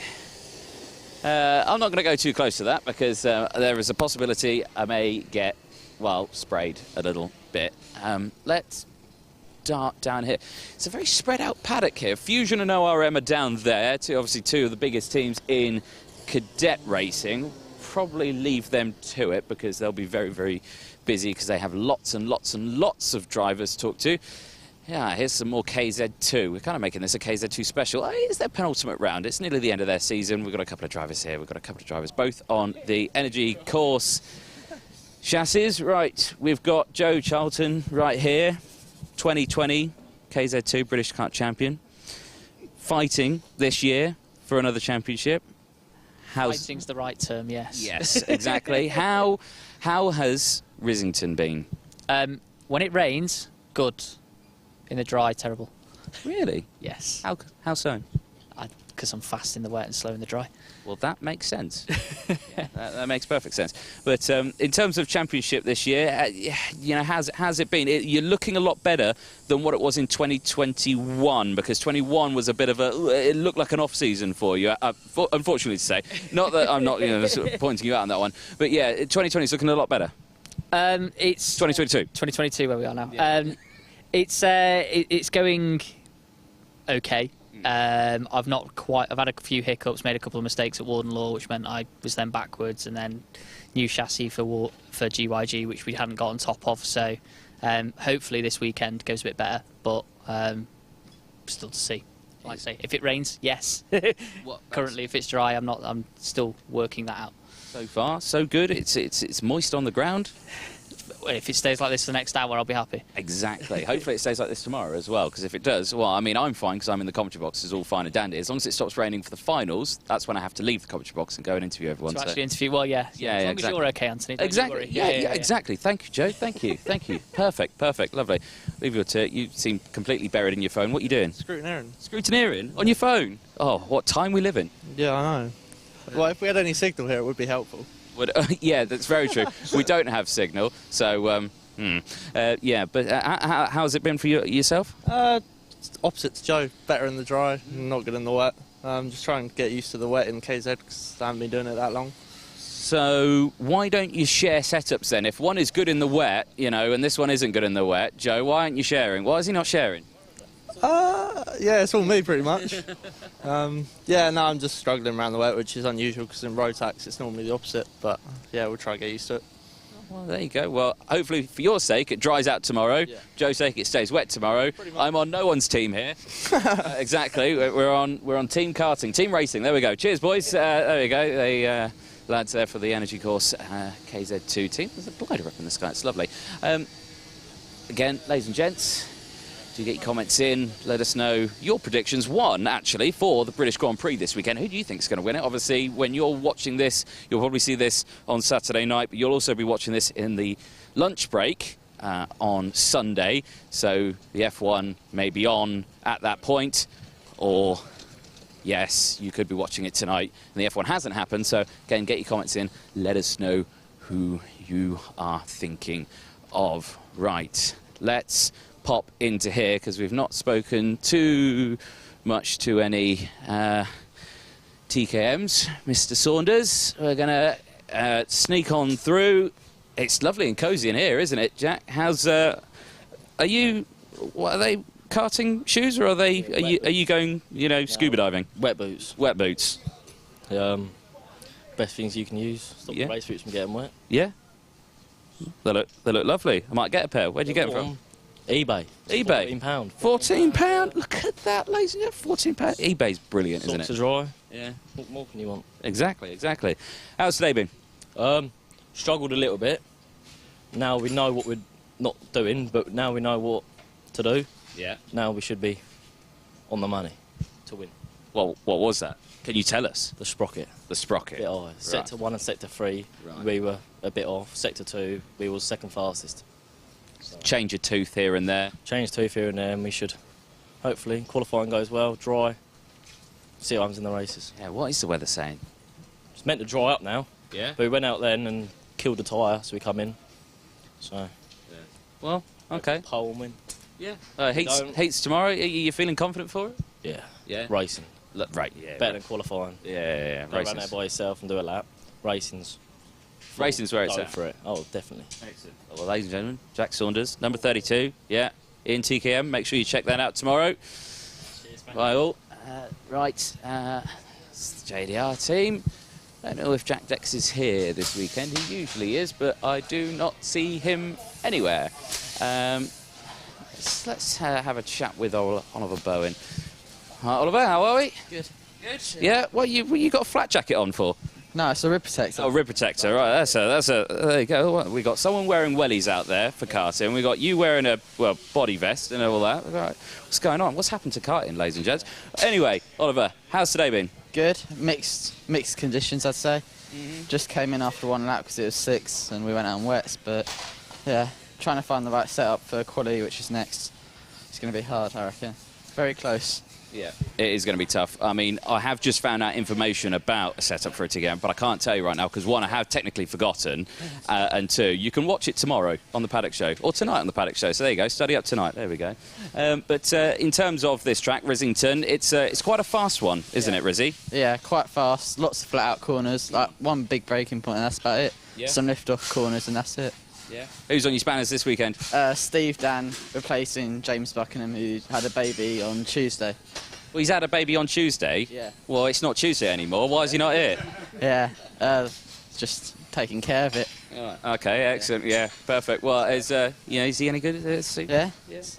Going all right so far. I got Jack Dan on the grid with me, so yeah. You got a good team here. Yeah. Excellent. Well, Oliver, best of luck this weekend, and we'll keep a close eye on you out on track. Excellent. There we go. Does make you wonder. Yes, everyone has babies, but as soon as you've had it, that's it. You can, I don't know, chuck it in a crib and crack on. I don't have any children. You can probably tell that. Right. So, well, we've gone round in a circle. I'm not sure how long we've got left on this one. Do you have an idea? Quarter past-ish. Right. Okay. Well, it is quarter past-ish at the moment, so we've probably only got about 1 or so minutes left. We can pop into the Motorsport UK awning. There's a nice fun group of everyone. There's a load of cadets. Well, we've already spoken to 2 of these drivers here. We've not spoken to this one. I'm guessing Laith Khan, is it? Yeah. Excellent. Laith, you're having a look through the Demon Tweaks book there. What's caught your fancy, apart from what we were looking at there? Direct throttle bait. I'm just going.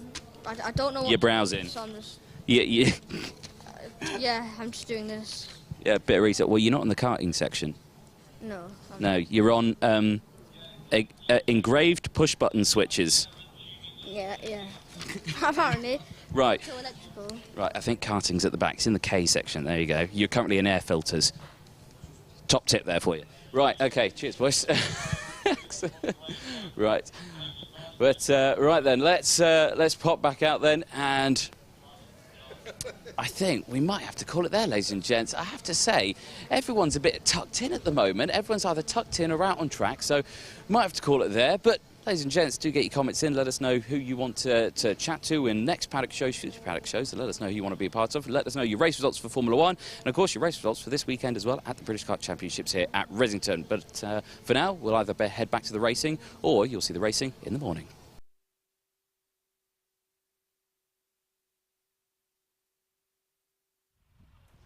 Well, welcome back, ladies and gentlemen, from the lunch break and the Paddock Show there, and a nice chat with Howard Moore, I believe, with who was joining us in the commentary box with yourself, Henry. Yes. What a nice treat that was. It was unexpected, but very nice. And again, it's such a shame that we didn't have more time to talk with him because, again, a driver that raced here back in the very first years of the Risington Kart Club, when it was Bromsgrove Kart Club that raced. Then his career went all the way to Formula 1, working for McLaren, being the #1 mechanic for Emerson Fittipaldi when he won the second world title for James Hunt in 1976. Didn't get into it, but he went on to work in IndyCar racing in New Zealand, in Formula Atlantic, worked with Gilles Villeneuve, with Didier Pironi, with Kiki Rosberg, places that Bobby Rahal, teams like that, names like that. Fantastic. Could have taken all day, but there we go. That was fantastic. We hope you enjoyed that. But now we have the modern day, the real racing, round 6, event 6 of the 2022 Motorsport UK Wera Tours British Kart Championship. The finals are about to get underway.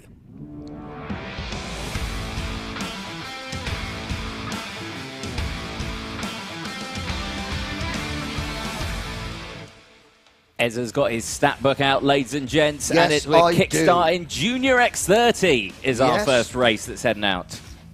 And looking at the championship standings, Gabriel Stilp leads Fionn McLaughlin and Brandon Carr, with Leo Robinson, Harry Burgoyne Jr. and Macaulay Bishop 4th, 5th and 6th. Freddie Lloyd 7th in the point standings, Jack Nettleship 8th, Zach Green 9th and Josh Agambar rounding out the top 10. A recap, the opening round at Sherrington, Henry Jocelyn for Mick Barrett Racing went to victory lane, followed by Burgoyne Jr. and Stilp. Stilp has won the last 2 rounds at Warden Law and then at Glenagorse. On both occasions, Leon McLaughlin has finished 2nd and Brandon Carr has finished 3rd.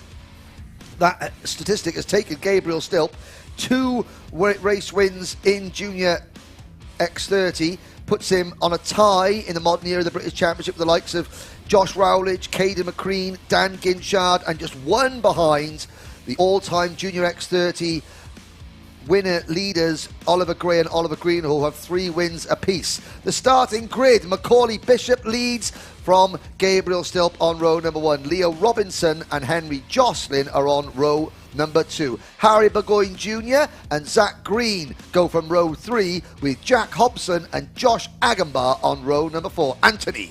Cameron Pratt Thompson and Fionn McLaughlin on row 5. Cian Geraghty and Isaac Phelps will take row 6. Row number 7, Wesley Swain and Fast Freddie Lloyd, Jack Nettleship and Taylor Orridge round out row number 8. Brandon Carr and Eden Spanswick on row 9. Jack Cox and Chloe Chong will round out the top 20. Carr, 3rd of the championship, but didn't finish a single heat race yesterday. Row number 11, Lewis Bird and Joey Brown, followed by Nathan Clifford and newcomer Kian Gamiao. Morgan Moore and Flynn McDermott on row 13. Monday Junior Canini and Michael Rapsey will take row 14. Dayton Coulthard, Charlie Morrison-Jones and Leo Brown round out the 31-car starting lineup. Rain is in the air, Anthony, at the moment the track is dry. Everyone on slick tyres. Fusion Motorsport have 6 wins in this class, but none with the 2 drivers leading the charge at the moment, Leo Robinson and Fionn McLaughlin. Strawberry Racing, not here this weekend. Harry Burgoyne Jr. has moved away from Strawberry to Mick Barrett Racing, so they're not going to add to their tally. Dan Holland Racing and Croc Promotions are tied on 4 wins apiece. Can they break out of that tie for second place and move into the sole position of second place behind Fusion Motorsport? Or can Fusion add to their win tally? The X30 classes have never been to Rissington here in the modern era of the British Championship. It's new territory for the X30s in the Wera Tours British Championship. But the karts are in the tram lines, the lights are green, we're off and racing. Bishop makes a great start. Now, Anthony, this was a fantastic pre-final, one of the best races we've seen all year. Can the final get even better? Bishop is hoping not. He's trying to make a breakaway as Fionn McLaughlin, no, Leo Robinson, slots into second, and Gabriel Stilp fades to third, and that's Henry Jocelyn up into P4. There we go. Good start then from Bishop, like you say, breaking away straight away. And Stilp under braking there, almost into the back of Robinson. He is trying so hard to gain places early on into this. It looked like he was committed to the inside, and the direction change there slotted in. And I think, you know what? He has actually managed to get past and a cut straight off. Exit stage right for one driver coming through there. I'm trying to see who that might have been. We'll pick that up very shortly. It was the number 11 kart of Joey Brown, the Optima Performance kart. That was suboptimal. And can't see Freddie Lloyd out there either. No, yes, I can. Transponder issue, 22nd place. 22nd place, all good then. So Bishop crosses, Holfield crosses line. 0.6 of a second is the gap. Was right, still did get past Leo Robinson. Managed to get that move done and is on the hunt now. Obviously a little bit slow on that last lap because he had to try and get past. Let's see what it's like at the end of this lap with that clean track in front and already pulling away from the pack behind. Yes. Now, of course, still was leading until 2 corners to go in the pre-final before Bishop made his move. And Stilp on this lap number 3 now begins to start to close in. There is a driver who's had a fantastic weekend. The Jamie Green Racing, number 53 of Zach Green, already in, well, he started 6th, he's already now up into, I think maybe lost a couple of places at the start, but he's now fighting back. Kian Gamiao, welcome to the British Kart Championships, Kian. There's a warning flag for your troubles, showing that he's getting stuck in. He's getting stuck in, which is good to see. Well, I mean, he races regularly at Whittle Mill Kart Club. So he knows all about competitive racing then. So he does indeed know all about competitive racing. Now, there's Josh Agambar in the premium karting number 16, 10th in the championship at the moment. And, there's Mr. Green getting shuffled wide by Cameron Pratt-Thompson, who then dives underneath the MDL racing kart of Jack Cox, I believe. I think that's Kean Geraghty. It is Kean Geraghty. Sorry, it's Geraghty in 10th place. Now, look for the purple, silver and pink KR Sports number 30 of Brandon Carr getting into the picture. So Brandon qualified second fastest on Saturday, but then had two problems in his heats. Not quite sure what those were, where they were obviously retirement related. Started the pre-final from 31st and last position, and is now fighting his way into contention. There he goes. He's now ahead of Jack Cox in the number 91 MDL Motorsport car. Henry Jocelyn has fallen back to 13th position in the Mick Barrett Racing number 26. And Jack Hobson, who is running in 4th place for the BMR Restart team, he has just set the fast lap of the race, 41.58 seconds.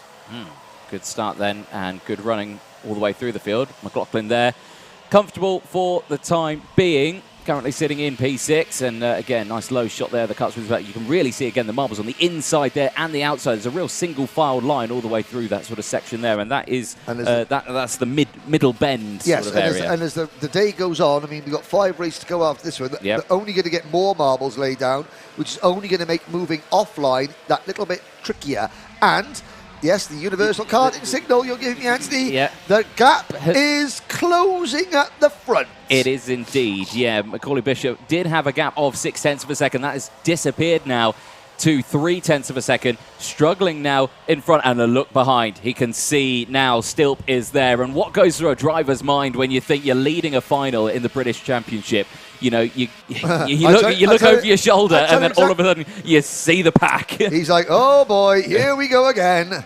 And Stilp now is closing right in. Stilp will not sit there. Stilp will make his move. Given half a chance, given a quarter of a chance, Stilp will make his move.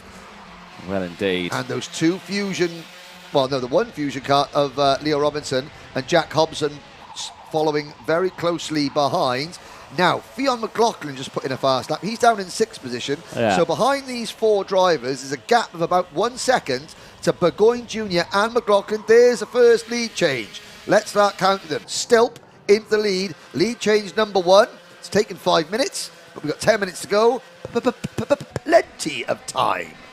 Indeed, yeah, we'll keep a very close eye on it. Now, you have to think back to the pre-final that we had, because Bishop made some fantastic moves. Well, they all did. They all did, yeah. But Bishop's moves there's came through, another and there's another one. And that's number 2, ladies and gentlemen. Bishop's move. He only actually made one fully committed move in that pre-final by himself. The rest of them had the assistance of Fionn McLaughlin with them two scrapping with himself and Still. The 2-for-1 special offer, super duper deal. Exactly. So to see him make these overtakes now without any assistance, and it's all under his own steam, that's what we like to see. Already holding that inside line, yeah. And of course, so Gabriel Stilp ran wide there to try the crossover move, and by opening the door, that allowed Leo Robinson to come through into 2nd place. Well, it's like 2021 in Mini X30 all over again. Bishop versus Robinson. Yes, indeed. A little bit older, not sure about a little bit wiser, certainly a little bit faster. Yes, definitely a little bit faster. 9 minutes then left on the clicker for the final. And again, Robinson down the inside, looks it, holds on against it. Stilp again, trying to get that switch back. Can't quite get the momentum, but does get the momentum. He does get the momentum out the corner. He squeezes the inside. He forces Leo wide. Done him. And up into P2, going back into middle bend. And he's straight back. It's like a slinky. He's straight back on the bumper of Bishop's kart. And McLaughlin in 5th place is closing in. And then the next train of karts, Burgoyne Junior in 6th, Agambar in 7th, Pratt-Thompson 8th, Geraghty in 9th, Green in 10th, and Brandon Carr in 11th. They are not far behind either. Oh, there's Jack Hobson making his move into P3, showing that, it can't be just Harry Platten having all the fun for the BMR Restart team. I want to get involved as well. Exactly. It's good to see another BMR driver up there at the sharp end of the stick. As they go through then. Now, where is Fionn McLaughlin? He's currently P5, so he's there. Right there with the lead group now. He's with them now. So, yeah, top 5 in there, in shot, and we know that it can get feisty.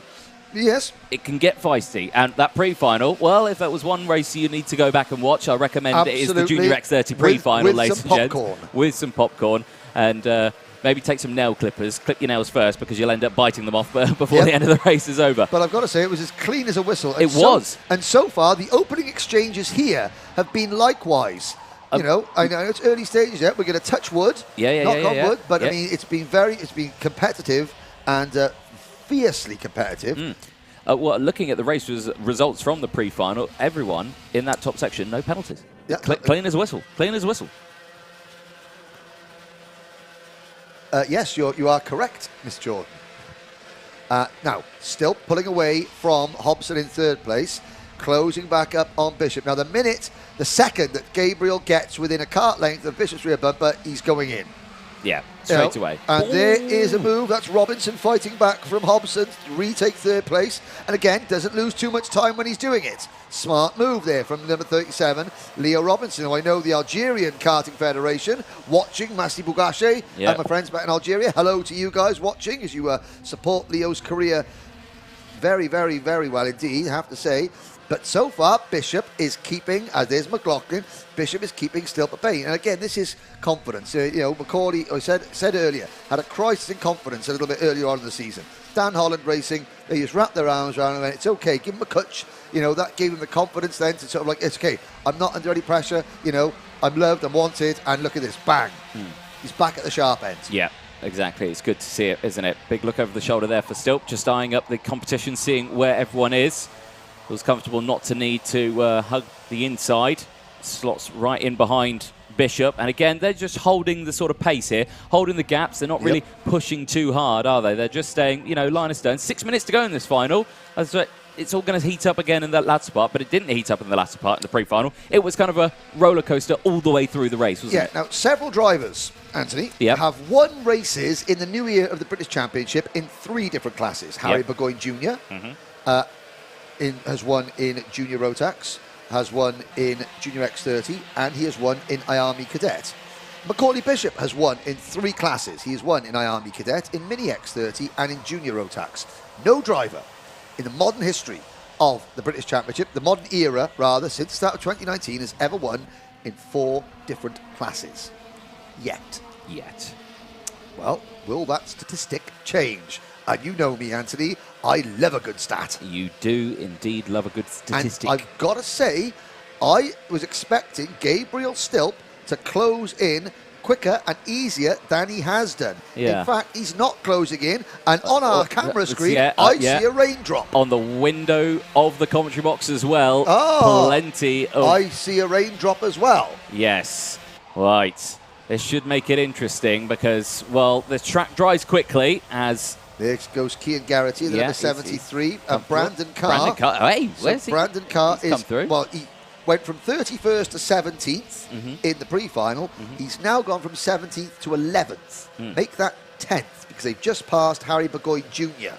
So Burgoyne Jr. in the green and white Tony Kart race suit. He hasn't got his Mick Barrett race suit just yet. But Burgoyne Jr., a great day yesterday, not so great today. Yet, but 4.5 minutes ago. Where has this race gone, Anthony? I know, it's disappeared, hasn't it? First final of the day. I'm going to have to walk all the way down the other end of the pit lane soon. Yes, and who are you going to be talking to? It looks, well, at the moment, Macaulay Bishop has the race lead by 0.3 of a second. Make that half a second over Leo Robinson. Robinson has just passed Stilp the second. That could be key to the outcome of this race. And here comes Robinson, Stilp at 4 back. That's McLaughlin. Oh, right, so... We've had a lot of changing. Robinson initially passed Stilp for second, and then McLaughlin has managed to get himself into P2. Now, Fionn McLaughlin, he has had many, many second places in the British Kart Championship. I think 3 overall, but has not yet climbed to the top step of the podium. Something that rankles with him. And once again here, doing the same. Yes, 3 second-place finishes. Yeah, and, a podium is a podium, but no one really likes to finish second, do they? Well, I mean, it's points being prized in the championship, but you do get fed up of it. Yes. I mean, Connor Duncan has got more second-place finishes. He's got 10 total podiums, 5 second-place finishes, 5 third-place finishes, and no wins. That's the record of the British Championship. 5 runner-up finishes without a victory. That's an unwanted record. Fionn McLaughlin at the moment is on course to is heading towards that. He wants to change it. Stilp has fallen back behind Jack Hobson. So Hobson is now up in the 4th place, Stilp back to 5th, Agambar is 6th, Pratt Thompson is 7th, then it's Green, Geraghty, Brandon Carr now 10th, and it's Cox, Burgoyne Junior, Jocelyn, Swain, Freddie Lloyd, Isaac Phelps. I spoke to Isaac Phelps' mechanic, Angus Fender, mechanic and driver coach. And then behind Phelps, it's Nettleship, Lewis Bird, Spanswick, Orridge, Rapsey, Leo Brown, Clifford, Morrison Jones, Chloe Chong, Canini, Morgan Moore, Dayton Coulthard, Joey Brown, Flynn McDermott, and Kian Gamiao. Watching the gap then between Bishop and McLaughlin, that gap is coming down. It was just about a second. It's come down 3/10 in the space of only 1.5 laps. Okay, well, Leo Robinson at the moment, let's have a look. Last weekend at the Little Green Man here in the warm-up event, he finished 6th. He runs 4th in the championship. In total, he has finished on the podium in the British Championship 11 times. He's got 4 wins, 6 runner-up finishes and 1 third-place finish. That is more than anybody else in this field. I'm just looking down. I mean, Bishop has got 5 wins, a couple of seconds, and he's got 3 third-place finishes. So he's got 10. Oh, actually, Harry Burgoyne Jr. has got 12 podiums in the British Championship. 5 wins, 4 second places, 3 third-place finishes. He's 5th, but Burgoyne 5th in the championship. Macaulay Bishop came into this weekend 6th in points, maximum score in the pre-final, and is looking for another maximum here. 1 minute to go. The gap half a second. It's still coming down, Anthony. It is indeed. 1 minute to go on the timer. Still a couple of laps left in this one because the lap is 40 seconds around here, so that's plenty of time for McLaughlin to close that gap and potentially go for a move. Remember, McLaughlin's favourite place to overtake around this circuit is the elbow, the penultimate corner on this circuit. And Macaulay's looking over his shoulder. Yes. That's significant. Fionn McLaughlin has caught Macaulay Bishop. So, does the desire for your first ever British Championship win outweigh the knowledge that you're ahead of your nearest championship rival and you're taking points off him even by finishing 2nd? Fionn is weighing this up in his mind. I think, for someone who's only had seconds in this year. Oh, yes, I think desire for the top step. I think it outweighs it. I think it outweighs it. Win it or bin it then, Fionn McLaughlin, that is the question. One thing is for certain, he is not going to sit and wait for his 4th British Championship runner-up finish. What can Macaulay Bishop do? Through middle bend, the clock has struck 0, they come into the elbow. Bishop looks over his shoulder, doesn't defend. One more time around the historic 970-metre Little Rissington Kart circuit for Macaulay Bishop and Ireland's Fionn McLaughlin. Into the loop we go, Anthony. Oh, McLaughlin got a little bit of a slide on there. You saw the understeer. Has that affected him? He's not going to be close enough to make a lunge into the dog leg, I don't think. It's going to come down to the elbow. It's this or nothing for Fionn McLaughlin.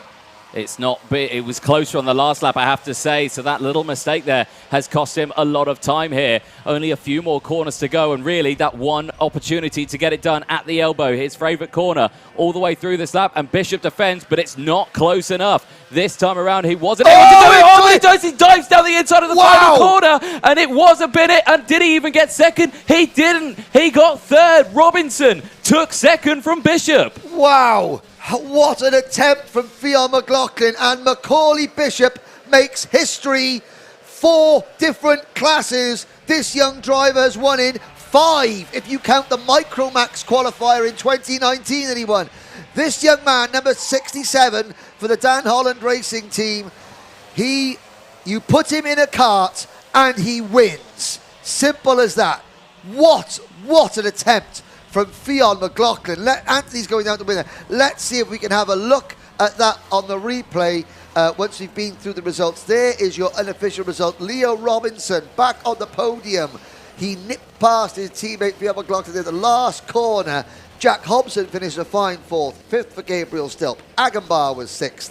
Then it was Cameron Pratt-Thompson, Zach Green, Cian Garrity and Jack Cox. Brandon Carr, Harry McGoy Jr., Wesley Swain, Henry Jocelyn and Freddie Lloyd, your top 15. Then it was Isaac Phelps, Jack Nettleship, Lewis Bird, Taylor Orridge, Eden Spanswick, your top 20, Michael Rapsey, Nathan Clifford, Leo Brown. Everyone who started that race finished it, all 31 drivers. Now, can we see a replay, I wonder, of the last couple of corners? Because Bishop defends a little bit, and you think, no, chances are over, but then he runs wide coming out the final corner, and McLaughlin just dived at the inside. He thought, well, why not? Bishop did move across to defend, which is entitled to do, and takes the win. But it was a little bit sloppy going into the elbow from Macaulay Bishop. I have to say, that opened half a door for Fionn McLaughlin. And I thought, literally, as Macaulay Bishop looks to his left, McLaughlin rather, dived to the right. There was contact up over the grass, but Bishop held on. And then McLaughlin, his loss of momentum meant that he got pipped to the post for second place by Leo Robinson. It's a third place finish for McLaughlin. It's not what he wants, but he does gain points on championship leader Gabriel Stilp at the end of that one. Another very exciting Junior X30 race. Anthony Jordan is going to be down speaking to Macaulay Bishop. And I talk about that, how hard it is to win. You talk about the drivers moving through classes. Traditionally, it does take a little while for drivers to get used to that moving up, even if it's staying in the X30 family, from the increase in power between the Mini X30 and the Junior X30. The same in Rotax. You go from Mini Max to Junior Max to Senior Max. Macaulay Bishop, I have to say, in 2019, he won in the Micromax qualifier to the World Finals, the Rotax World Finals. Came second in the World Finals in Italy. So he won in his first ever time out in Micromax. He won as a privateer in 2019 in IAME Cadet, and when you look at the grid in IAME Cadet, then you just think that's almost impossible. He then won the IAME Cadet Championship in 2020. He won races in Mini X30 last year. This year he's already won a Junior Rotax race and a one-off appearance at Larkhall, and now he's won in Junior X30. 4 years he's won races in the British Championship in 5 different types of kart. That is talent, ladies and gentlemen, in a field full of talent. The Junior X30 grid, the envy of the world. I mean, Gabriel Stilp won the Junior X30 International Finals last year, so he is the world's best in Junior X30. And again, just to show how hard this circuit is, or how hard this championship is, and yet, when you have as much talent as Bishop does, it doesn't matter what you put him in, he does one thing, he wins. Like Al Davis, the late owner of the LA Raiders NFL football team. He said, just win, baby. And that's what he does.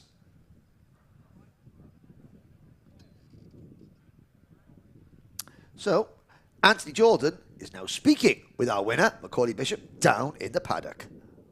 Thank you very much, Henry. Yes, probably, again, at a very exciting final, but much tamer than the pre-final. Our race winner from that one, Macaulay Bishop, a fantastic result, making history in modern karting as well. Your 4th different win in a different category as well. 4 different categories, 4 different wins. So an absolutely fantastic achievement for yourself. But talk us more about that final ahead of you, because what a start. Yeah, it was good. Obviously, I got a jump from the second place man, so managed to get a gap. Obviously, I was trying to keep myself in the lead, but obviously people behind me were just a tiny bit quicker. They got past me. I got straight past them and just tried to lead as much of the race, and obviously.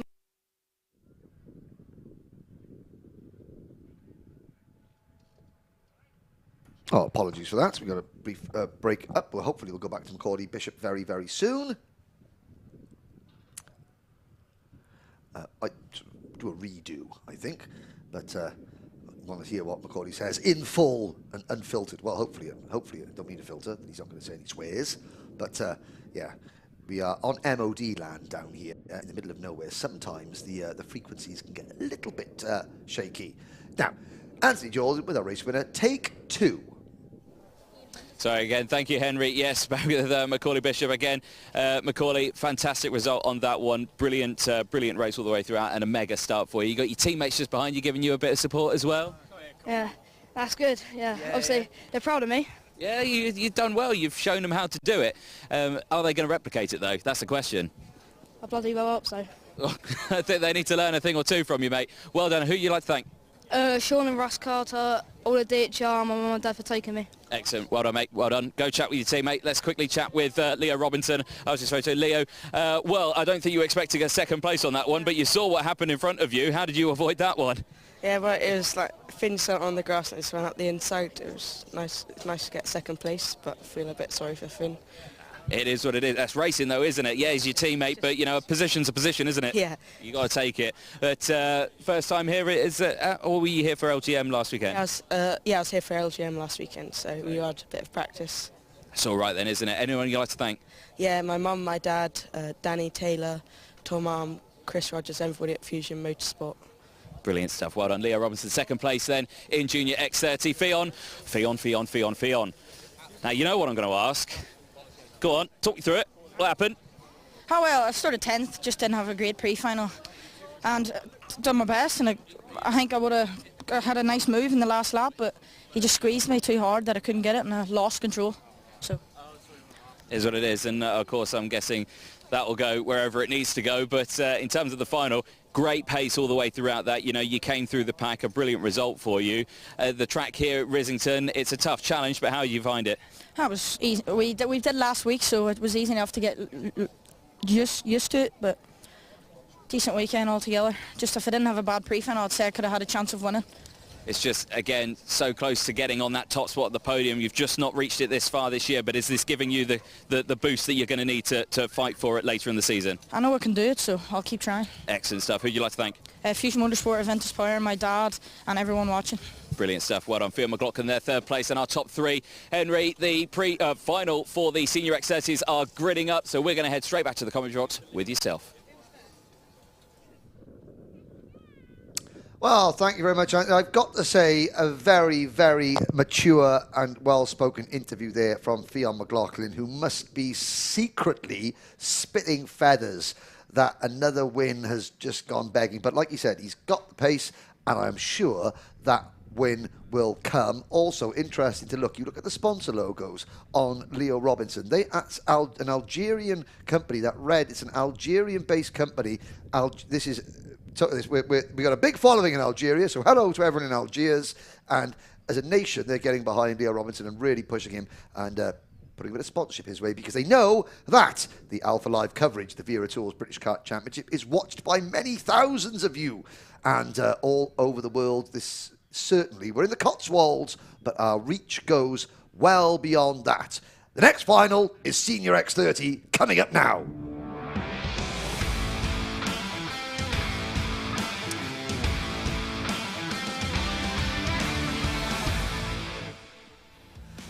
So here's a look at the dummy grid. Drivers getting themselves set up there. 21 drivers in total. Look at the championship. Bart Harrison leads by 7 points coming into today over Harry Platten, with Aaron Walker third, Thomas Fleming in fourth, Gus Lawrence in fifth. Our pre-final winner, Sam Shaw, eighth in the championship for premium karting. But moving up today, there's Tom Fleming looking to get himself settled into the karts. Now again, like the juniors, this is the first time that Senior X30 have visited Risington in the modern era of the British Championships. This year started at Shennington. Harry Platten beat Fleming and Marcus Littlewood at Shennington. At Warden Law, Kalai Atkins took his win, his first British Championship win. There he is, the number 41 kart for the Croc Promotions team. He beat Aaron Walker and Harry Platten to the checker flag. Last time out at Glanagorse in Wales, it was Tom Fleming who beat Platten, and that man on your screen there, Gus Lawrence. Now, in the history of this class, in the modern era of the British Championship, Tom Fleming has now got 4 wins in this class alone. Clayton Ravenscroft, last year's champion, has 5. Danny Curl, champion in 2019 and 2020, has 8 wins. Nobody else in this class has got more than 2 victories. The Jade Racing team, who will be in action with the likes of Marcus Littlewood, have got a total of 8 wins in the final. KR Sports, who aren't represented in this race, have got 6 wins. Strawberry Racing have got 4. Dan Holland Racing have got 3 race wins. BMR Restart, 2. Crop Promotions have got 3 race wins. The drivers getting themselves psyched up. There's the number 31 of Alfie Baxter Davis starting on the 8th row of the grid. The number 9 kart of Archie Tillett for McBarrett Racing. Waiting. There's your championship leader just sitting himself down in the kart. Bart Harrison in front of the number 12. Well, it's behind, in front of the number 12 kart. That's Marcus Lucio coming back to the championship. So Harrison has not won a final in the British Championship since Mini X30 in his Mini X30 win in 2019. He's desperately, but he's finished. Yeah, he's desperate to get another win in the books. In total, Bart Harrison has a win in addition. He's got 5 second-place finishes and a pair of third-place finishes. So he's got a total of 8 podiums, does the championship leader. Here is your starting lineup. Sam Shaw and Gus Lawrence on row 1. Kalai Atkins and Thomas Fleming on row number 2. Aaron Walker and Marcus Littlewood go from row number 3. Sam Heading and Bart Harrison go from row 4. Hard to believe Sam Heading has not had a British Championship podium in the modern era yet. Row number 5, Harvey Rybey and Marcus Lucio. Alessandro Serenetti comes back to the championship for the first time since 2021. He shares row 6 with the ever-present Archie Tillett. James Pashley and Harry Platten go from row number 7, Platten with a penalty after the pre-final. Nat Thomas and Alfie Baxter Davis go from row number 8. Connor Clifford and Oscar Joyce go from row 9. From Los Angeles, California, Cameron Smith and Louis Johnson Cool from Scotland on row 10. Alistair Cresswell, who won the TKM Extreme British Open Championship here at Risington last weekend. He starts shotgun on the field in the Tim Wilson Motorsport number 33 after retiring from the pre-final. Anthony Jordan, you're back in the booth, as it were. Back in booth. Obviously a very excited, very happy Macaulay Bishop. Oh, yeah. And I did say a very mature interview there from Fionn McLaughlin, who, again, he'll just go again next time. Yeah. Yep, indeed. That win is coming. It is coming. It will get there. But case of when. So, Sam Shaw.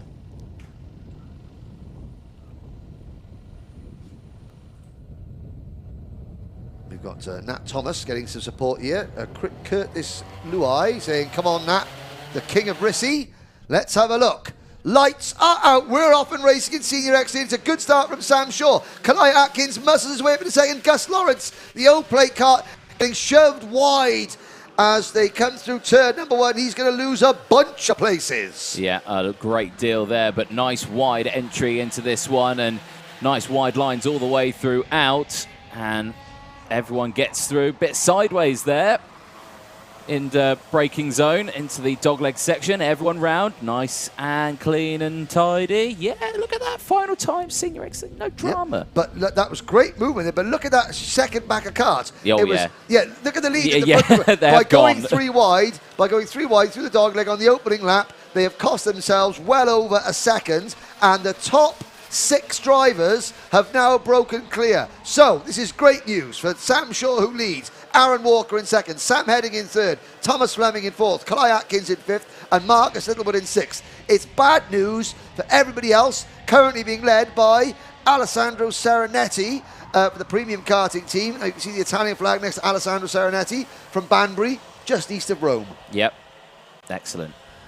Bart Harrison is there in 8th. Gus Lawrence, after that terrible start, down to 9th. Tillett, Rybey, Platten, Lucio. Again, Harry Platten in the championship. This is not great for Harry Platten, so he had a penalty after the pre-final, so that the first and second in the championship are mired back in this second group of karts, which contains everybody else apart from the top 2, 4, 6. Here's a move, that's Kalai Atkins. Now, Kalai Atkins did briefly take second place and then wound up back in 6th.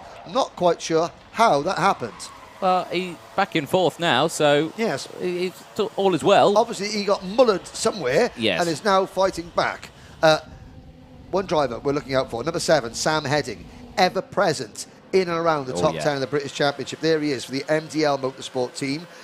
Sam, I was looking back. I mean, before 2019, I haven't got the results in front of me, but Sam Heading yet to stand on a British Championship podium. I find that hard to believe. Yeah. But it's true. It is true. There we go. If your stat book says it, your stat book says it. And my stat book doth say that. There we go. Marcus Luzio, fastest lap of the race. Currently P12 for the number 12. So he's doing well in that mid-pack section there. You're right, Sam Heading, he's doing a good job here. He's right on the back of Aaron Walker, and he's not letting him go. If anything, he's fighting for him. And there it is. There's the move down the inside, spot on. Yep, won heat races, top 3 in heat races, top 3 in pre-finals, has run at the front. Always runs at the front. Yeah. But yet, the podium has eluded him so far. Well, we've had a bit of history. We've had a bit of history so far today. Macaulay Bishop, I said he's now won in 5 classes. Oh, is it 5? Four. Micromax was a British Championship qualifier. Right, it was okay, a one-off yeah, round yeah. at Forest Edge in 2019, which he won. It was an official British Championship class, but it was a British Championship, Motorsport UK British Championship qualifier. So 5 classes of kart that Macaulay Bishop has won in. Are we going to see a little bit more history with Sam Heading finally standing on a podium? We'll find out as Calais Atkins gets that move done also on Aaron Walker and moves up into P3 now. So Calais back into the top 3 podium sections. Now he won at Warden Law. I reckon he'd really like to replicate that here at Risington. I'm sure he probably wouldn't mind. I thought it would look good on the resume. It would. The resume. There's your fastest lap for Sam Heading, 40.68 seconds. Sam Shaw currently leads. Sam Shaw won in his final Junior X30 outing at PF International last year. He's in a couple of second places, couple of third places, and was only 12th in the Little Green Man warm-up event last weekend. Harry Platten won that, but has not been able to replicate that form this weekend. Just looking now, Reggie Dewey, Mr. Excitement himself, finished second at that Little Green Man event a week ago. He's here helping to mechanic for Freddie Lloyd in Junior X30. Thomas Fleming, Dan Holland Racing. No, Thomas, it's Dan Holland Racing, official UK importer of the Lando Norris karting brand. There we go, to give it its full title. Yes. Now, there is, whilst we watch the race leader Sam Shaw and Sam Heading closing in, now Mark and Dave Litchfield, they've had a couple of wins, but the new MDL Motorsport team, so Litchfield Motorsport was Dave Litchfield teams, and MLR was Mark Litchfield Racing. At the start of last year, they combined efforts, so the MDL Motorsport team looking for their first win in the British Championships. Now, we have to say, for everybody watching on the live stream, there is another race in Britain starting very soon. Please, no spoilers, no one putting anything other than karting on the VMix social. We don't want to spoil it for anybody who quite rightly is watching this race first. Exactly so. 9 minutes to go. Or else, if you do put a spoiler, I'll come round your house and batter you. Well, that's one way of dealing with it. Go. There we go. 9.5 minutes plus 1 lap. There's a cue. I've shut up.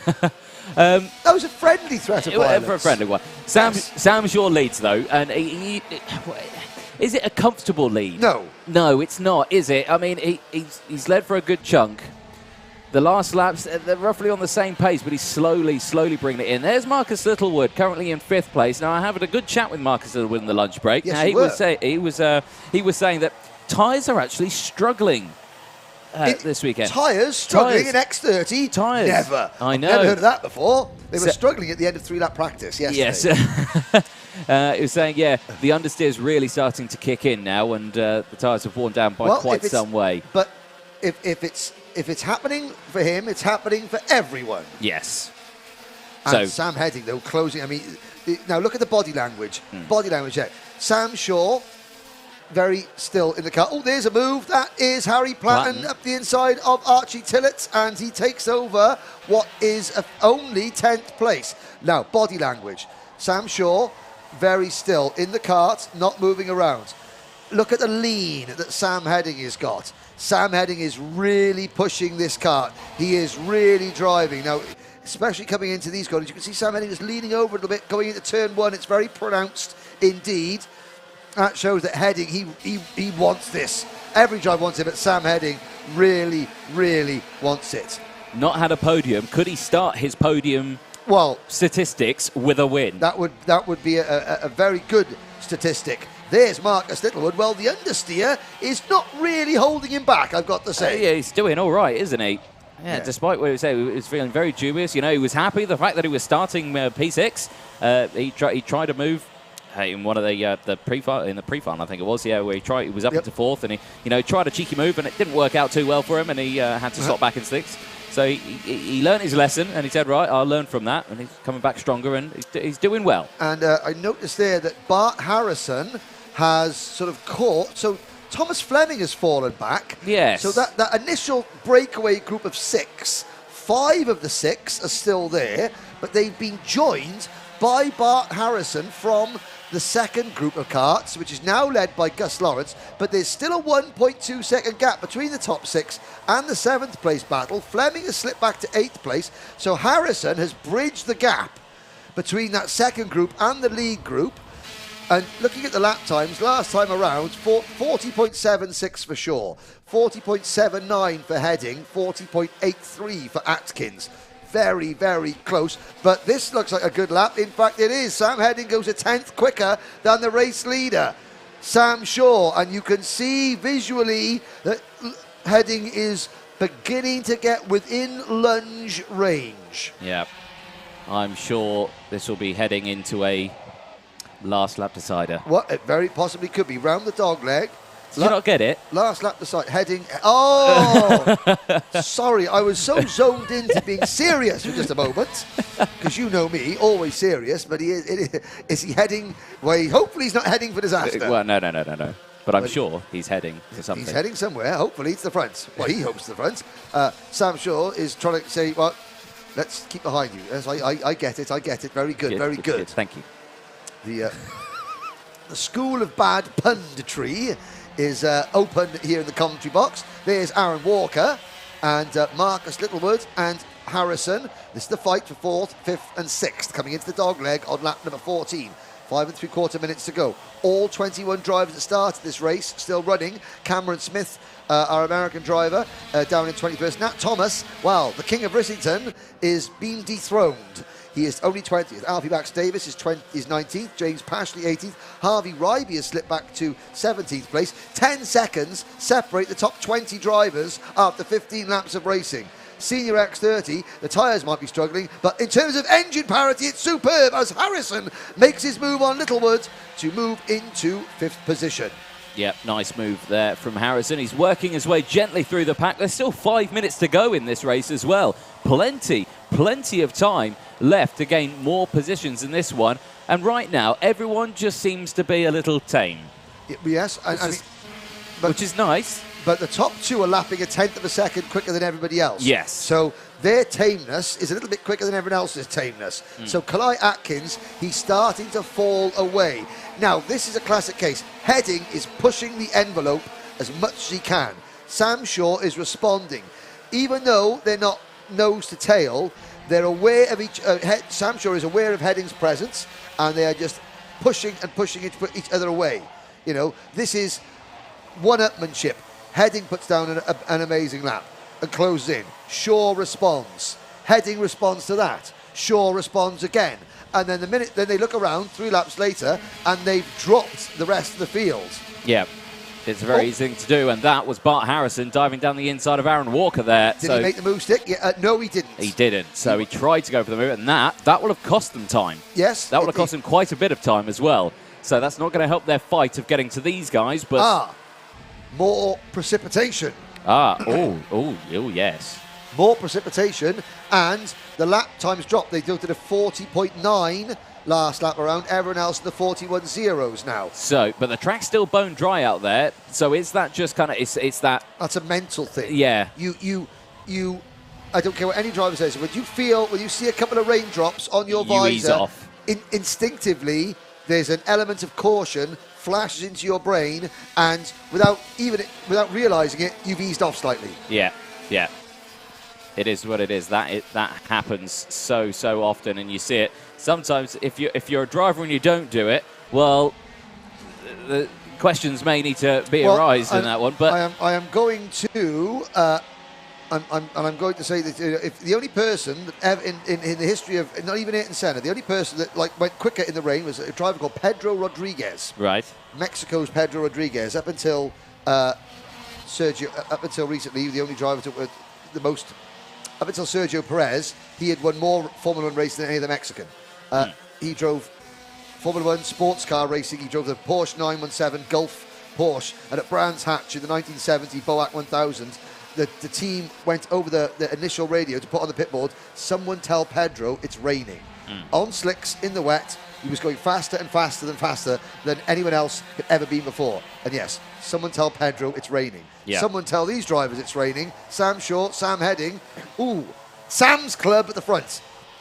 That's the American version of Costco. Sam's Club. Is it? Yes. Okay. Obviously, yeah, there we go. Just letting you know. Lap 18, 2 minutes to go. Sam 1, Sam 2. Sam 1, Sam 2. Shaw leads Heading. Atkins in third, but is now a peripheral factor. His job is to try and hold off Aaron Walker and Bart Harrison for the final podium race. There's Aaron Cresswell on your screen briefly. Aaron has made it up from last of the grid to 11th place, gained 10 places. That's very good. Thomas Fleming has slipped to 13th. Terrible afternoon for Thomas Fleming. Yeah, he really has dropped back in that one.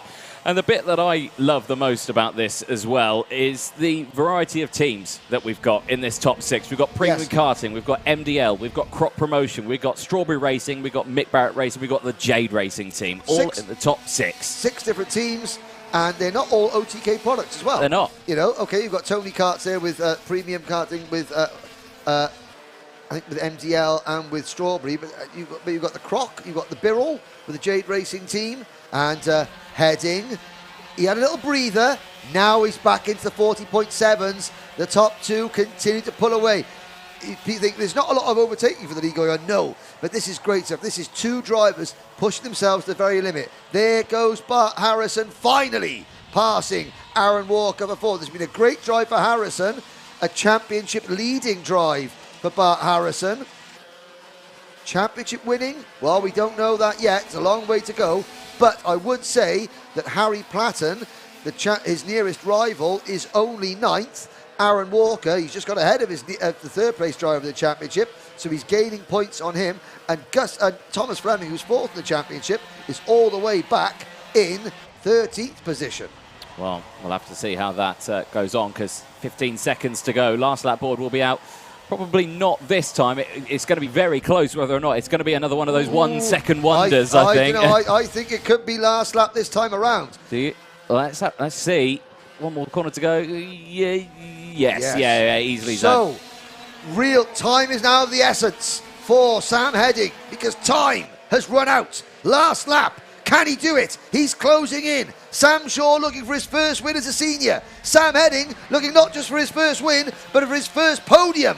Half a lap to go, Anthony, into the dogleg. I don't think it's going to happen. If it's going to happen anywhere, it will be the elbow, but he's just not being close enough. He has been closer than this all the way throughout, but I have to say, Heading, Sector 1, purple, fastest of the session so far, 15.82. Look at him driving that kart through the middle bend. Is he going to make a lunge? Is he going to make a lunge? He can't. So, Sam Shaw comes out of the final corner, takes his first win as a senior, and the long wait for Sam Heading is over. Welcome to the Wera Tools British Championship Podium Club, Sam Heading and the MDL Motorsport team. Kalai Atkins, 3rd for the Crop Promotion team. His championship challenge is back on course, and I tell you what, Sam Heading came into today 6th in the championship. He's 43 points behind racing about Harrison. Very quietly, the number 7 seed is playing himself into title contention, and the fact that everybody really in the top 5 in the championship coming into today had poor results, relatively speaking, is going to help, because the 3 podium finishers, Sam Shaw, Sam Heading and Kalai Atkins, they started today 6th, 7th and 8th in the standings, and the whole Senior X30 title picture has just got a little bit closer. Don't forget, this is round 4 of 7 for the X30 and IAME classes, so still plenty of racing to go. I'll look down at the rest of the running order. Behind the top 3, Harrison was 4th, so the championship leader finishing in 4th place. Aaron Walker was 5th. Marcus Littlewood in 6th. Alessandro Serenetti, well, welcome back to the British Championship, Alessandro. Finishes 7th. Gus Lawrence is 8th. Alistair Cresswell comes home in 9th place. Great drive from Alistair Cresswell. One of his best in X30. Harry Platten only 10th, last week's winner.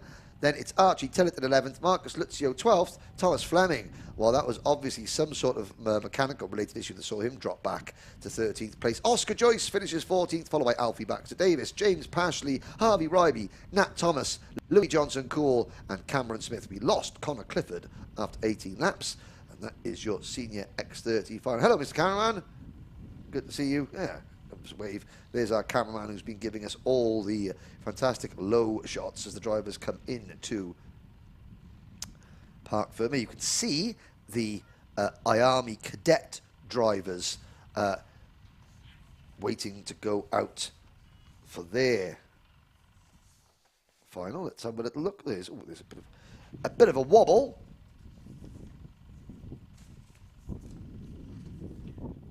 But Anthony Jordan will be winging his way down to the Parc Fermé area to speak to Sam Shaw, to speak to a very happy Sam Headings, and to speak to Kalai Atkins, who I'm sure will be quite pleased with 33rd place. Good luck to Aaron Richardson. We're also proud of you. Love all your family, says Gillian Bennett. Well, Aaron Richardson goes in our next race. Just having a look to see where he starts. He will be starting from the 12th row of the grid. We'll get to that a little bit later. There's Thomas Fleming looking down at his kart with the LN, the Lando Norris race suit. He's just chatting with one of the premium karting drivers. I think that's Josh Agambar, but doesn't look too impressed with that. Shaking his head, having a chat. Now maybe there was a little bit of contact earlier on, and that has then, affected the handling of the karts. But Anthony Jordan is with our top 3 down in the paddock now. Thank you very much, Henry. Yes, here with our, well, race winner in that one and first senior win, Sam Shaw. Congratulations. Thank you. Long time coming. Yeah, long time coming. Obviously, I got the win in the last one in junior, but in senior, I haven't managed to get a win yet in the British, so really happy to get the win. Yeah. Talk us about that race. It seemed pretty confident all the way throughout, no real dramas, but from your point of view, how did that feel? Yeah, it was still a very tough race. Sam pushed me all the way. I just couldn't, I managed to keep the gap at 1-2 kart lengths, but I just couldn't seem to pull away. But yeah, really happy to get the win. The important thing is you kept your cool. Yeah. That's the important bit. You got game. Yeah.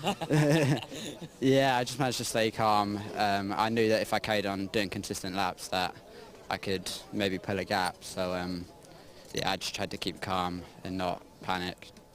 Anyone you'd like to thank? I'd like to thank all my family, Premium Karting and Aventus Power. Brilliant. Well, enjoy the victory. Enjoy it. We'll see you on the podium later on. Cheers.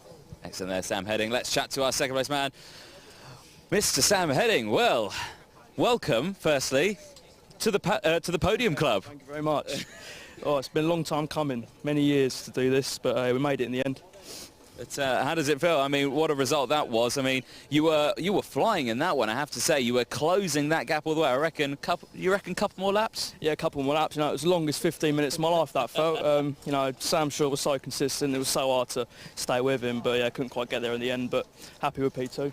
Yeah, a solid result. First time on the podium. It's not a P3, it's a P2, so, a little bit better than that one, yeah, isn't it? Yeah. Even better. Who would you like to thank? I'd like to thank Mark Litchfield, my dad, Rob, and Scott Goldsby. Brilliant stuff. I'm sure the MDL boys will be pleased with you as well. Lovely, cheers, thank you. Cheers, excellent stuff there. Let's chat to our third place man, Kalai Atkins. Kalai, again, another brilliant performance from you this weekend here at Risington.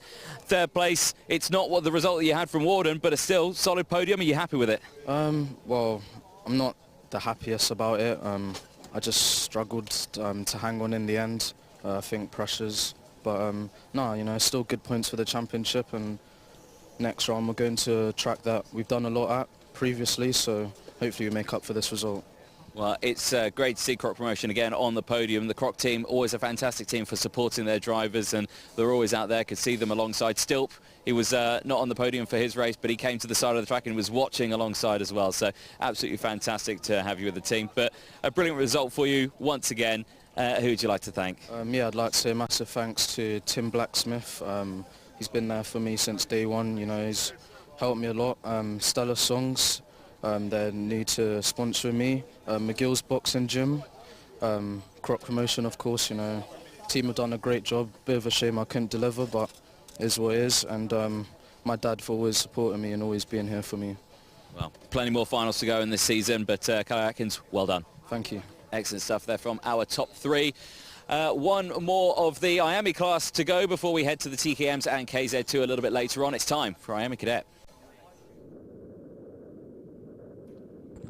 Well, thank you very much, Anthony, and thank you to the drivers. Now, there is centre stage, our sitting marshal, who has been... I hope he stands up for the races, but he certainly likes that patch of grass, doesn't he? Oh, yes. I love that patch of grass.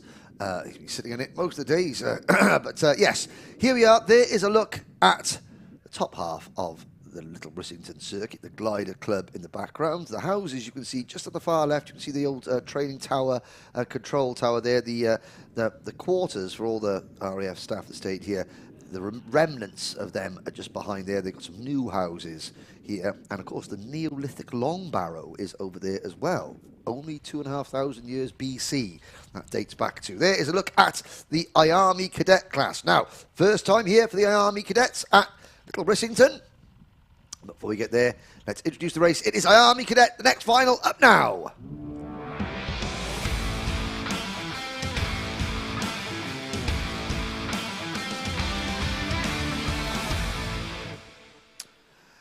Yes, we do. And that's a fantastic way to start the coverage by looking at someone's backside. But no, here we go. This is IAME Cadet. Kit Bolofsky had the opening round win at Shenington ahead of Jensen Graham and George Edgar. Jesse Phillips won at Warden Law with Noah Baglin second and Jensen Graham in third. Then George Edgar won at Glenagorse last time out ahead of Riley Cranham and Lewis Islin. So 3 rounds, 3 different winners.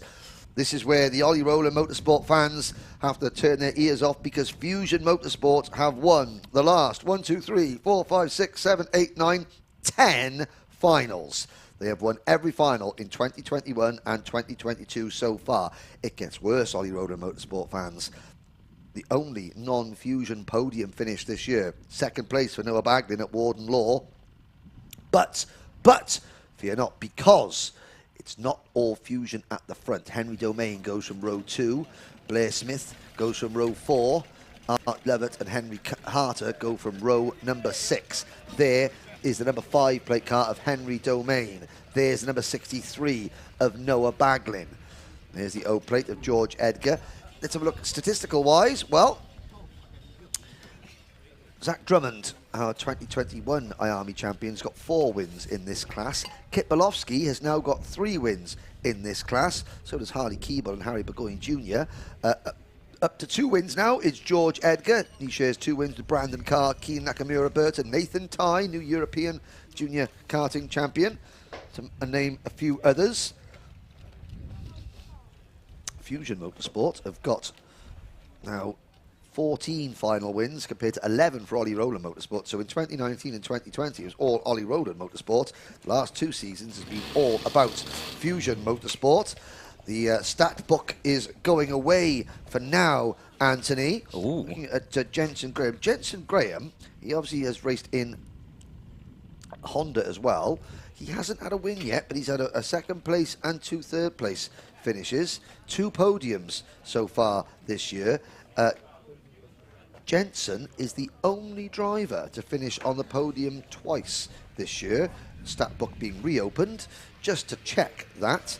Bear with me momentarily. Yes, so 1 podium for Bolofsky, Jensen Graham. Yes, Jensen Graham, 2 podiums. Oh, George Edgar's had 2 podium finishes this year. He's had a first and a third. So yeah, even among the the inter-fusion battle, we've had lots of different drivers. So we've had 7 different podium finishers in 3 rounds so far. 3 different winners. Jesse Phillips, of course, won at Warden Law. There he is, the number 26 kart. And of course, the number 27, Jensen Graham, led the championship coming into Glenagorse last time out, but lost that championship lead then. Jesse Phillips came into this weekend just 1 point in front of George Edgar. He's extended that advantage ever so slightly. Jensen Graham, Henry Domain and Riley Cranham all there as well. Kit Bolofsky is a tie for 5th in the championship, but less than 40 points separate the top 6 in the championship. Plenty of racing still to go. There, a nice shot looking back from behind Jesse Phillips out onto the circuit, and Dumber Grid here slightly lower than the actual track itself, so all they can see really is probably sky as they look out onto the track, and it's not all a daunting not feeling. all of them can see sky, because Sky is only starting back in 8th. So everyone on row 9 backwards can see Sky. That's Sky Park at number 25. Thank you very much. Here all week. That's absolutely... There's Jacob Ashcroft. Now, he needs some good luck. Yeah. He needs some good luck. There is the number 22 of... starting behind there. I've only got one grid of Kanish Grau. Teddy J. Porter goes through. There's Anthony Witkowski and his mechanic Reese Wade. Number 21. Harley Musk there. I'd also like to welcome the fans of the World Olympic squatting. Oh, yes. I mean, Yes. squatting. I mean, that's a... Yeah. Yes. Oh, bit of technique on the other side there. That's a one-knee squat. Extra. Less style points. If you've got to use one knee, then nah. Not in it. Here's a look at the starting grid. Jesse Phillips and Jensen Graham share row number 1. Kit Bolofsky and Henry Domain on row 2. Riley Cranham and Noah Baglin round out row 3. Blair Smith and George Edgar go from row 4. Row 5, Ethan Woodward and Lewis Islin. Row 6, Archie Lovett and Henry Carter. Row 7, Jacob Ashcroft and Laith Khan. Kanish Grau and Sky Parker start that 8th row. Now everyone else can see Sky. Yeah. Teddy J. Porter and Will Green on row number 9. Anthony Witkowski and Austin Newstead go from row 10. Harley Musk and Jensen Ackerman on row 11. Aaron Richardson and Edward Haynes will take row 12. Kazra Kamiab and Colby Patterson on row 13. Joseph Smith and Luca Narroway on row 14. Yalis Sayer and Henry Clark will round out the grid. 30 karts on row 15. And what a final this is going to be. IAME Cadet, they always give us a good final. What is going to happen this time around? Are those top 3 Fusion drivers going to drive away? No. Or is ORM? They'll try. They'll try. But ORM are going to fight back. I think they shall. I think, you know, Middle England, as this were, the beautiful Cotswolds, is about the peace and tranquility of this Sunday afternoon. It's about to be shattered by 30 screaming Cadet IAMEs. We're going to go around again. Well, not yet. Once again, you're going to see a much faster rolling lap. These IAME drivers, they're very, very conscious of the fact that they've had problems this year with carbs oiling up and drivers not taking the start. It's affected all the big names, all the big teams. It's not exclusive to either Fusion or ORM. They've all suffered from it, and nobody wants to suffer from it here. So that's why we're seeing a quicker pace lap than usual. Rightly so. Rightly so. There we go. All the mechanics for the Fusion and ORM teams line the barriers here at Risington, watching eagerly along. And the hand gestures will come in thick and fast, of course. You've got the many different hand gestures that come out, but this is a nice start, rolling side by side. Here we go then. Jesse Phillips on the left, Cranham on the right, green flag out. We're off and racing. Great start from Phillips. Takes the lead, holds on to it as well. And on the outside. Oh, Graham. It was not a golden Graham. It wasn't. Just then. That was almost a disaster for Jensen Graham, but he held on as lost ground. Yeah, tremendous amounts of ground as well. And I have to say, look at that. Very, very good, clean start. Now, there's a key move. Back coming into the dogleg. Saw, I think that was Noah Baglin and Blair Smith diving up the inside of Riley Cranham. You've got a 3-kart Fusion train, and now you've got 3 ORM karts right behind. Yeah. And already Henry Domain going in on Kit Bolofsky coming into the elbow. Did that work? Not too sure. It didn't. We've got... Someone needs to go out there and tell the Fusion mechanics to move away from our camera. Yeah. Nobody wants to see Jake Walker's elbow, ladies and gentlemen. There we go. Now we're starting to see an interesting development here, because the top 2, Phillips and Bolofsky, are breaking away from the rest of the pack. Riley Cranham on his own, and then it's Blair Smith and Henry Domain Noah Baglin also. So 3 ORM drivers within close proximity to the race lead. Well, yeah, that was the key move because Riley Cranham was ahead of both Baglin and Blair Smith coming into the dogleg on lap number 1, but they both made that move to just break that initial fusion train up. But again, we've got a top 2 breakaway now with Jesse Phillips and Kit Bolofsky. Riley Cranham in 3rd place. His foot faded a little bit, but you'll see now Cranham, he'll look behind, you'll see ORM drivers behind you. Go, okay, boys, I know we're in different awnings. Let's go. We got to work together and push towards the front. Yep. This is co-opetition. It is indeed, but then you've got to keep an eye out on Graham and Woodward just behind as well, because they're 2 fusion drivers. They can quite easily make their way through the ORM boys there and get them out of the way, which it's a highly likely sort of situation that they're going to do. There they go, into Middle Bend, with the poppies in the background. A reminder of Rissington's past as an RAF base during the Second World War. Through the final corner. There is the number 18 of Cranham being pushed along.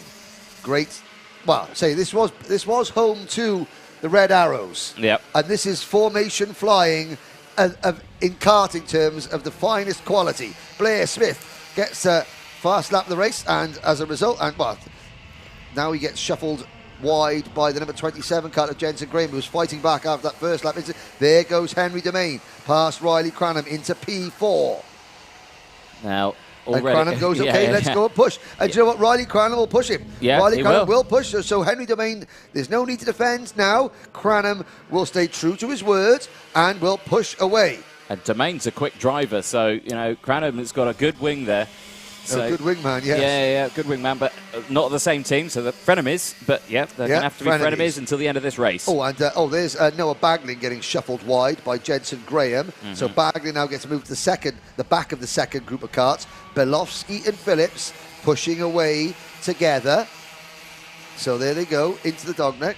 And Domain, let's look at the gap. Last time around, Belofsky and Phillips, 47.75, 47.73. There is Henry Domain, he did a 47.72. So he needs to pick it up a little bit. 11 minutes to go. There is Joseph Smith, the SWRD driver, the Simon Wright Racing Developments driver, getting a warning flag for his troubles. Luca Narroway update. Wanted a top 23 finish, like you said in your interview, but is running 28th at the moment. So, a couple of positions to gain. Oh, Teddy J. Porter has retired. Yeah, I just spotted that. So on lap 3, so Teddy J. Porter, not been a great couple of rounds for Teddy J. Blair Smith with the fastest lap of the race, with the rookie driver currently in P6. Doing very, very well down the inside. Yeah, Graham gets that move done. Passes Cranham. Now, Cranham has been playing nice behind Henry Domain. Yes. Will Jensen Graham follow suit, or will Jensen Graham, who of course will be somewhat perturbed by the fact that he was elbowed wide by I couldn't see who it was at the first corner, will Graham be as inclined to sit and follow, or will we see a battle develop? In which case, the race is now between Belofsky and Phillips. It all depends on Jensen Graham. Does really, doesn't it? At the moment, he's playing nice. He is playing nice. Yes. For the time being. Whether we'll or not see. that will stay the case is another question. There's the answer. Oh, no, that was further back. That's Lewis Islin passing Noah Baglin. It was indeed, yeah. And Noah Baglin's over his shoulder, so that is for 8th position. Here comes George Edgar, and, well, this is now not panic stations for George Edgar, because this is only round 4 out of 7. Yeah. However, Edgar is losing ground to the championship to Phillips. Oh, and there goes Henry Carter. That gives a whole new phrase, the term bounce back ability, as he goes for a wild ride coming off Middle Bend. And Carter drops to 13th place behind Laith Khan. Archie Lovett does the same as well. The 88 also running wide out of the elbow, clouting that grass section. So far, so good for 3rd place.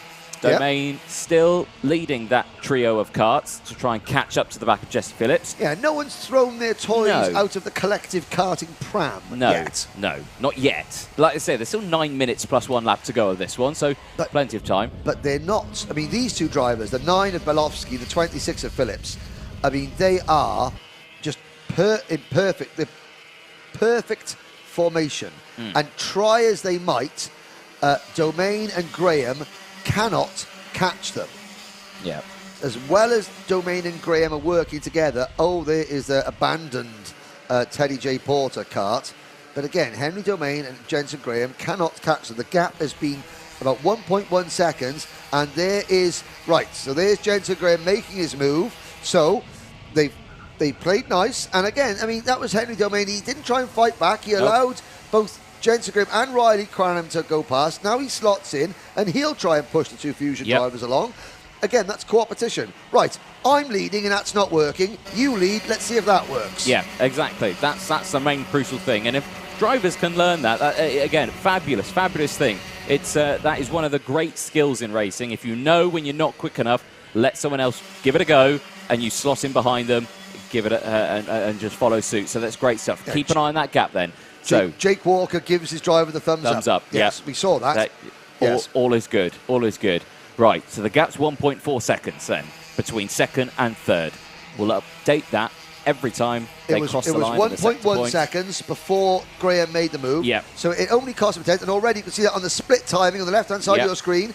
Graham has got that back to 1.1 seconds. So I think that was a smart move by both Graham and by Domain, you know, to let Jensen Graham lead this. Here's a move. That's Noah Baglin in the number 63. Getting past, and Jacob Ashcroft both getting past Lewis Islin. So Baglin and Ashcroft moved into 8th and 9th places. 7 minutes to go. 29 drivers still running. Luca Narroway update. Down to 29th. You know, he wants a top 23 finish. So, but I mean, look at that. He's in a group of karts. Luca Narroway is 29th place. He is 2 seconds behind Austin Newstead in 21st. Yeah. So all is not lost yet in Luca Narroway's quest for a top 23 finish. And he was quite particular about 23. Very particular about 23 there, it was. Yes. Well, there is Sky Parker. That is a little further down the order. 16th, yeah. Have the company of Kanish Rao just behind. Next group behind is that group from 18th down to 29th, being led by Will Green, Jensen Ackerman, Aaron Richardson, Austin Newstead. But yeah, the rest of the field just slotting through. Harley Muss, they're dropping 1 place at the moment, so down in 22nd place. Colby Patterson, good start to this race, up 3 places. Say that's just dropped down. I mean, we just saw that there's the battle. There's Luca Narroway. Yes. So this is the battle, ladies and gentlemen, between Luca Narroway and Jarlath Sayre for 28th position, 28th and 29th. And they've got a trio of karts, Edward Haynes, the privateer driver, Kazra Kamyev and Henry Clark in front of them.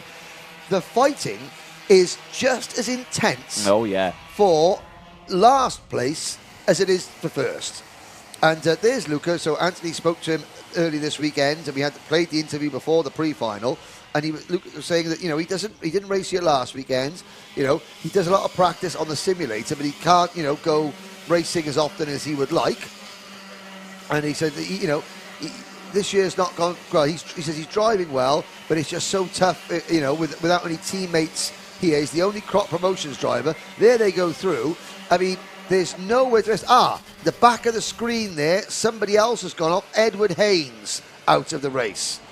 And we're looking up there. There is now what has happened to Henry Domain? The number 5 kart. There's Edward Haynes, who's out of the race. The 2020 Motorsport UK Bambino champion. But up at the front of the field, you can see that Jensen Graham and Riley Cranham have pulled away from the number 5 kart of Henry Domain, who has fallen back into the clutches of Blair Smith and Ethan Woodward, who are running 5th and 6th. So it's now a fusion 1, 2, 3, 4. Bolofsky and Phillips lead. Graham and Cranham pushing together in 3rd and 4th to try and catch them.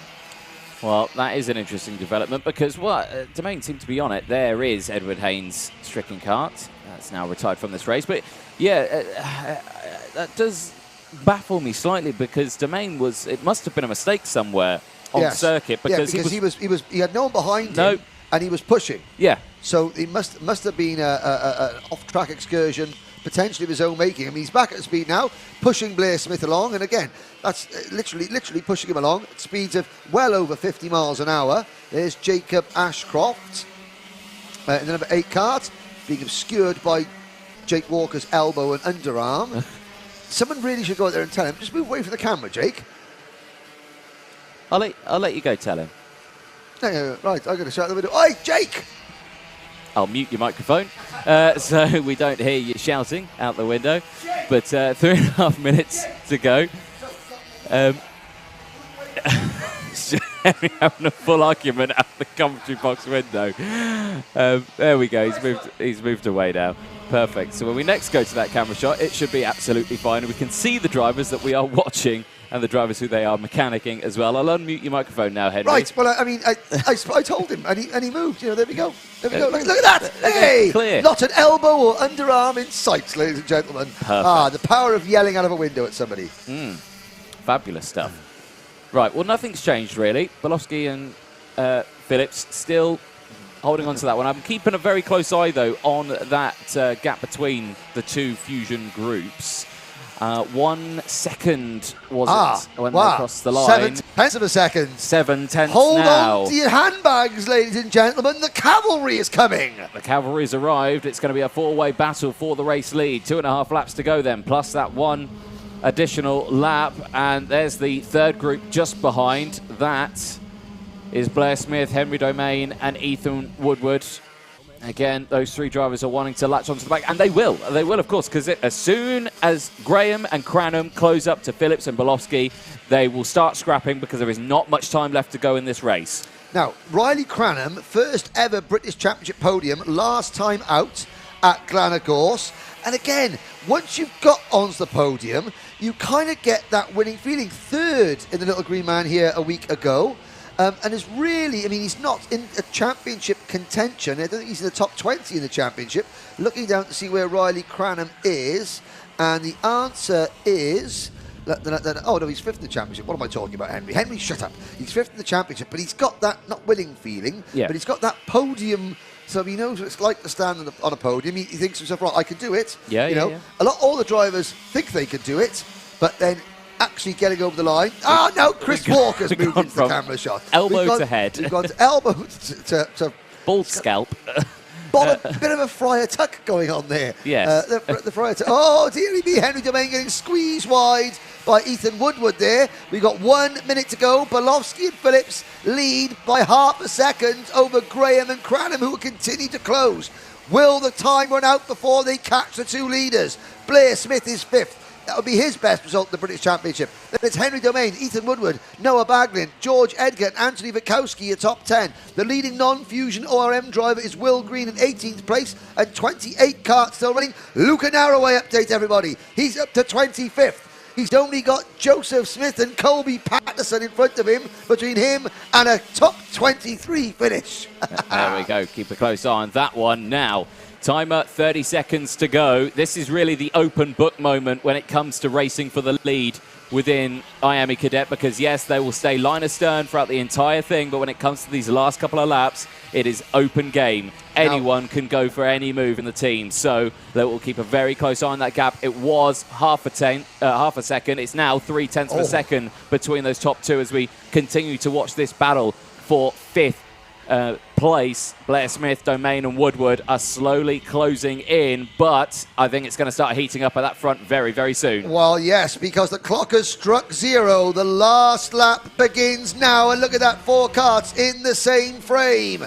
The 27 of Graham and the 18 of Cranham closing in. They've worked for the last 5 or 6 minutes to get to this stage. It's now down to when Jesse Phillips pulls the pin and makes his move on Kit Bolowski.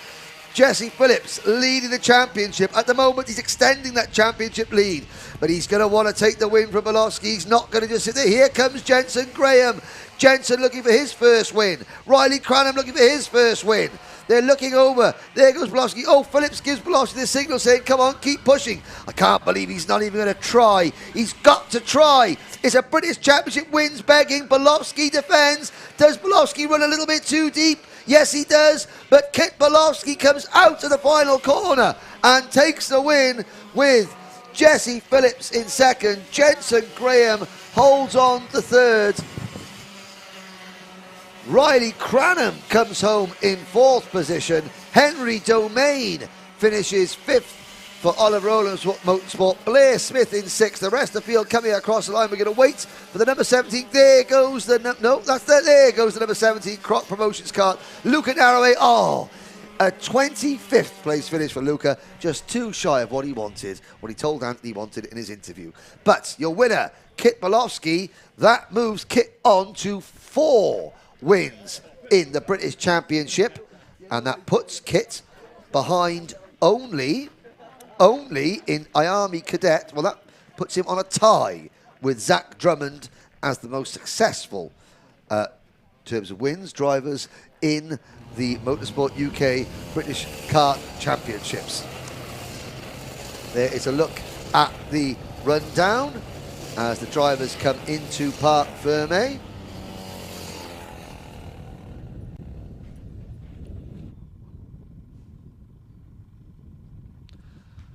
And sadly, we had 2 failures to finish, Edward Haynes and Teddy J. Porter. But that was, again, Kit Bolofsky did defend into the elbow in the final corner, but, I mean, Jesse Phillips obviously thinking points there, but will he rue come the end of the season not trying a little bit harder to make a move on Bolofsky for the race win? Bolofsky, before drop scores, is like 30 points behind the leader, but that's nothing. Lots of racing to go. Phillips finishes 2nd. I mean, okay, George Edgar only finished 9th. Good result there for Anthony Witkowski, coming home in 8th position, and Ethan Woodward finishing in 7th. Noah Baglin slipped to 10th. Edgar in 9th. Laith Khan up into 11th place. Henry Carter was 12th. Lewis Islin, we saw him earlier on, he faded to 13th. Jacob Ashcroft down to 14th place. 15th was Archie Lovett. Then it was Will Green. So the best of the non-fusion ORM drivers, Will Green for the Jamie Green racing team in 16th position, just ahead of Sky Parker. Then Austin Newstead, Jensen Ackerman, Kanish Grau, Aaron Richardson, Harley Musk, Colby Patterson, Joseph Smith, Luca Narroway, Kazra Kamyab, Henry Clark, and the last driver running at the finish was Jarlath Sayer. And there is Teddy J. Porter returning to the pits. So Edward Haynes' kart on the trolley, Teddy J. Porter's kart under its own steam. And look, the paddock, Anthony will be down with our top 3 in the paddock very shortly. But the IAME Cadet Championship just gets that little bit more interesting as Kit Bolofsky playing his way back into contention. He's been one of the quickest drivers all year, although he's been very forceful as well, and that has cost him a couple of penalties, which of course in this class, if you get a 5-second penalty, that's not 1 or 2 places, that's 8 or 9. Jensen Graham also getting himself back into championship contention. Have to say, really, any one of 6 can still win it in IAME, but Anthony Jordan is down with Kit Bolofsky, Jesse Phillips and Jensen Graham in the paddock now. Thank you very much, Henry. Yes, down here with our race winner. Next to that number 1, once again, Kit Bolofsky. Nice result, pretty calm race. Probably the calmest IAME Cadet race we've ever seen. What did you think? Yes. There we go. Team seemed to be pretty happy with it as well. Kart's looking lovely. Talk us through that race. I mean, you had your teammate pretty much behind you from the word go from that one. Pretty clean start as well. Managed to get an early breakaway. No dramas, really? Yeah. Yeah. Anyone you'd like to thank? I'd like to thank my teammate over there, since he helped a lot. Also, my mum and dad, Paddy and Shian from Rolls-Royce Pinnacle, Tommy Moffat, Simon Livriera, and also Alex T and Fusion Motorsport. Brilliant. Well done there, Kit Bolofsky. Another race win. Thanks. Brilliant stuff there. Let's chat to our second place man, Jesse Phillips. Jesse, let's bring you over here. Next year, you're number 2. Quite sporting, that number 2, isn't it? But nice cheesy grin on your face. You happy with it? Well, yeah, I'm really happy with it because, I mean, I wanted to push Kit because I thought maybe if we did defend, maybe Jensen could get past because I knew that they were closing in towards the end. But then, yeah, I just wanted to push, and then that's a good result for the championship, and so overall that's basically all that matters. Yeah, I mean, great weekend here. Enjoying Risington, nice circuit to race on? Say yes. Yes, it's very good. Remember, whatever circuit you go to, you think it's the best circuit in the world. Yeah, okay. This is the best circuit in the world.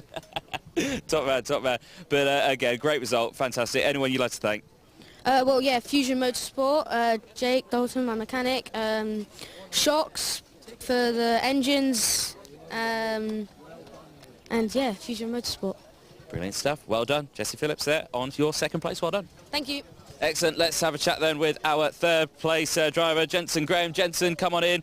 Yeah, we'll bring him on that side. Again, nice result for yourself. Had to recover a little bit from that one. What happened at the start? Yeah, outside line always usually gets squeezed out a bit. Just I never thought I had to use a bit of rallycross in there. Do you like rallycrossing though? No, it's not very fun. No? Ruined my race there. Well, you're good at it. Maybe a future career path for you, a bit of rallycross. Yeah, maybe. Well, yeah, a brilliant recovery drive though in that one. You had to come through a little bit in the pack, but you got back at the sharp end. Looked like one more lap, you could have got away with that one. I think we were just one lap too late. Bet surprised that Kent never defended anchored it up on the last 2 laps, but that is what it is. We were surprised too, but hey ho, that's racing again. Plenty more rounds to go. Anyone you'd like to thank? Yeah, just got to get that lead back down and we'll have a shot at winning the title. Anyone you'd like to thank? I'd like to thank my mechanic, my team and my mum and dad for getting me here. Brilliant stuff there. Well done, Jensen Graham. Congratulations, third place. Thank you. Perfect. Well, there we go. More races to come up. I believe it is time now for KZ2s. Thank you, Anthony. Yes. 3 races to go, ladies and gentlemen, here at Little Rissington. And up next, it's KZ2.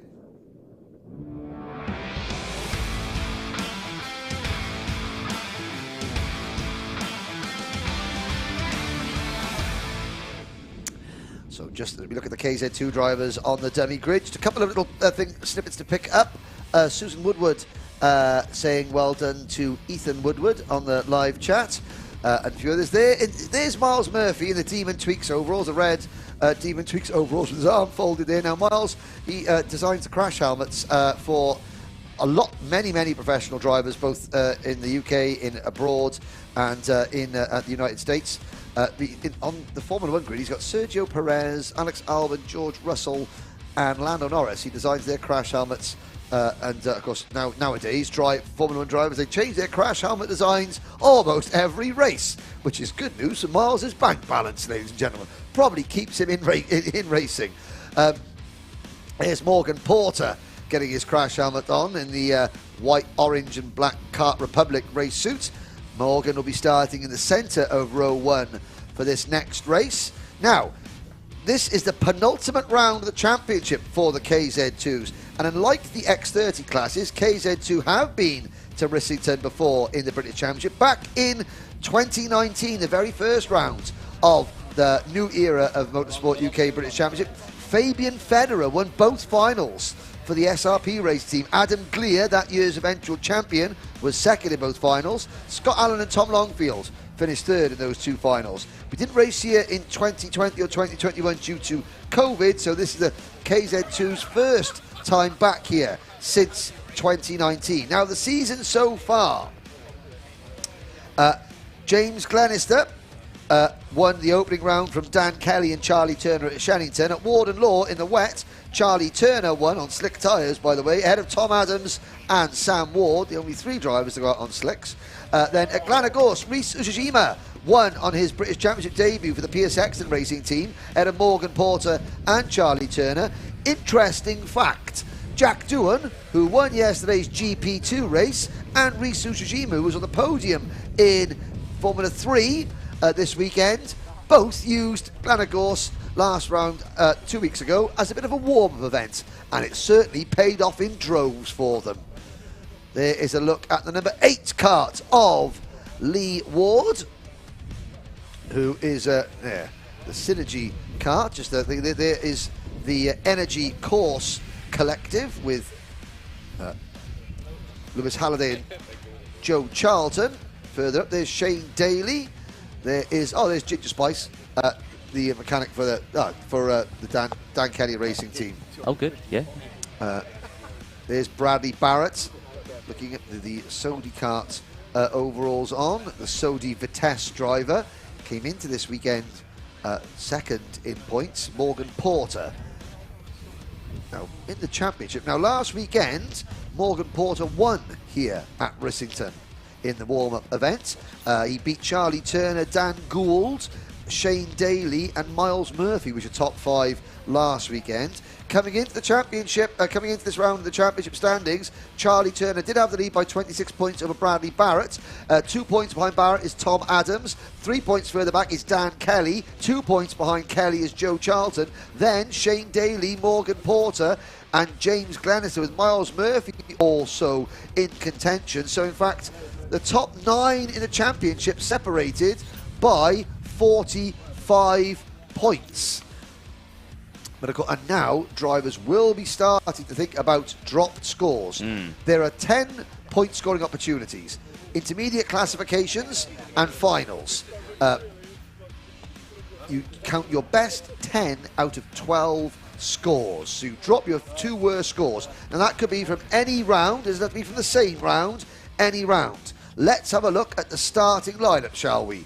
Pole position, James Glenister, Morgan Porter and Charlie Cole. It's a three wide front row of the grid. On row number 2, two wide row, is Bradley Barrett and Spencer Shinner. Then we go back to row number 3, Anthony. We do indeed, yeah. Miles Murphy, Hannah Lang and Tom Adams will take row 3. Charlie Turner and Dan Kelly take row number 4. Row 5, the E-plate holder, Dan Gould, who'll be starting alongside Shane Daly and Caden McQueen. And on 6th row of the grid, Joe Charlton and Derek Morgan. Final 2 rows then, Lewis Halliday, Ashley Lewis and Lee Ward take row 7. Sam Ward starts at the back of the grid for the MK Racing Team, the number 67 on row 8. What can he do from there?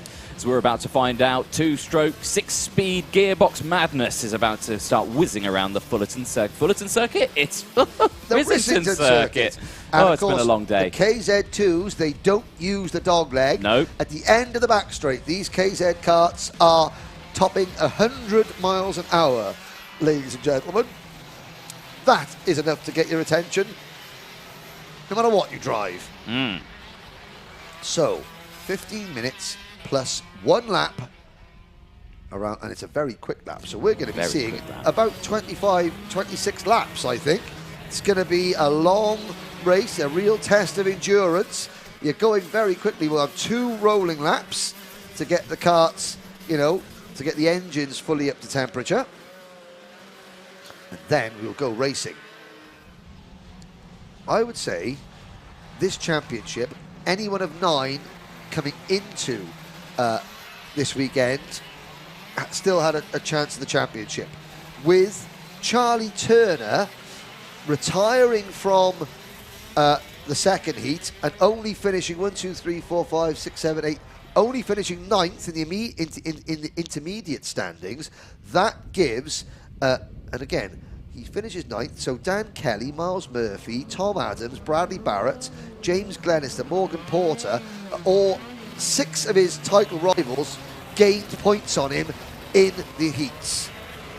And now Turner has got a lot of work to do to try and get past the traffic and prevent some of those rivals outscoring him again in this next race.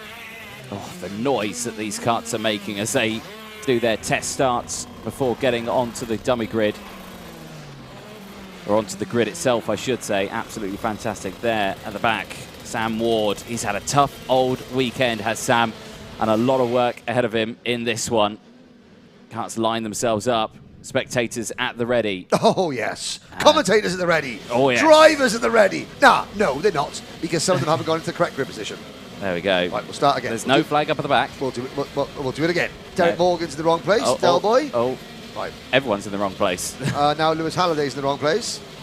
And talk amongst yourselves, ladies and gentlemen. Does it get to a point where they might say, should we go around again? Oh, no, we've got a hand up at the back. Now we're at the ready. Now we can say drivers at the ready. Watch, top right, Lewis Halliday's all askew.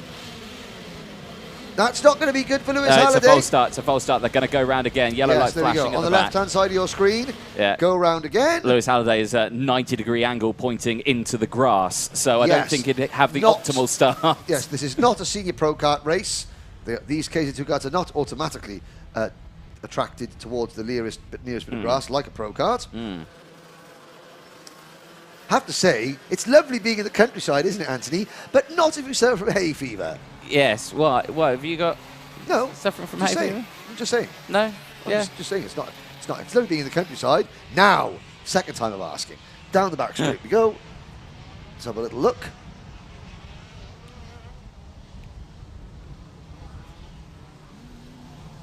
So, everyone just getting themselves ready, just trying to keep everything warm, keeping the temperatures up. Tyre temperatures are the crucial one, aren't they? Because if the tyre temperatures just drop off, yeah, you go into you turn will one. spin off the line. These cars 0 to 60 in 3 seconds. Yeah. Comparable to GP2. Yeah. Yes. Yeah. So they're going to need tyre temp. And they're so small little tyres that they can lose temp so quickly. I'm pulling off the track there. Who was that? I think. No, he wasn't. He was just taking a wide line.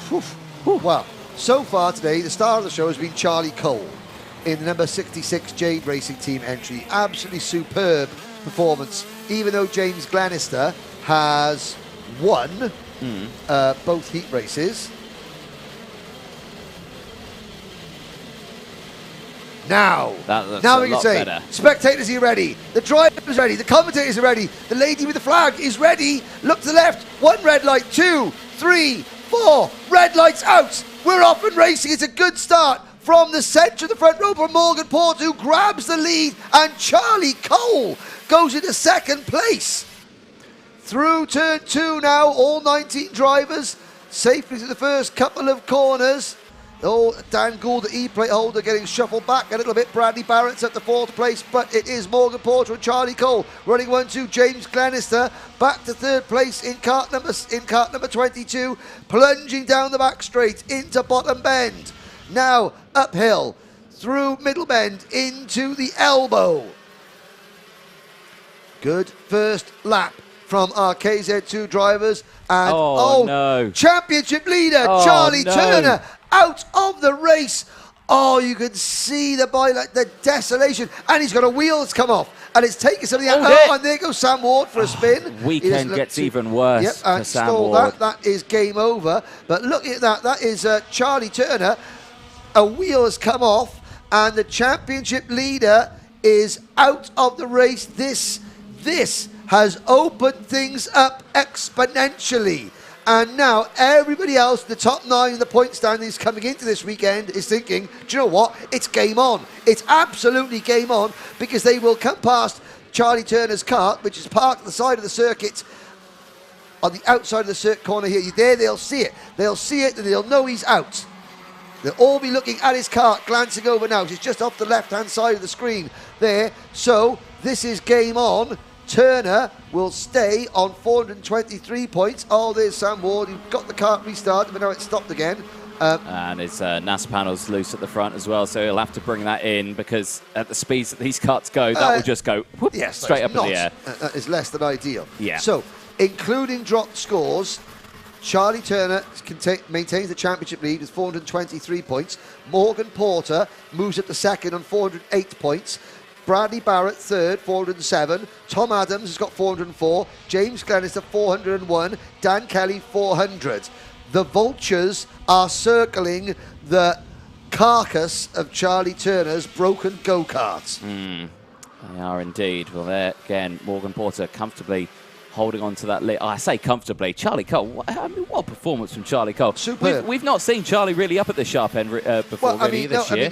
He comes into this event 12th in the points table. This is his first year as a gearbox driver. He's one of the youngest in the field, and he is challenging 2020 British Senior Rotax champion Morgan Porter, who absolutely took it to Rhys Ushijima, Formula 3 driver, at the last round. And, Cole looks good, but he's the Jade Racing Team. Now, Jade Racing Team run by the Allen family. And if there is 2 people that know how to get around here in a gearbox kart, it is Scott and Ross Allen. Oh, yeah, definitely so. Do you reckon Charlie Cole's like, a secret professional around this circuit? I reckon anyone who drives the Jade Racing team here at Risington has had the, not secret fact, they've had the training, and he's just taken the race lead, Anthony. Well, there we go. My goodness gracious me.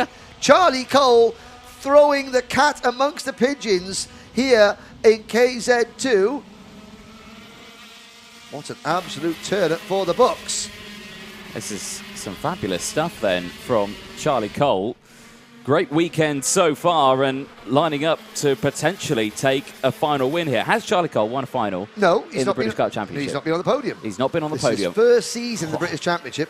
So I'm having a look, I look back at the results this year. In the final, where did Charlie Cole finish the final? Bear with me. So he's had a 53 points. That is... Live maths. 10th. 10th is his best finish. He's had a 10th, he's had an 11th, and he's had a 13th in the 3 finals so far. Right. Well, the only person that can stop Charlie Cole from having a best weekend in his career so far is now Charlie Cole. Yeah. Because, you know, he's got the pace to finish at the front. Whether he does, because he's now got James Glenister closing in on Morgan Porter behind him. I was going to say, with the fastest lap as well, James Glenister, who's now going for the overtake here on Morgan And Porter. Mirror signal manoeuvre done, 100 miles an hour. No On worries. the brakes, down a couple of gears, into P2. Well, Glenister's got some waft here. He has got major waft. And of course, but what Morgan Porter got to do, I was going to say, Yeah, I Morgan thought he was Porter's got coming back major there. something else. Yeah. if he tries a move going into that corner, but quite sensibly backed out of it. Spencer Shinner is up into 4th place in the number 55 kart, followed by Bradley Barrett. Hannah Lang's up to 6th, Tom Adams is 7th, Dan Kelly 8th, Shane Daly 9th, Caden McQueen is 10th, and it's Joe Charlton, Miles Murphy, Ashley Lewis, Derek Morgan, Dan Gould, Lewis Halliday, and Lee Ward. 17 drivers still running.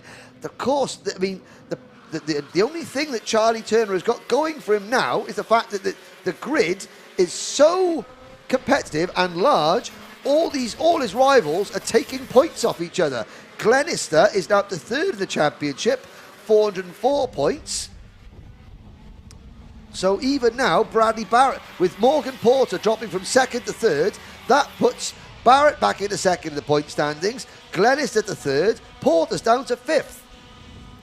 This is definitely an interesting development that we're seeing here. Definitely not the sort of drivers we'd see around this sort of... Well, I mean, Charlie Cole is, yeah. Certainly changing things up again, but I like it. It's good. Variety. It's a spice of life. It is indeed. It is indeed. There you go. Well, Charlie Cole, fantastic job so far, but Glennis has closed in. He's closed in by quite some way now, absolutely line astern. I reckon we could see Glenister go for the move in the next lap or so, because he's not going to stick behind. He wants to get in front and drive off. Really, and already, James Glenister, in terms of wins and podiums in the KZ2 class, Glenister 4 wins, 2 second places, 2 third places in this class. I mean, Rush Performance. So, Rush Performance and Andy Fearless Racing are now tied with 5 wins in the KZ2 class apiece. Andy Fearless Racing, well, Dan Kelly's in 8th place. I don't think he's going to add to there is number 29 kart. I don't think he is going to add to their win tally. So James, a win here for James Glenister would put Rush Performance atop the all-time KZ2 victory list in the modern era of the British Championship. A 5th win, personally, will put Glenister into a tie with the likes of Henry Ayres, Kian Berta, Clayton Ravenscroft, Vinnie Phillips, Dan Ginchard, Ethan Jeff Hall, Guy Cunnington, Harry Burgoyne Jr., Bishop's now got 6, but I mean, that could be very significant for Glenister. Looking down at these grids, and you know, we say it's nice to see drivers up in good positions, and Hannah Lang is also another one of these drivers for the MK Racing team, currently P6. Hannah has not had the best of luck this year with mechanical breakdowns and all sorts, but she's a very experienced, very quick driver. Yeah. And that MK Racing team, they had a podium. Oh, that was Tom Adams. Tom! Right on the edge of the track there, and looking at that rear bumper, looking a bit low on one side. Would you not agree? It is looking a little bit low, but has it been just dislodged ever so slightly by that? I think it's just dislodged. It's, well, Adams there. another inch to the left, and Adams would be in serious trouble at that pirouetting. point. Yeah, so Glenister leads now. James Glenister leads Charlie Cole. So this is now experience versus youth. We talk about the old guard in KZ2 and the new breed of KZ2 driver. Glenister, the old guard. Charlie Cole, Morgan Porter, the new breed. In the championship, Glenister now second in the championship. And the gap, I wonder, could we have the championship positions on our screens, I wonder? I do believe we could do such a thing. Can we? Maybe not. But anyway, Charlie Turner, 423 points. James Glenister up to 407. This is including dropped scores, by the way. Yes, indeed. So, there it is. But look at, I mean, okay, so Joe Charlton and Miles Murphy, they've not had a good weekend. They've probably raced their way out of contention. But anyone in the top 6 can still do this. Definitely so. I mean, it's very, very close, isn't it? When when we're talking about 60 points that are up for grabs, 65 for a win, you know, when you see there's 20 in there's between. There's 130 points available in each round. 130 points available. And, I mean, finishing 19th, well, that gets you about 30-odd points. So you can gain 60, 70 points in a race weekend. You know, so drop scores will come into play. But Glenister really coming into this weekend, James Glenister was only 8th in points. Just goes to show having a good weekend at the right time is critical. And Glenister is having a good weekend at the right time, and it's being helped in no small part by Charlie Turner having, and the technical term in this, he's having a mare. He is, yeah, he is having a mare, isn't he? He was very confident going into this weekend, you know, saying, hey, it's just another weekend for me, no dramas whatsoever. And coming into this one, it's ended in drama, really, hasn't it? And especially penultimate round. Well, I mean, we talk about how important it could have been. Most importantly, Charlie Turner is absolutely fine because obviously a wheel came off the kart, bringing potentially some of the rear axle, or was it the front axle? Anytime a wheel parts company in one of these KZ2 karts, there's no such thing as a slow accident when that happens. No, definitely not. Oh dear. Dan Kelly, 2018 British champion. His 2022 title tilt, I think, has just ground to a halt at the elbow. He gets it back in gear and going again. That drops him back to 17th and last, and the 17 drivers still running. Well, there we go. That's not what you want, is it?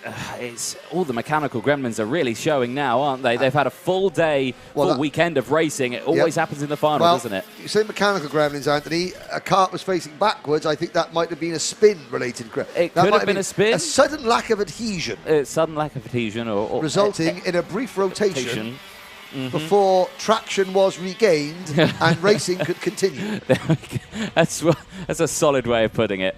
3.5 minutes to go, plus that one lap. There's your race leader, James Glenister, currently 0.6 of a second leading ahead of Charlie Cole for the Jade Racing team. Is Morgan Porter starting to close in? Gap 1.7 seconds that time around. 1.8? No is the answer. No, he's slowly falling away. Charlie Cole continues to belie his lack of experience at this level by putting on an absolutely, I mean, Glenister has got away from him a little bit, understandable. But Cole has not let his head get the better of him, which is key. And you can see Glenister there fighting a bit of understeer going into bottom bend. Comes out a 5-second penalty for Dan Kelly. Obviously the judges were not appreciative of his style points for that spin. It may have been a self-inflicted spin. Maybe it involved another driver as well. Lewis Halliday. Halliday has just retired from the race. I wonder. And Lee Ward has dropped back. Now, they were all in around about the same position. Well, we didn't catch it on our cameras, but here's a battle going on. There's the battle between the number 17 kart of Tom Adams running in 7th place, with Shane Daly in 8th, Miles Murphy 9th, Joe Charlton 10th, Ashley Lewis 11th, and Dan Gould in 12th. So there's Adams in the 17, then there's the O plate of Daly running a little bit wide at bottom bend there. The 37, more racing kart of Miles Murphy. Miles makes his move, and Murphy's Law up into 8th position. Daly back to 9th. Charlton runs in 10th in the number 3 plate kart. And then it is Lewis and Gould at the back of this group. They're all trained. I mean, Spencer Shinner, fantastic performance so far from Spencer Shinner. 4th place, his best result of the season so far. Bradley Barrett quietly going about his business in 5th position. He's one of those but he's being caught by Hannah Lang. So Hannah Lang in the number 91 MK Racing kart is closing in on championship runner-up at the moment, Bradley Barrett. Oh, he's dropped the 3rd in the championship. So just in front of this group, we'll see at the court. There's the Spencer Shinner, Bradley Barrett and Hannah Lang, that trio going around top end. Yes, indeed. And this is good stuff from KZ2, but again, it's just showing how quick they can get around this circuit. I mean, the lap time's 34.1 from James Glenister when he crossed the line. That is an outrageously fast lap time as Dan Gould just sends one down the inside of Ashley Lewis. And the E-plate passes. There was a shot. We've got 50 seconds to go. Glenister just hammering home his advantage. Yeah. Now we're looking. There's Joe Charlton. So Charlton has picked up a couple of places. He's up into 9th place now. So Daly has dropped back 10th, the British Open champion. But in front of this group, you can see them just going into bottom bend there. That trio, Shinner, Barrett and Lang, they're fighting over 4th place. There they go into the elbow. Miles Murphy in the number 37 kart, he's got a bit of a late burst of pace as he is challenging Tom Adams for 7th position. As we're on lap 26 now with 13 seconds to go. So, I mean, this is a real test of endurance. Okay, it's only 15 minutes. The race isn't longer, but it's just more laps than usual, which makes it a real test of endurance. Timer struck 0 then, and the last lap board will be out this time to your current race leader, James Glenister, who crosses the line now. And this will be his final lap before he sees that checkered flag. And, well, what a weekend it's been for James Glenister. Yep. You know, he started this race weekend today, you know, and it was in doubt. There was a shadow over it because of the smoke out of the back of the car. Yes. But all is well, and all the car goes. There was speculation of, was it water? Was it was it going to seize up? Was it going to be an expensive end to the weekend before it even started? But we see here now that it's not going to be an expensive end. It's going to be a victorious end for James Glenister as he crosses the line to take the final win in KZ2 here for the Wera Tours British Kart Championships from Charlie Cole. Morgan Porter will take 3rd place, and the rest of the field come through now. Great results from the rest of the field. I'm going to stop talking. Henry, take over, because I've got to go for a bit of a walk down the paddock now. So, I mean, I've got to say, first ever British podium for Charlie Cole. James Glenister wins, and now we'll go into the final round of the championship at Kimbolton in September. 2nd and a tie with Bradley Barrett for 2nd in the point standings, and they are 16 points behind Charlie Turner. And ladies and gentlemen, 20 points separates the top 5 in the championship. Turner, Glenister, Barrett, Porter and Tom Adams, with Dan Kelly 6th, another 10 points further back. 30 points separate the top 6. The KZ2 championship finale at Kimbolton in September is going to be very special indeed. We said that this year was going to be special in KZ2, and it is turning out to be just that indeed. Great drive from Spencer Shinner to finish 4th. Great drive from Hannah Lang to finish. There is a look, and the Rush Performance Mechanic looking at it is the right front of Charlie Turner's kart. Turner is just behind the barrier there, speaking to Chris Adams, Tom Adams' dad. Now, Charlie Turner, I have to say, he's lucky, because that is coming around top bend, which is quite a quick corner. Charlie Turner's lucky it was a front wheel, not a rear wheel. But great drive from Spencer Shinner to finish 4th. Superb drive, best yet of the season for Hannah Lang, finishing 6th position and chasing Bradley Barrett and Spencer Shinner home. Murphy finishes in 7th, 8th for Tom Adams. Daly is 9th, Gould 10th, Derek Morgan 11th, Ashley Lewis 12th, Joe Charlton 13th, Caden McQueen 14th, Lee Ward and Dan Kelly, the last 2 finishers. Lewis Halliday, Sam Ward and Charlie Turner failed to finish. There's Charlie Turner in the baseball cap on the other side of the barrier, walking back, his mechanic pushing his 3-wheeled wagon, and 3 wheels do not a happy go-kart make. But Charlie Turner still leads the championship, but a safe lead has turned into a very precarious one after 4 of the 5 rounds of this year's Wera Tools British Kart Championship. Anyone of 6 can still win it at Kimbolton. We've got a lot of racing between now and then. Next time the British Championship is going to be in action, we're going to be back to Warden Law for the road tax rounds in a couple of weeks' time. But Anthony Jordan is making his way down to the paddock. We've got 2 finals to go. The 2 TKM finals are coming up next on this fantastic weekend, not just for karting, but for British motorsport as a whole. And Anthony is with 5-time British Championship winner in KZ2, James Glenister, now. Thank you very much, Henry. Yes, down in the winner's circle, and our race winner from KZ2, James Glenister. Well done. Congratulations. Nice result here at Risington, and the sun is shining on us here with that victory. No, it's God. It was hard work. 66. He was pushing me, and just to catch him and overtake him was a bit of a push. So I overcooked the tyres, catching up to him.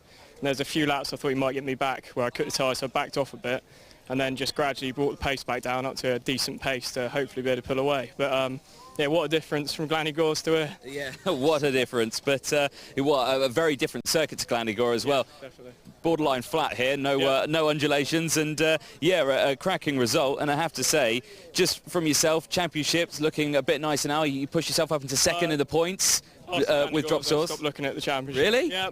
It's still close. No, I haven't looked at it. There's so many drop rounds, it's a bit hard to work out. Yeah, it is a bit tricky to work out, but I used up all my dropped rounds literally straight away. One at Shenny and then wherever we were after that, and then at Glannygores is just, yeah, one to say. Well, we go into the final round. Are we feeling confident still? Yeah, no, chassis. We tried a different setup this weekend. It seems to suit me a bit better, so yeah. Anyone you'd like to thank? Brian Rush, Rush Performance, and Mike from SRP in Germany for the engines, yep. Brilliant stuff. Well done, James Glenister, race winner. Great, thanks for that. Perfect. Let's chat to our second place man.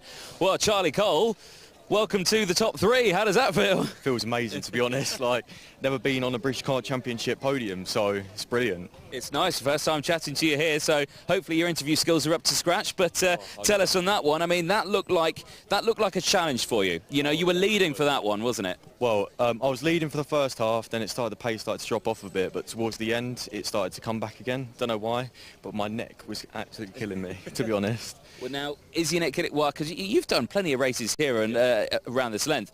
Obviously, a lot of laps here because it's a quick lap. That may not have helped with that one. But you got to think, do you think that's the stresses going through? Do you think you were tensing up there? So 100%, but it's also looking at the back of James Glenister's kart the whole race, to be honest. It starts to get a bit boring after a while. Yeah, you wanted to get in front again. Yeah, of course. Always do. Always do. Oh, well, I mean, the first podium is always the best. The second one, is it going to be a first? Oh, I hope so, to be honest. Let's aim for it. Anyone you'd like to thank? I'd like to thank my sponsors, one being Baobab Calf and Milio Sport. I'd like to thank my dad and the team, Jade Racing. Well, perfect stuff. Charlie Cole, congratulations. Welcome to the podium. Thank you very much. Excellent. Let's chat to our third place man, Morgan Porter. Morgan, we speak to you a lot in this championship and, you know, another podium for you. How do we find Risington, though, this weekend? Because it looked tough out there. Yeah, it's tough. It's a very fast-flowing track. I think it's also very sort of power-related. Down the straight, I found it very hard. Sort of looking behind me and there's somebody already alongside me, so I find that difficult. But I think we made the best out of the situation, the team. And yeah, I'm happy with third place. Big well done to Charlie. I think he drove really, really well and definitely struggled to hang on to him. So, he's got some weft he has now, hasn't he? Yeah, no, props to him though. He did drive really, really well. Did struggle to hang on to him. I pushed hard in the middle of the race just to try and create that gap from 4th position and then settled in because I knew to catch Charlie, it would push the tyre a bit too much. A very mature driver, obviously, to just maintain the pace and everything like that. But, you know, it's very easy to overheat these tyres. It's easy to push too hard and, you know, mistakes come in. And mistakes, we saw them out in that race as well. So, you know, the fact that you can still come away with a third, it's still a good result. You can be happy with that one. Points still looking okay. You know, you're still within that top group as we go into the final round as well. Are we feeling confident? Yeah, no, I'm feeling good for Kimbolton. I think on drops is going to work out quite well for me at the minute. I had a hard round at Shenington being new to the class, but ever since then it's been going really, really strong and I'm happy with that.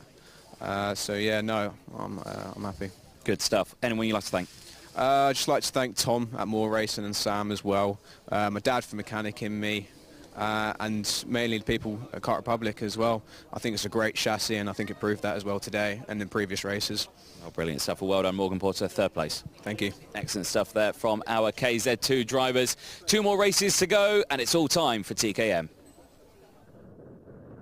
Yes, indeed, Anthony. And cloudy and blustery, but generally bright skies here. There's a bit of blue poking out between the clouds, so it's a fine summer's afternoon here. The spectators are still lolling about on the banks in their shorts and T-shirts and other summer clothing.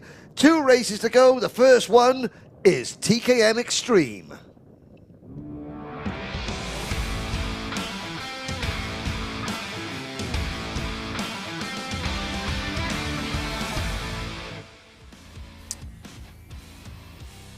So, the TKM Extreme class, again, like the others, we didn't visit Risington back in 2020 or 2021 due to the COVID outbreak. But back in 2019, it was Lewis Wadley that won both finals here at Risington.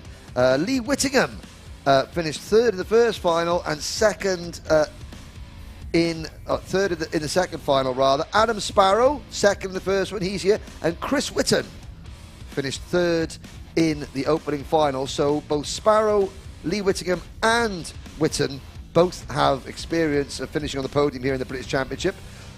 The season started at Sherrington with Chris Whitton beating Sam Johns and Kai Springfield.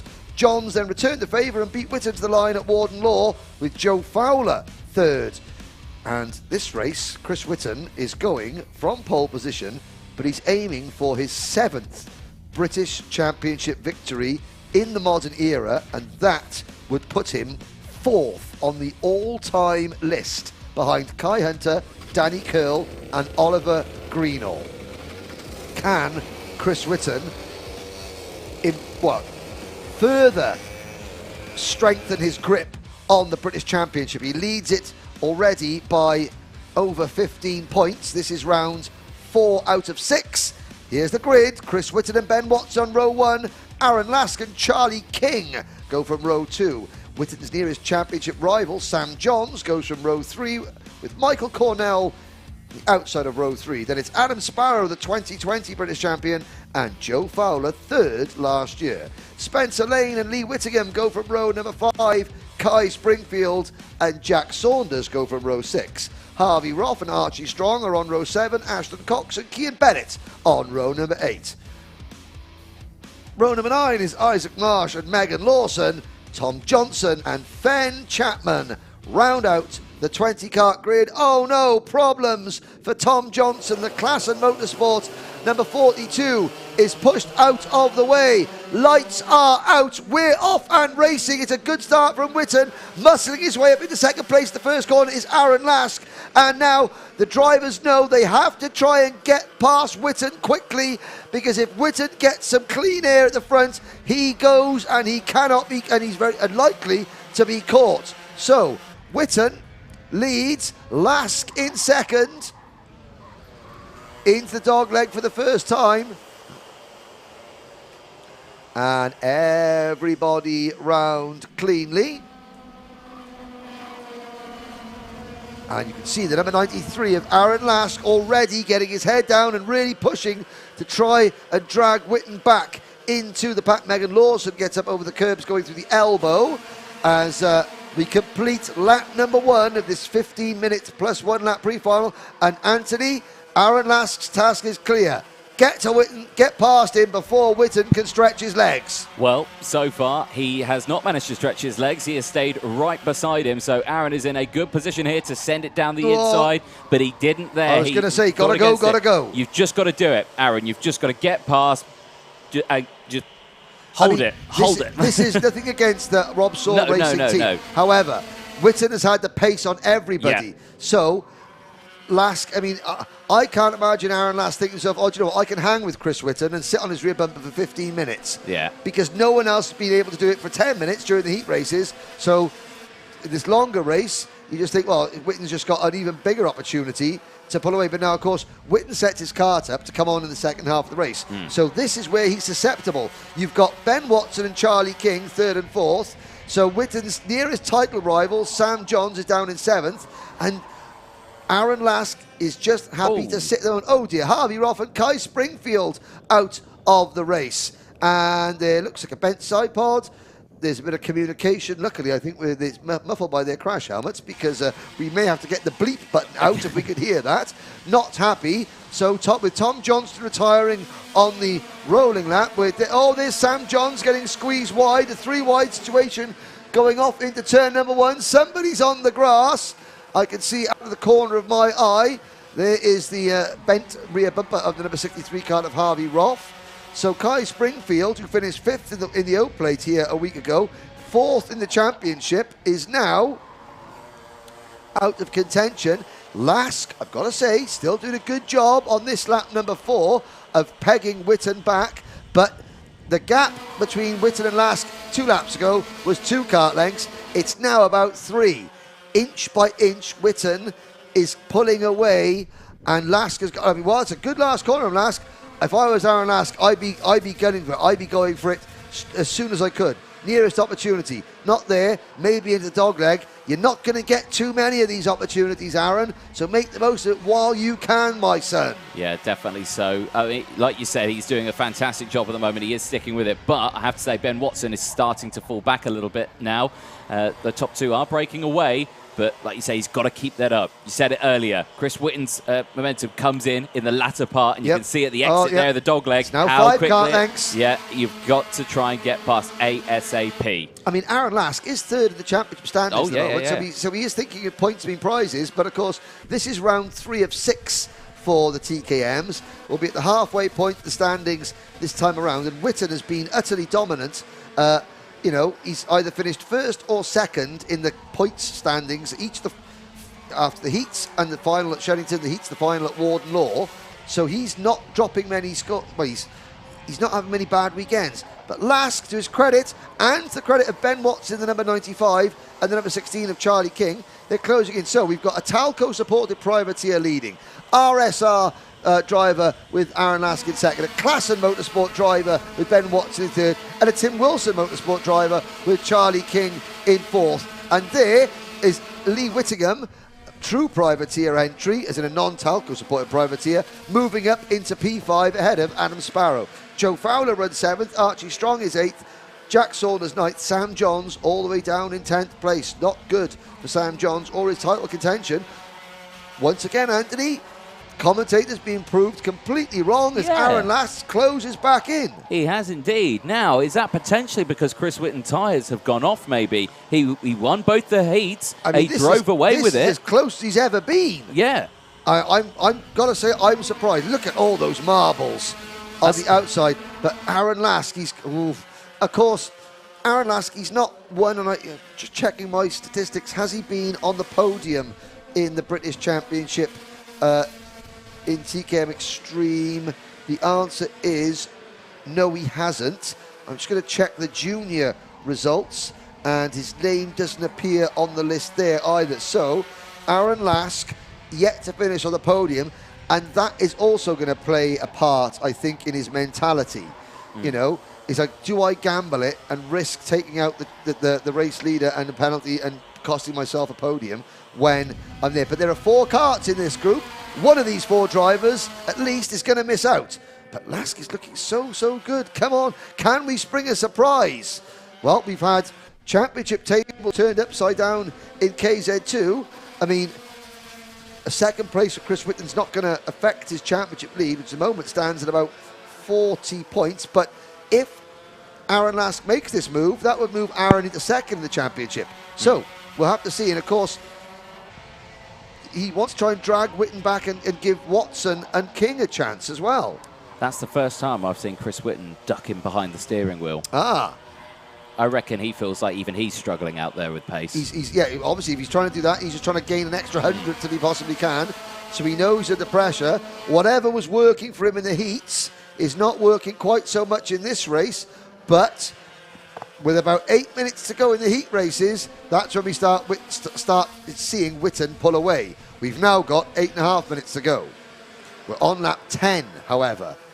Lask has been inch perfect so far. Witten using a little bit more of the circuit than Lask. That tells me the rear end of Witten's kart is not as glued to the track surface as he would like. And there is Archie Strong trying a little bit of horticulturalism. Yes. I don't know if it paid off too well, though. No, I don't know. A bit of grass in the intake. Yeah. You've got to stay off the grass. It's illegal. Yes, yeah. And you can't get too far off the grass as well, because the MOD will be on your case very quickly. Yes, especially here. There will be a sniper somewhere. In those trees in the background. But yeah, no, this is good stuff. Now they're starting to spread out a little bit in between the two groups. So Witten and Lask breaking away. Watson and King slowly starting to fall back. Oh, and there goes Charlie King. Yeah, King thought, okay, they're starting to lose them. I'm going to go. Let's go. Yeah, straight away. Indeed. And so Charlie King obviously feels that he has got... Now, Charlie King had a podium finish as a junior driver, hasn't yet been on the British Championship podium as a senior. So, Chris Witten, as I was saying, Anthony, this could be Witten's 7th British Championship win, which would put him 4th on the all-time list behind only Danny Curl, Clayton Ravenscroft and Ollie Greenall. And when you think that traditionally the TKMs do less rounds, like we've only got 6 rounds this year compared to 7 for the X30s and the IAMEs and the Rotaxes, that is significant. There's a little bit further back. That is the battle for 5th position. Joe Fowler in the number 3 kart for Klassen Motorsport. And again, the Klassen Motorsport team recovering, collectively they're recovering well after last night's revelry, which did involve some darts, a dartboard, Joe Cheek's hand, butter knives, a slice of pizza, a dartboard, a butter knife and a dartboard, and an angry landlord. All fun and games, a typical night out for Klassen Motorsport. That landlord is watching. Well, they all 15 of them, they spent their money. Yeah. You know. There you go. What's a new dartboard? 70, 80 quid? Ah, that was 1 round of drinks. Here we go. Back up there. Now, Joe Fowler is 3 seconds. There's Joe Fowler just exiting stage right of your shot there. He's 3 seconds behind the top 4. Just under 6 minutes to go. Witten, Lask, King and Watson. Nose to tail, although King and Watson now a couple of tenths back, and Witten, his lead is up to 0.2 of a second. So while we're watching this group battling for 5th, 6th, 7th and 8th place, there's the number 34 kart of Lee Whittingham going through. Sam Johns is still down in 10th. The lead back, you can just see going out of the top of your screen there at top bend. Didn't look like 0.2 there to me. No, it looked like about a cigarette paper. Yeah. You know, maybe a couple of cigarette papers. Yeah. Half a pack of Rizzler. Okay. Half a pack. Yeah. Still not a great deal. No. Now, Jack Saunders having a good run, started stone last for the 2 heat races. And there's the leaders. Oh, and that gap, it's... well, the gap between 2nd and 3rd is now less than the gap between 1st and 2nd. Now, Ben Watson is starting to fall back now. So Witten beginning to just ease away ever so slightly. Oh, I'm by no means a talented a driver as these guys are. Never was. That's why I talk about it. Not do it anymore. But have to say, I think Lask's best chance is probably gone. Yeah. You know. Now, but I've been proved wrong quite a few times today already. Yeah. Come on, Aaron, prove me wrong again. Risington is proving us wrong in many aspects, isn't it? Ways. So, well, Aaron Lask there just did the think symbol to Charlie King. Yeah. And now, Charlie King goes, yes, I'm thinking about passing him. Yeah, I'm sure he is. Now, as Lask has dropped back from it, is he thinking that he wants Charlie to push him, or is Charlie just going to send it and think, what would you be doing in Charlie King's judging shoes? On Charlie King's mentality so far this race, the minute he saw a slight gap emerge between Lask and Ben Watson, he went for the move. Yeah. He's now seeing a slight gap emerge between Witten and Lask in front of him. But he's not going for the move. I think he's not gone for the move yet, but this is his first year as a senior, and a couple of drivers have said, look, Charlie, you know, it's a bit different now. You've got to think a bit more than you did as a junior. You know, is this now Charlie King's maturing during the course of the season, but whereas Witten was under real pressure 3 or 4 laps ago, he's now got that inching away. He's now got that little buffer behind him. He's not leaning down behind his NASA panel anymore. So he's not trying to squeeze. Yes, was there an issue? No, Charlie King's now dropped way off it. He's dropped way back now off the back of Aaron Lask. Oh, there he is. He's a couple of kart lengths back. Ben Watson is the driver that's really... Ben Watson is falling like the proverbial Cotswolds stone, which is very nice, by the way. Every house in the area is built in with it. But there's the number 95, and the number 95 is now being caught by Joe Fowler. Bit of a dark horse in the championship after missing the opening round. The number 3, Joe Fowler, closing in on Ben Watson. They're side by side between, I think that was Jack Saunders and Adam Sparrow, possibly. I think that was Lee Whittingham and Spencer Lane. Ah, okay, could have been. That would be Lee Whittingham trying to pass Spencer Lane. Yes. For 8th position. Tried it, don't think it completed it though. There's Michael Cornell, the number 33 kart. Cornell back in 15th position as we look at the number 7 of Spencer Lane and the number 19 of Adam Sparrow. And behind them is the number 34 of Lee Whittingham. So Lee Whittingham has not only failed to gain a place, he has lost a place to Adam Sparrow. 2 minutes to go. Further back, we've still got 18 drivers running. Harvey Roth is a lap down after his incident with Kai Springfield. Fen Chapman is 17th, 16th for Archie Strong. Then Michael Cornell in 15th. Isaac Marsh is 14th. Ashton Cox 13th. Megan Lawson up to 12th. Kian Bennett up to 11th. Sam Johns disappointed in 10th. Then Lee Whittingham in 9th. Sparrow is 8th. And the number 7 kart, the Spencer Lane, conveniently running in number 7 in P7. Harvey Roth did say to me as well before this final that he was going to make this exciting. I think he's failed in that. Well, he did make it exciting at for one a brief corner moment when he crashed with Kai Springfield. Yeah, that's not what I had in mind when I wanted to make it exciting. So, but Aaron Lask now 7/10 of a second down. You know, I think maybe, Anthony, when you speak to Aaron, if things stay as they are and Aaron finishes on the podium, it'll be a great first podium for him in the British Championship. But does he regret not making that move on the first 3 or 4 laps when Chris Whittam was right in front of him? Yeah. Because I think now the opportunity has gone, and 7/10 of a second, Aaron Lask is going to be now more concerned with defending second place over Charlie King than trying to take the fight to Chris Whittam.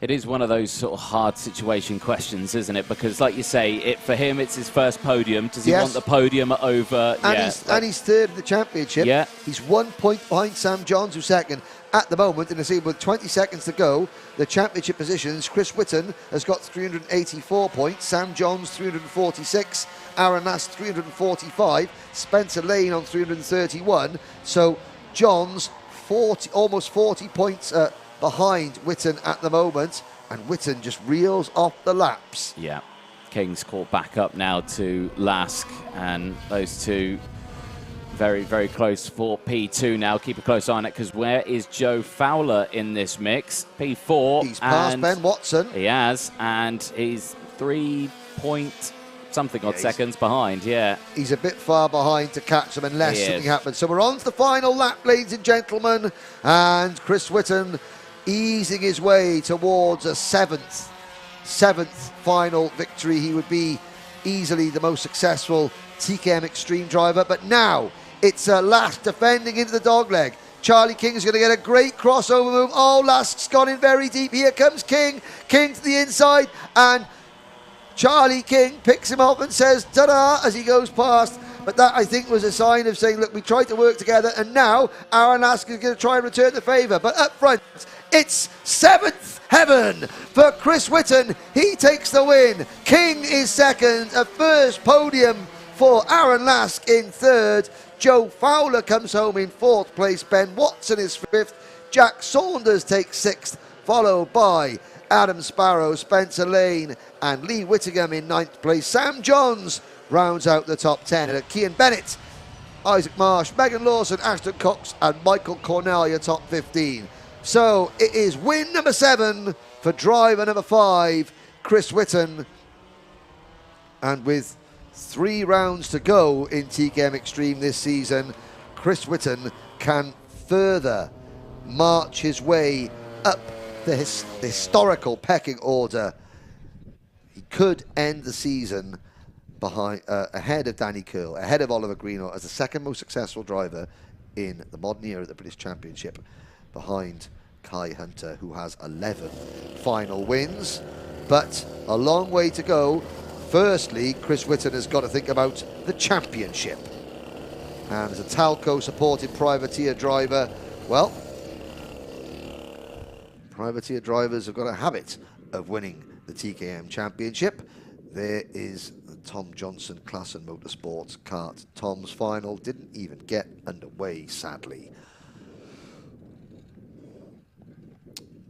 Hands in pockets, a sort of desultory bit of body language there.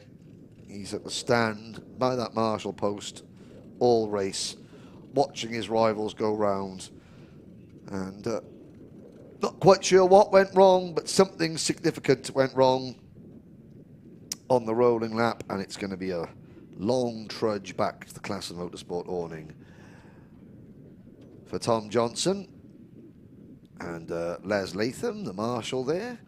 And again, a big thank you to all the marshals, the most important people in all of motorsport, the Orange Army, who give up their time weekend after weekend after weekend, come rain or shine or anything in between, to allow everybody to go racing. Without the marshals, there would be no racing. It's quite simple.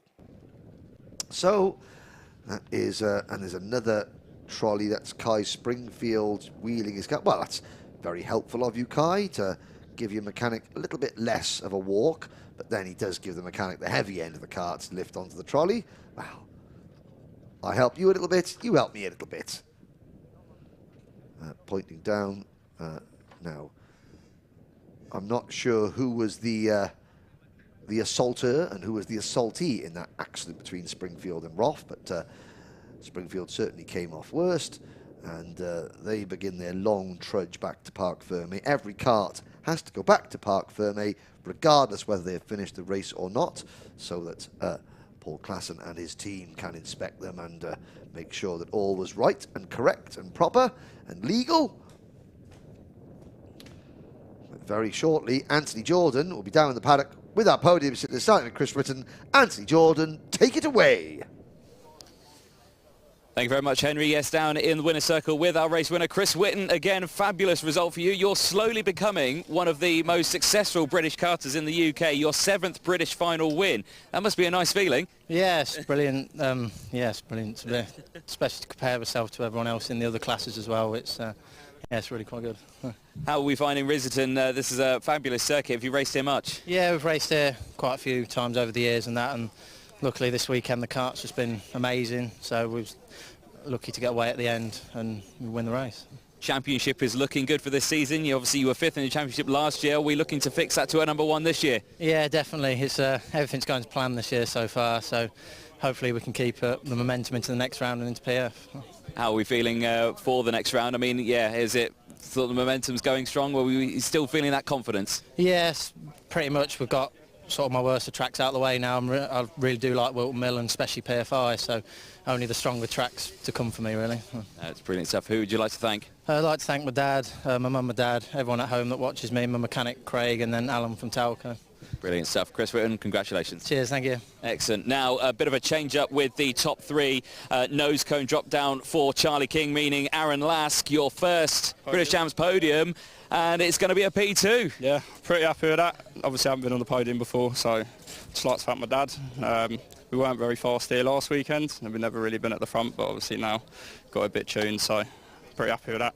It was a solid performance from yourself. You kept up to the back of Chris Whitton for the majority of that one. Do you feel a bit of regret, though, for not going for the overtake early on in the race? Not really. I wanted to stay with him, but I didn't want to make the move and then start having the rest catch up. So I could have made the move, but at the end it was just too quick, and that was it at the end of the day. I'll take the P2. It's points, so... It's a solid result. You can be happy with that one. Who are you thanking? Rob Saw Racing, got the car amazing. And my dad, he's never stopped believing in me. Even when we've been having some pretty bad weekends, he's always been cheering me up, getting it ready and spending all his money. So big thank you to him. Couldn't do it without him. Oh, brilliant stuff. Well, congratulations on second place. Let's chat to our, third place man, you third place man, Joe Fowler. You come through, you bring your number 3 in, and yeah, were you expecting that? Not particularly. We really didn't get the weekend right up until that final. I was very slow and started in 8th. Didn't have a good start, was down to like 10th or something, but then I had so much pace once we got going. Do we know what the cause was for that being off pace? Just a couple of little technical issues, and then we didn't get the setup right, and that's a lot of time around here because all the corners are pretty much the same, so you gain around every corner if you get the setup right. Well, despite that, you're coming away with a British Champs podium, so it's a P3, a nice big smile on your face. Are you clearly happy with it? Who would you like to thank? Big thanks to TKM Motorsport, Dave and Ash. The ARC was great. I was same pace as Witten, and then obviously my mum, my dad, everyone else, my family, my friends. Well, brilliant stuff. Well, congratulations on P3. Cheers, thank you. Excellent. There are our top 3 drivers for TKM Extreme. One more final to go. It's time for Junior TKM. Thank you, Anthony. And again, good to see that. I mean, I think the extra pace shown by Joe Fowler, I mean, the collective hangover in the class of motorsport tent has dissipated completely. Or maybe the night out helped spur the whole team on and to get them a podium. There's going to be more class of motorsport drivers coming in this next race for Junior TKM, which is the last race of the day. It's race 21 of the 6th event of the 2022 Wera Tools Motorsport UK British Kart Championships. It's coming up live now.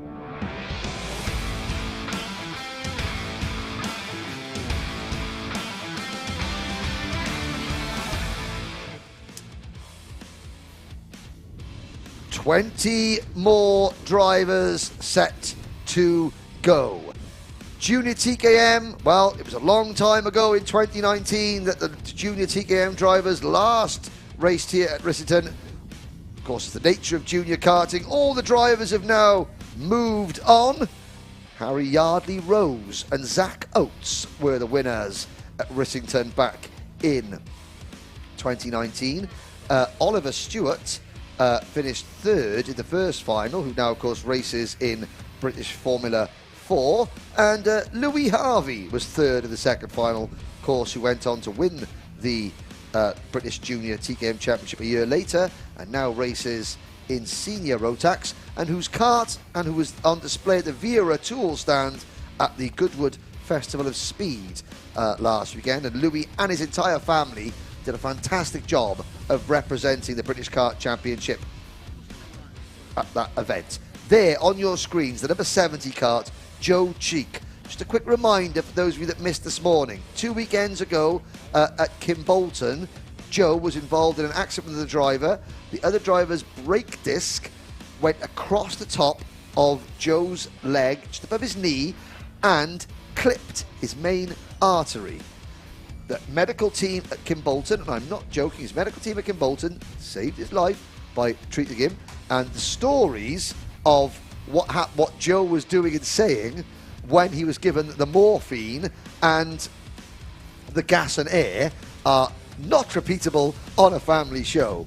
It's safe to say, however, that Joe is back in fine form this weekend, starting out P2 in this final. Now, I missed the last Junior TKM heat race because I was chatting to Howard Moore, who was our guest during the lunch break. Please tell us, Anthony Jordan. No, Anthony Jordan will not tell us because he's not eating crunch cream ginger nut biscuit. But okay, now you can tell us very quickly because Leon Frost is about to lead them off on pole position. Leon Frost took the race win in that one from Tyler Harris and Joe Cheek. Great result for Joe. Great result for Tyler. 7 places gained to finish in that P2. Any penalties? 3 penalties. Aidan Mitchell, Yihan Kalachern and Jack Stewart receiving penalties. Now, a 3rd successive win for Leon Frost would put him in a tie with Oliver Richardson in 3rd on the overall win list. Looking at the only other, 2 other drivers have won 3 finals in a row in the modern era of the British Championship. Oliver Richardson won the final 3 rounds of the 2019 Championship. Alistair Cresswell won the first 3 rounds of the 2021 Championship. This year, Frost has won both at Shannington and Warden Law. Olivia Jenkins finished second at Shannington and Ollie Rands third. Jan Calichurn finished second at Warden Law. Tyler Harris finished third. Frost and Tyler Harris remain the only drivers in this class who have won a race in the British Championship previously. Alfie Garford, the defending national champion, who's back in this class, he's had 2 second places, 2 third places, but became the very first driver in British Championship, the modern era of the British Championship history, to win a championship without winning a final. There we go. Stats galore. Well, you know, I looked them up so you guys don't have to. There we go. Perfect. There's number Saved me a 34. job. There's the number 34 Kart on our screens. That is Oliver Bourne. Now, will Oliver Bourne rise? Will he be born again? Oh, very in good. this race? He's starting on the back row of the grid alongside Sasha Bagley. There's the back end of Aidan Mitchell's Kart. He's starting on the 5th row. There's Jake Humphrey in the number 51 Kart. There's Tyler Harris. A big hello to Tyler's family watching in China, in Australia and in the Middle East. And there is Joe Cheek again. Brave, brave young man. Ashley Clash this morning showed me the day after Joe's operation to repair the gaping wound at the top of his leg. He was in his garage and his dad, who's Paul, is there, his dad, had gone to work. So Joe wanted to see if he could sit in the cart. So he put the camera, his phone camera, on the side, used one of the wooden beams in his garage to lift himself up, then with his legs pulled the cart back so he could sit in the cart and use it. He then, because of course his leg was a day after an operation for having a nicked main artery in the top of his leg, couldn't get out of the cart. But he was in it and he was able to send the video to his team and say, look, when they gave me my licence back, because they did temporarily take his licence off him, such as the severity of the accident, he said, look, I'm good to go. Now he's got his licence back, he's fit, he's going to have a huge scar on his leg, a nice war wound. He did show me that he's painted it like a little, because the scar is in the shape of a smile. So of course, what would any driver do? Put 2 eyes and a nose above it. There we go. Here's your starting lineup.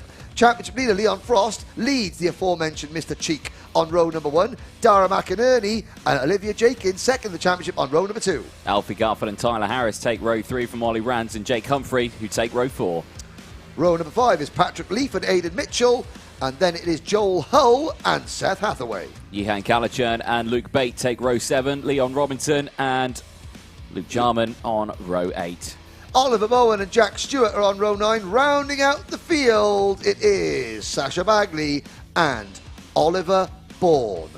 15 minutes, the last race of the day here at Little Rissington. And again, when you drive to Little Rissington in the Cotswolds, obviously you've got Upper Rissington, the Barringtons, Great Barrington, Lower Barrington, and you've got the Slaughters, Upper, Lower and Middle Slaughter. 3 of the best little village names anywhere in the country. But here, in the Cotswolds, the TKM smoke rises, lights are not out, it's going to be a bonus rolling lap for you, which we can extol the virtues of this classic circuit and what will be a superb race. So, once again, the O plate last weekend in Junior TKM was won by James Morley, who's not here with us in the British Championship this season. But Leon Frost was second, Alfie Garford third, back in the class for the first time. I think an abortive move over to TKM to X30. Now he's back in the familiar surroundings of the TKM environment. So we haven't got the O plate champion with us this weekend. We do have Leon Frost second, Alfie Garford third, Olivia Jenkins fourth, and Luke Bates, who was fifth in that event 1 week ago here at Risington. And see some of the old aircraft hangars in the background. So here we go. For the second time of asking, Junior TKM into the tram lines. Lights are out. Now we're off and racing. And it's a good start from both front row drivers. Joe Cheek trying to go around the outside of Leon Frost. And he does it. What a start from number 70, the class and motorsport driver, Joe Cheek at the back of the pack. There was the number 95 of Luke Bate that was getting all crossed up there. Now Luke Bate is third in the championship in the number 95 kart. He's got work to do to try and catch his title rivals, who are all at the front of the field. But Leon Frost, now we've seen Leon Frost doesn't mind running in second place. We've got 3 wide action there with Aidan Mitchell involved coming out of there. But look at the start. Joe Cheek has gone off like a scalded cat. He's done a good job there. 1 car off in the background. It's the 57 of Jack Stewart, privateer driver, who's off the track, goes to the back of the grid. But yeah, like you say, Joe Cheek, fantastic start for him. Already holding on to that lead and breaking away. Also, fantastic start, Alfie Garford. You know, he was back there on the 3rd row starting P5. He's already come back to take P2. So, you know, 2 drivers ahead of Leon Frost. This is not what Frosty wanted, because he was looking confident going into this final, you know, and this time around, he's got a bit of work ahead of him. So Leon Frost, Alfie, sitting in 3rd place. Now, obviously, a racing driver's mentality is win, I want to win. Yeah. But look around him. In front of him, Joe Cheek came into this round 18th in the point standings. Alfie Garford missed the first 2 rounds, so he's out of he's not a championship factor.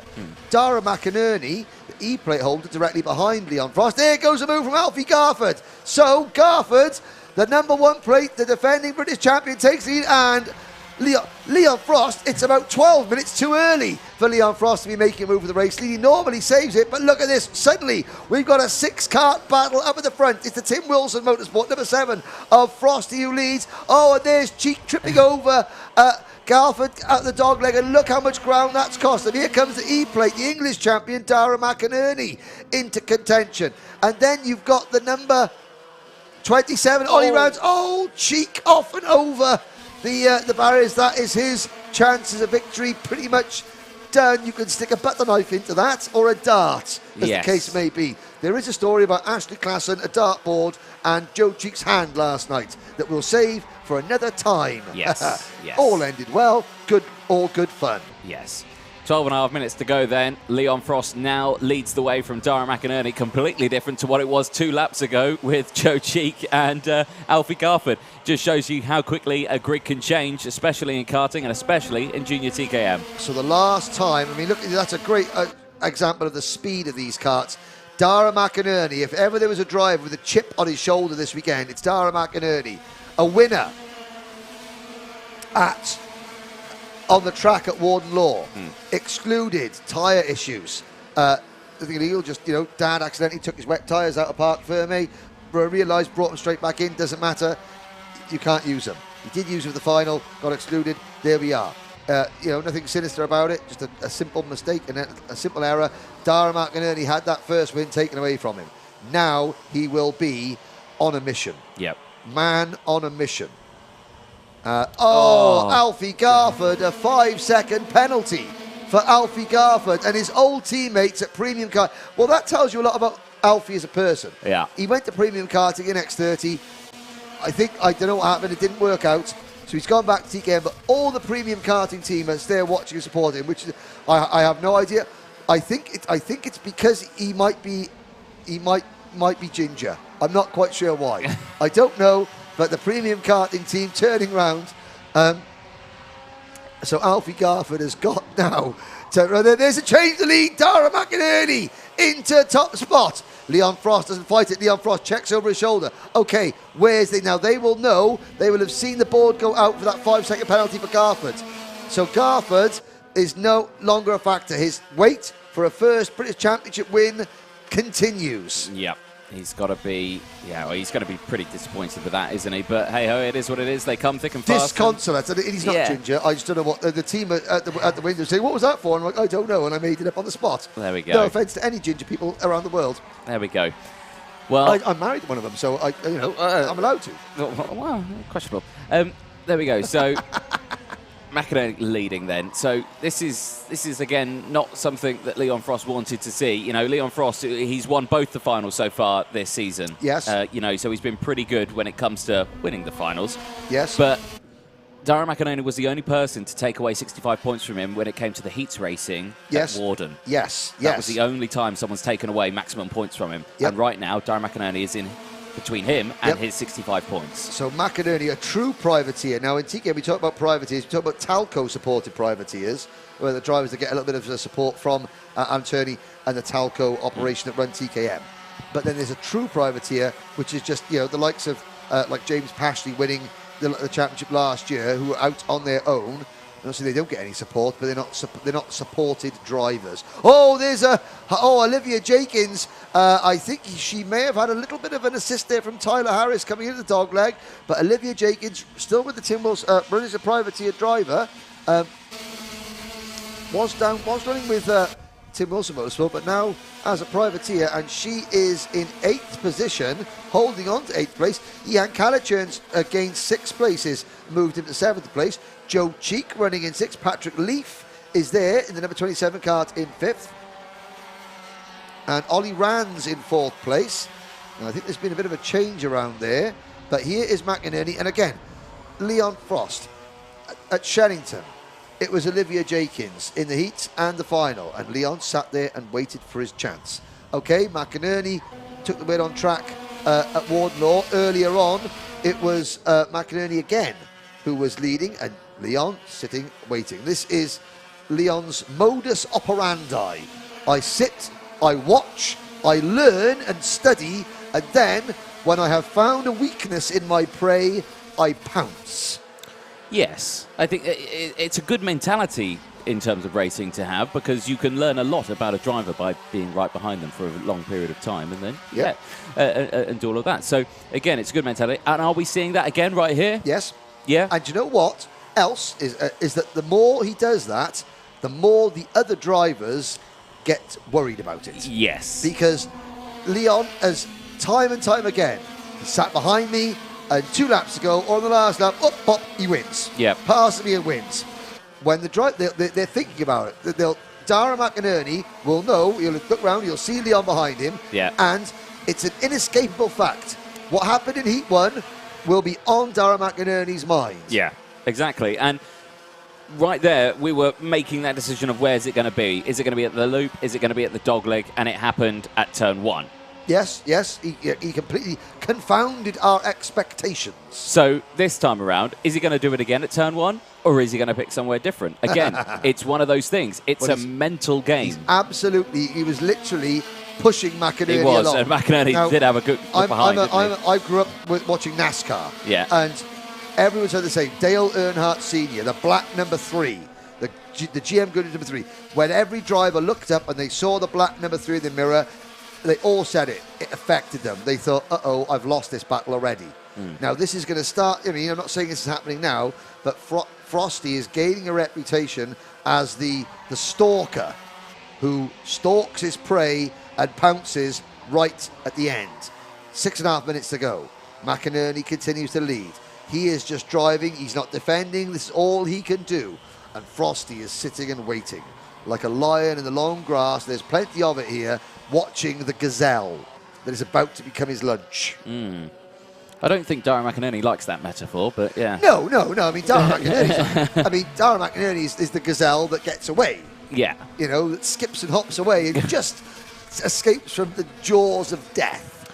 There is Garford, keeping it in P3 at the moment, all with it that 5-second time penalty upon his name in this one. And again, is not 5 seconds clear of Ollie Rands, who is right there just behind. Only about 0.3 of a second behind, really, isn't it? Yeah, no, I mean, Alfie Garford, add 5 seconds to Alfie Garford's time, and that puts him back into, 12th position. So Alfie has really got to get his head down. Luckily, Ollie Rands at the moment Ollie Rands stands to inherit 3rd place. For the time being, yes, indeed. Whether or not Joe Cheek or Patrick Leaf have anything to say about that is another question. Ollie Rands is 7th in the championship at the moment. But again, this is all playing in to Leon Frost's hands, remarkably, because where is Olivia Jenkins? She's down in 7th place in the race, so she is not gaining ground. There is Rands. Now, behind Rands is Patrick Keefe in the number 22 kart. He's a second behind the battle you're watching on screens. Then it's Joe Cheek. That one mistake from Joe Cheek has cost him, it's cost him a chance at victory, but it's also cost him really a chance at the podium at this point in time. And still, and there's Ihan Calichurn, the number 28 kart, chasing Aidan Mitchell In fact, he's just been passed as Ian by Seth Hathaway and by Leo Robinson. So Calichurn, podium at Warden Law, only 12th here. So this junior TKM field so competitive. Oh, and Frost just sits and waits. I mean, it's patience. Yeah. And, oh, hang on. He's going early. He's gone early. He's confounded the predictions once again. So, Dara McInerney, has he gone too early? Dara McInerney's got 4 minutes to do something about Leon Frost and get back at him. And get back at him he will, I am sure. Oh, again, yeah, playing... well, that's another thing I didn't expect. We were thinking it would happen at the same time, but at a different part of the track, where he's thinking, oh, no, I'm going to do it at a completely different time. Well, let's see. So, I mean, Leon Frost, he's now got to defend a little bit. Has he got the pace to pull away from Dara McInerney? McInerney checks over his shoulder, and he seems to be uncontent. But, of course, now McInerney has got that driver in front of him. He almost outbraked himself going into dogleg. It's cost him half a dozen kart lengths. So now Dara's got to really work hard and close back in, which I think he will do. Late on the brakes going into the elbow. And now through the final corner. And again, McInerney back on the rear bumper of Frost. Can he drag Leon into a battle? Well, there's through the loop we go. Lap number 16. And, well, will McInerney turn the tables on Frosty and just sit there until the last lap and go, I am, you know...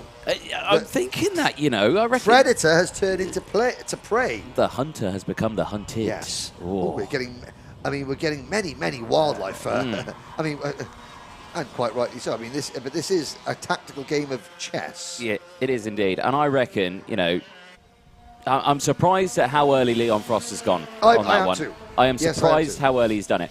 But this is now, I don't know, it's getting me quite giddy because I'd really like to see Dara McInerney just, you know, give Leon a bit of a taste of his own medicine with that. You know what? You follow everyone and get past on the last. I'm going to follow you. I've got the pace. I've got the waft. I'm going to do that. Yeah, I mean, this could be a very important lesson for Leon Frost. But It will of course, he's thinking, you know, I mean, like, can he win out from the front? That's a question he wants to ask. He's great at waiting and following and then pouncing at the last minute. But can he win under pressure? That's the next question he wants to ask himself and answer himself as a driver. And he's under pressure. Dara McInerney is going to pile the pressure on.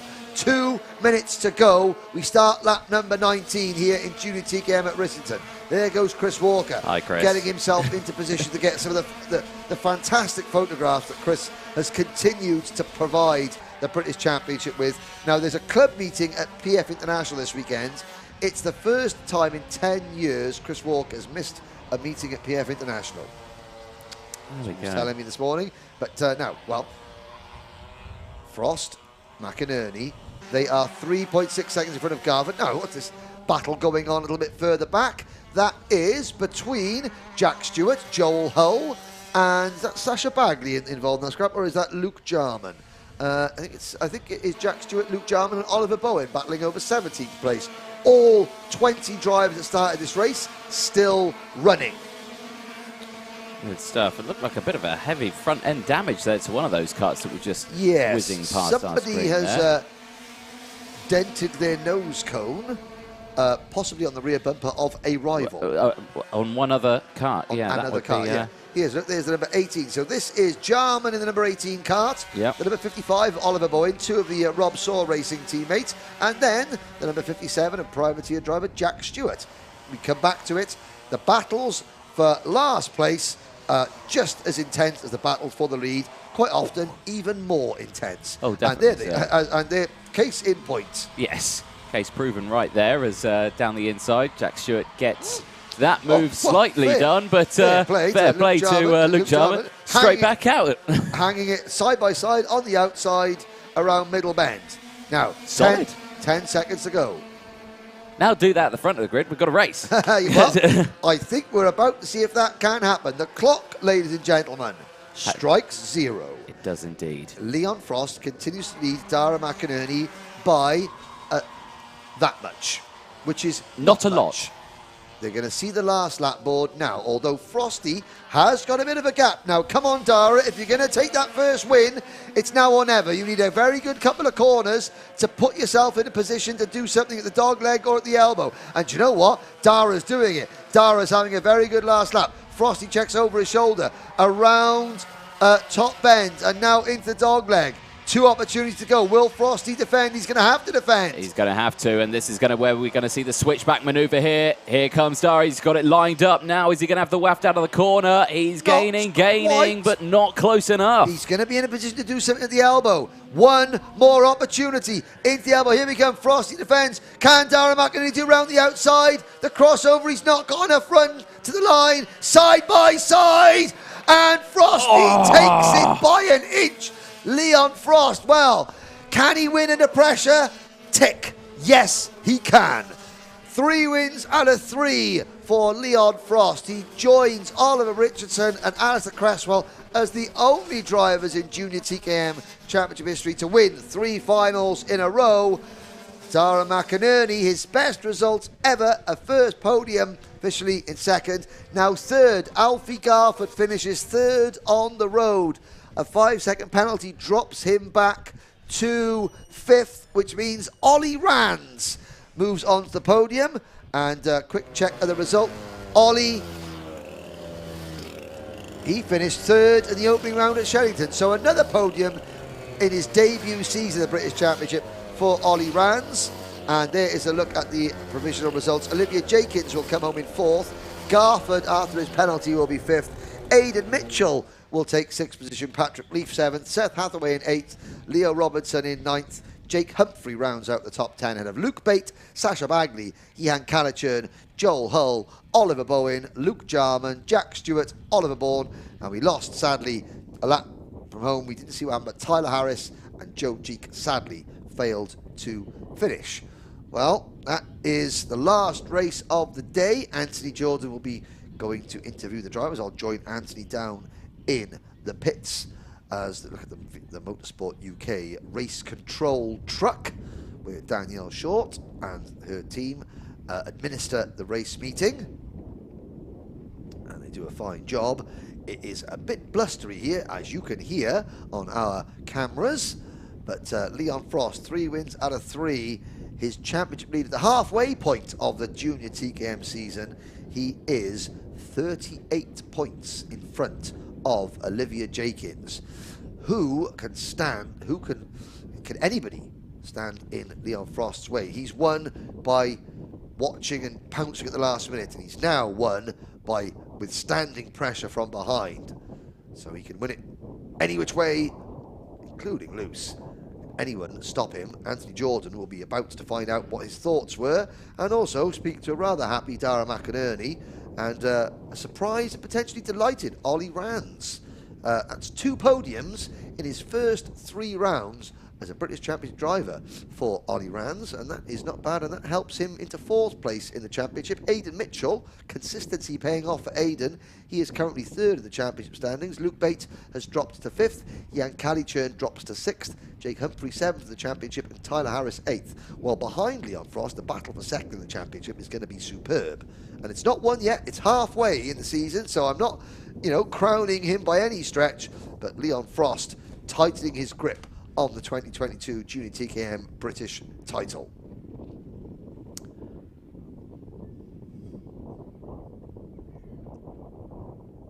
So the marshals head back to the paddock, and again a big thank you to the marshals, the medical team here at Little Rissington.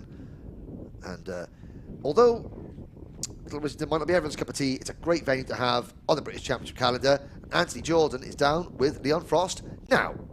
Thank you very much, Henry. Yes, and here with our race winner in Junior TKM, well, Leon Frost, that's as close as you'd like to get for a final win, wouldn't it? Yeah, I mean, I was very nervous across the line. I was sweating quite a lot there, so... I can imagine so. Talk us about that race, because again, looking like a comfortable start, but you dropped back to 3rd, came back through. Why so early with the overtake? Because that's not your usual style. You usually like to go to the last lap. I mean, at the start, we dropped back and I just wanted to get through. And I got behind Dara and sat behind him, but I thought, you told me what am I going to do today, and I decided that I would just go for it straight away. Put a show on today. There you go. Well, you certainly put a show on. Absolutely fantastic run. You know, Darren Marcanelli kept you innocent through that race. You know, he was right behind you all the way through. So definitely a contender for you. But 3 finals out of 3 this year so far. That's a nice feeling. Yeah, it's good. You know, it's comfortable leading the championship. I think we're in the best seat really now because a few of my competitors have been quite inconsistent today. So I think we've done a good job. It's a nice look for the season so far. Fancy changing that number 7 to a number 1? I reckon, yeah. Excellent stuff. Who would you like to thank? I'd like to thank my team, my dad and my mum for supporting me, and Wera Tools and the MSA for putting on a great event. Brilliant stuff. Leon Frost there, our race winner.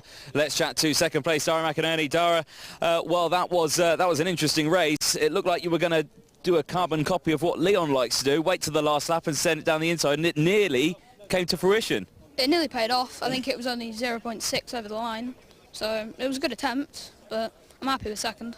It's a solid, second. I would class that as a 1st and a half, I think.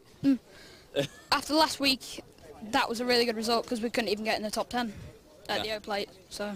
Yeah, I mean, an absolutely fantastic result here. But talks about the heats because, of course, they were a little bit challenging for you. You had moments in that one you dropped back. You had to fight back through in Heat 2, didn't you? So, you know, it's been a challenging day, but are you still happy with the result?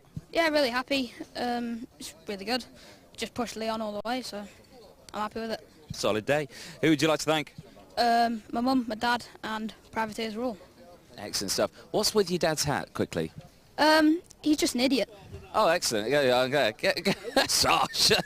It's actually to hide his bowling ball. Right, okay.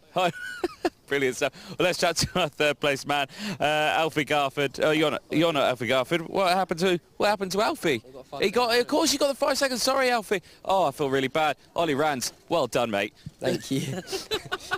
But talk us through that one. That was still quite a challenging race on that one. It's been a long old day, but I mean, are you still happy with the result? Yeah, very happy. Yeah, I don't really know what to say. I don't know what to say. Yeah? You've been on the podium before, haven't you? Yeah, but I didn't get an interview. The camera died. So there we go. Well, camera's on this time around, and you can say hello and thank you to everyone. Who are you wanting to thank? Dan Burgess on the spanners, Mum, Dad, and Brogans for the sponsorship. And Tim Wilson Motorsport. Well, brilliant stuff. A nice end to the sunny weekend here at Risington. But, yeah, congratulations on your P3. Thank you very much. Excellent. Well, Henry, do come on in. It's been a long day. The sun's come out, though, hasn't it? Sun's out. You know, a great way to end. You know, we're looking over there now. I mean, Leon and Dara and Dara's dad and Leon's dad are all chatting away, which is sportsmanship. It's what you want to see. Yeah. Hard racing, an inch between them. Not one little bit of contact between them. Really, really good to see. You know, some of the racing we saw today. That Junior X30 pre-final candidate for race of the year, I think. You know, again, the circuit. It's why. With the restrictions and people having to leave, you're not allowed to stay over here. You know, Risington's not everyone's cup of tea, but the British Championship needs circuits like that, throwback circuits, old school circuits. It gives the championship character. To win the British Championship, you don't just win on the nice new modern circuit. You've got to win at every type of circuit. That's the challenge that really makes the British Championship special. Yeah. So long may we continue to race here at Little Rissington in the Cotswolds. You know. You always need your classic circuits, don't you? It's the same in Formula 1 as well, and again, no spoilers, anyone. You always need your classic throwbacks, bit like some of the commentators, bit like Dara's dad's hat, which is now, apparently the whole family have got to wear the hats because it's a lucky charm. Dara thinks it's a lucky charm. Yeah. So there we go, the festival. I'm not quite sure about the flowers, though. Not sure about the Oh, well, there we go. That's why. But again, you know, people in high spirits. At the end of the British Championship, you want to see families congratulating each other, drivers congratulating each other. It's the real spirit. And again, TKM is great for that. It's great for that, a family environment. If anyone wants to get into karting and they're looking for a class where you can compete as a privateer, TKM's the one. I think I can agree with that one. TKM is a proper family class in that one, isn't it? Yeah. Well, for you Motorsport UK or karting fans, we're back again in a couple of weeks' time. We're back up to Karting North East, Warden Law. Up north. I can't believe the season's halfway over. This is event 6 out of 12. Where is 2022 going? We've had a great first half. I think the second half is going to be even better. I reckon so. Stay tuned for it, but until then, we'll see you then. Ciao for now.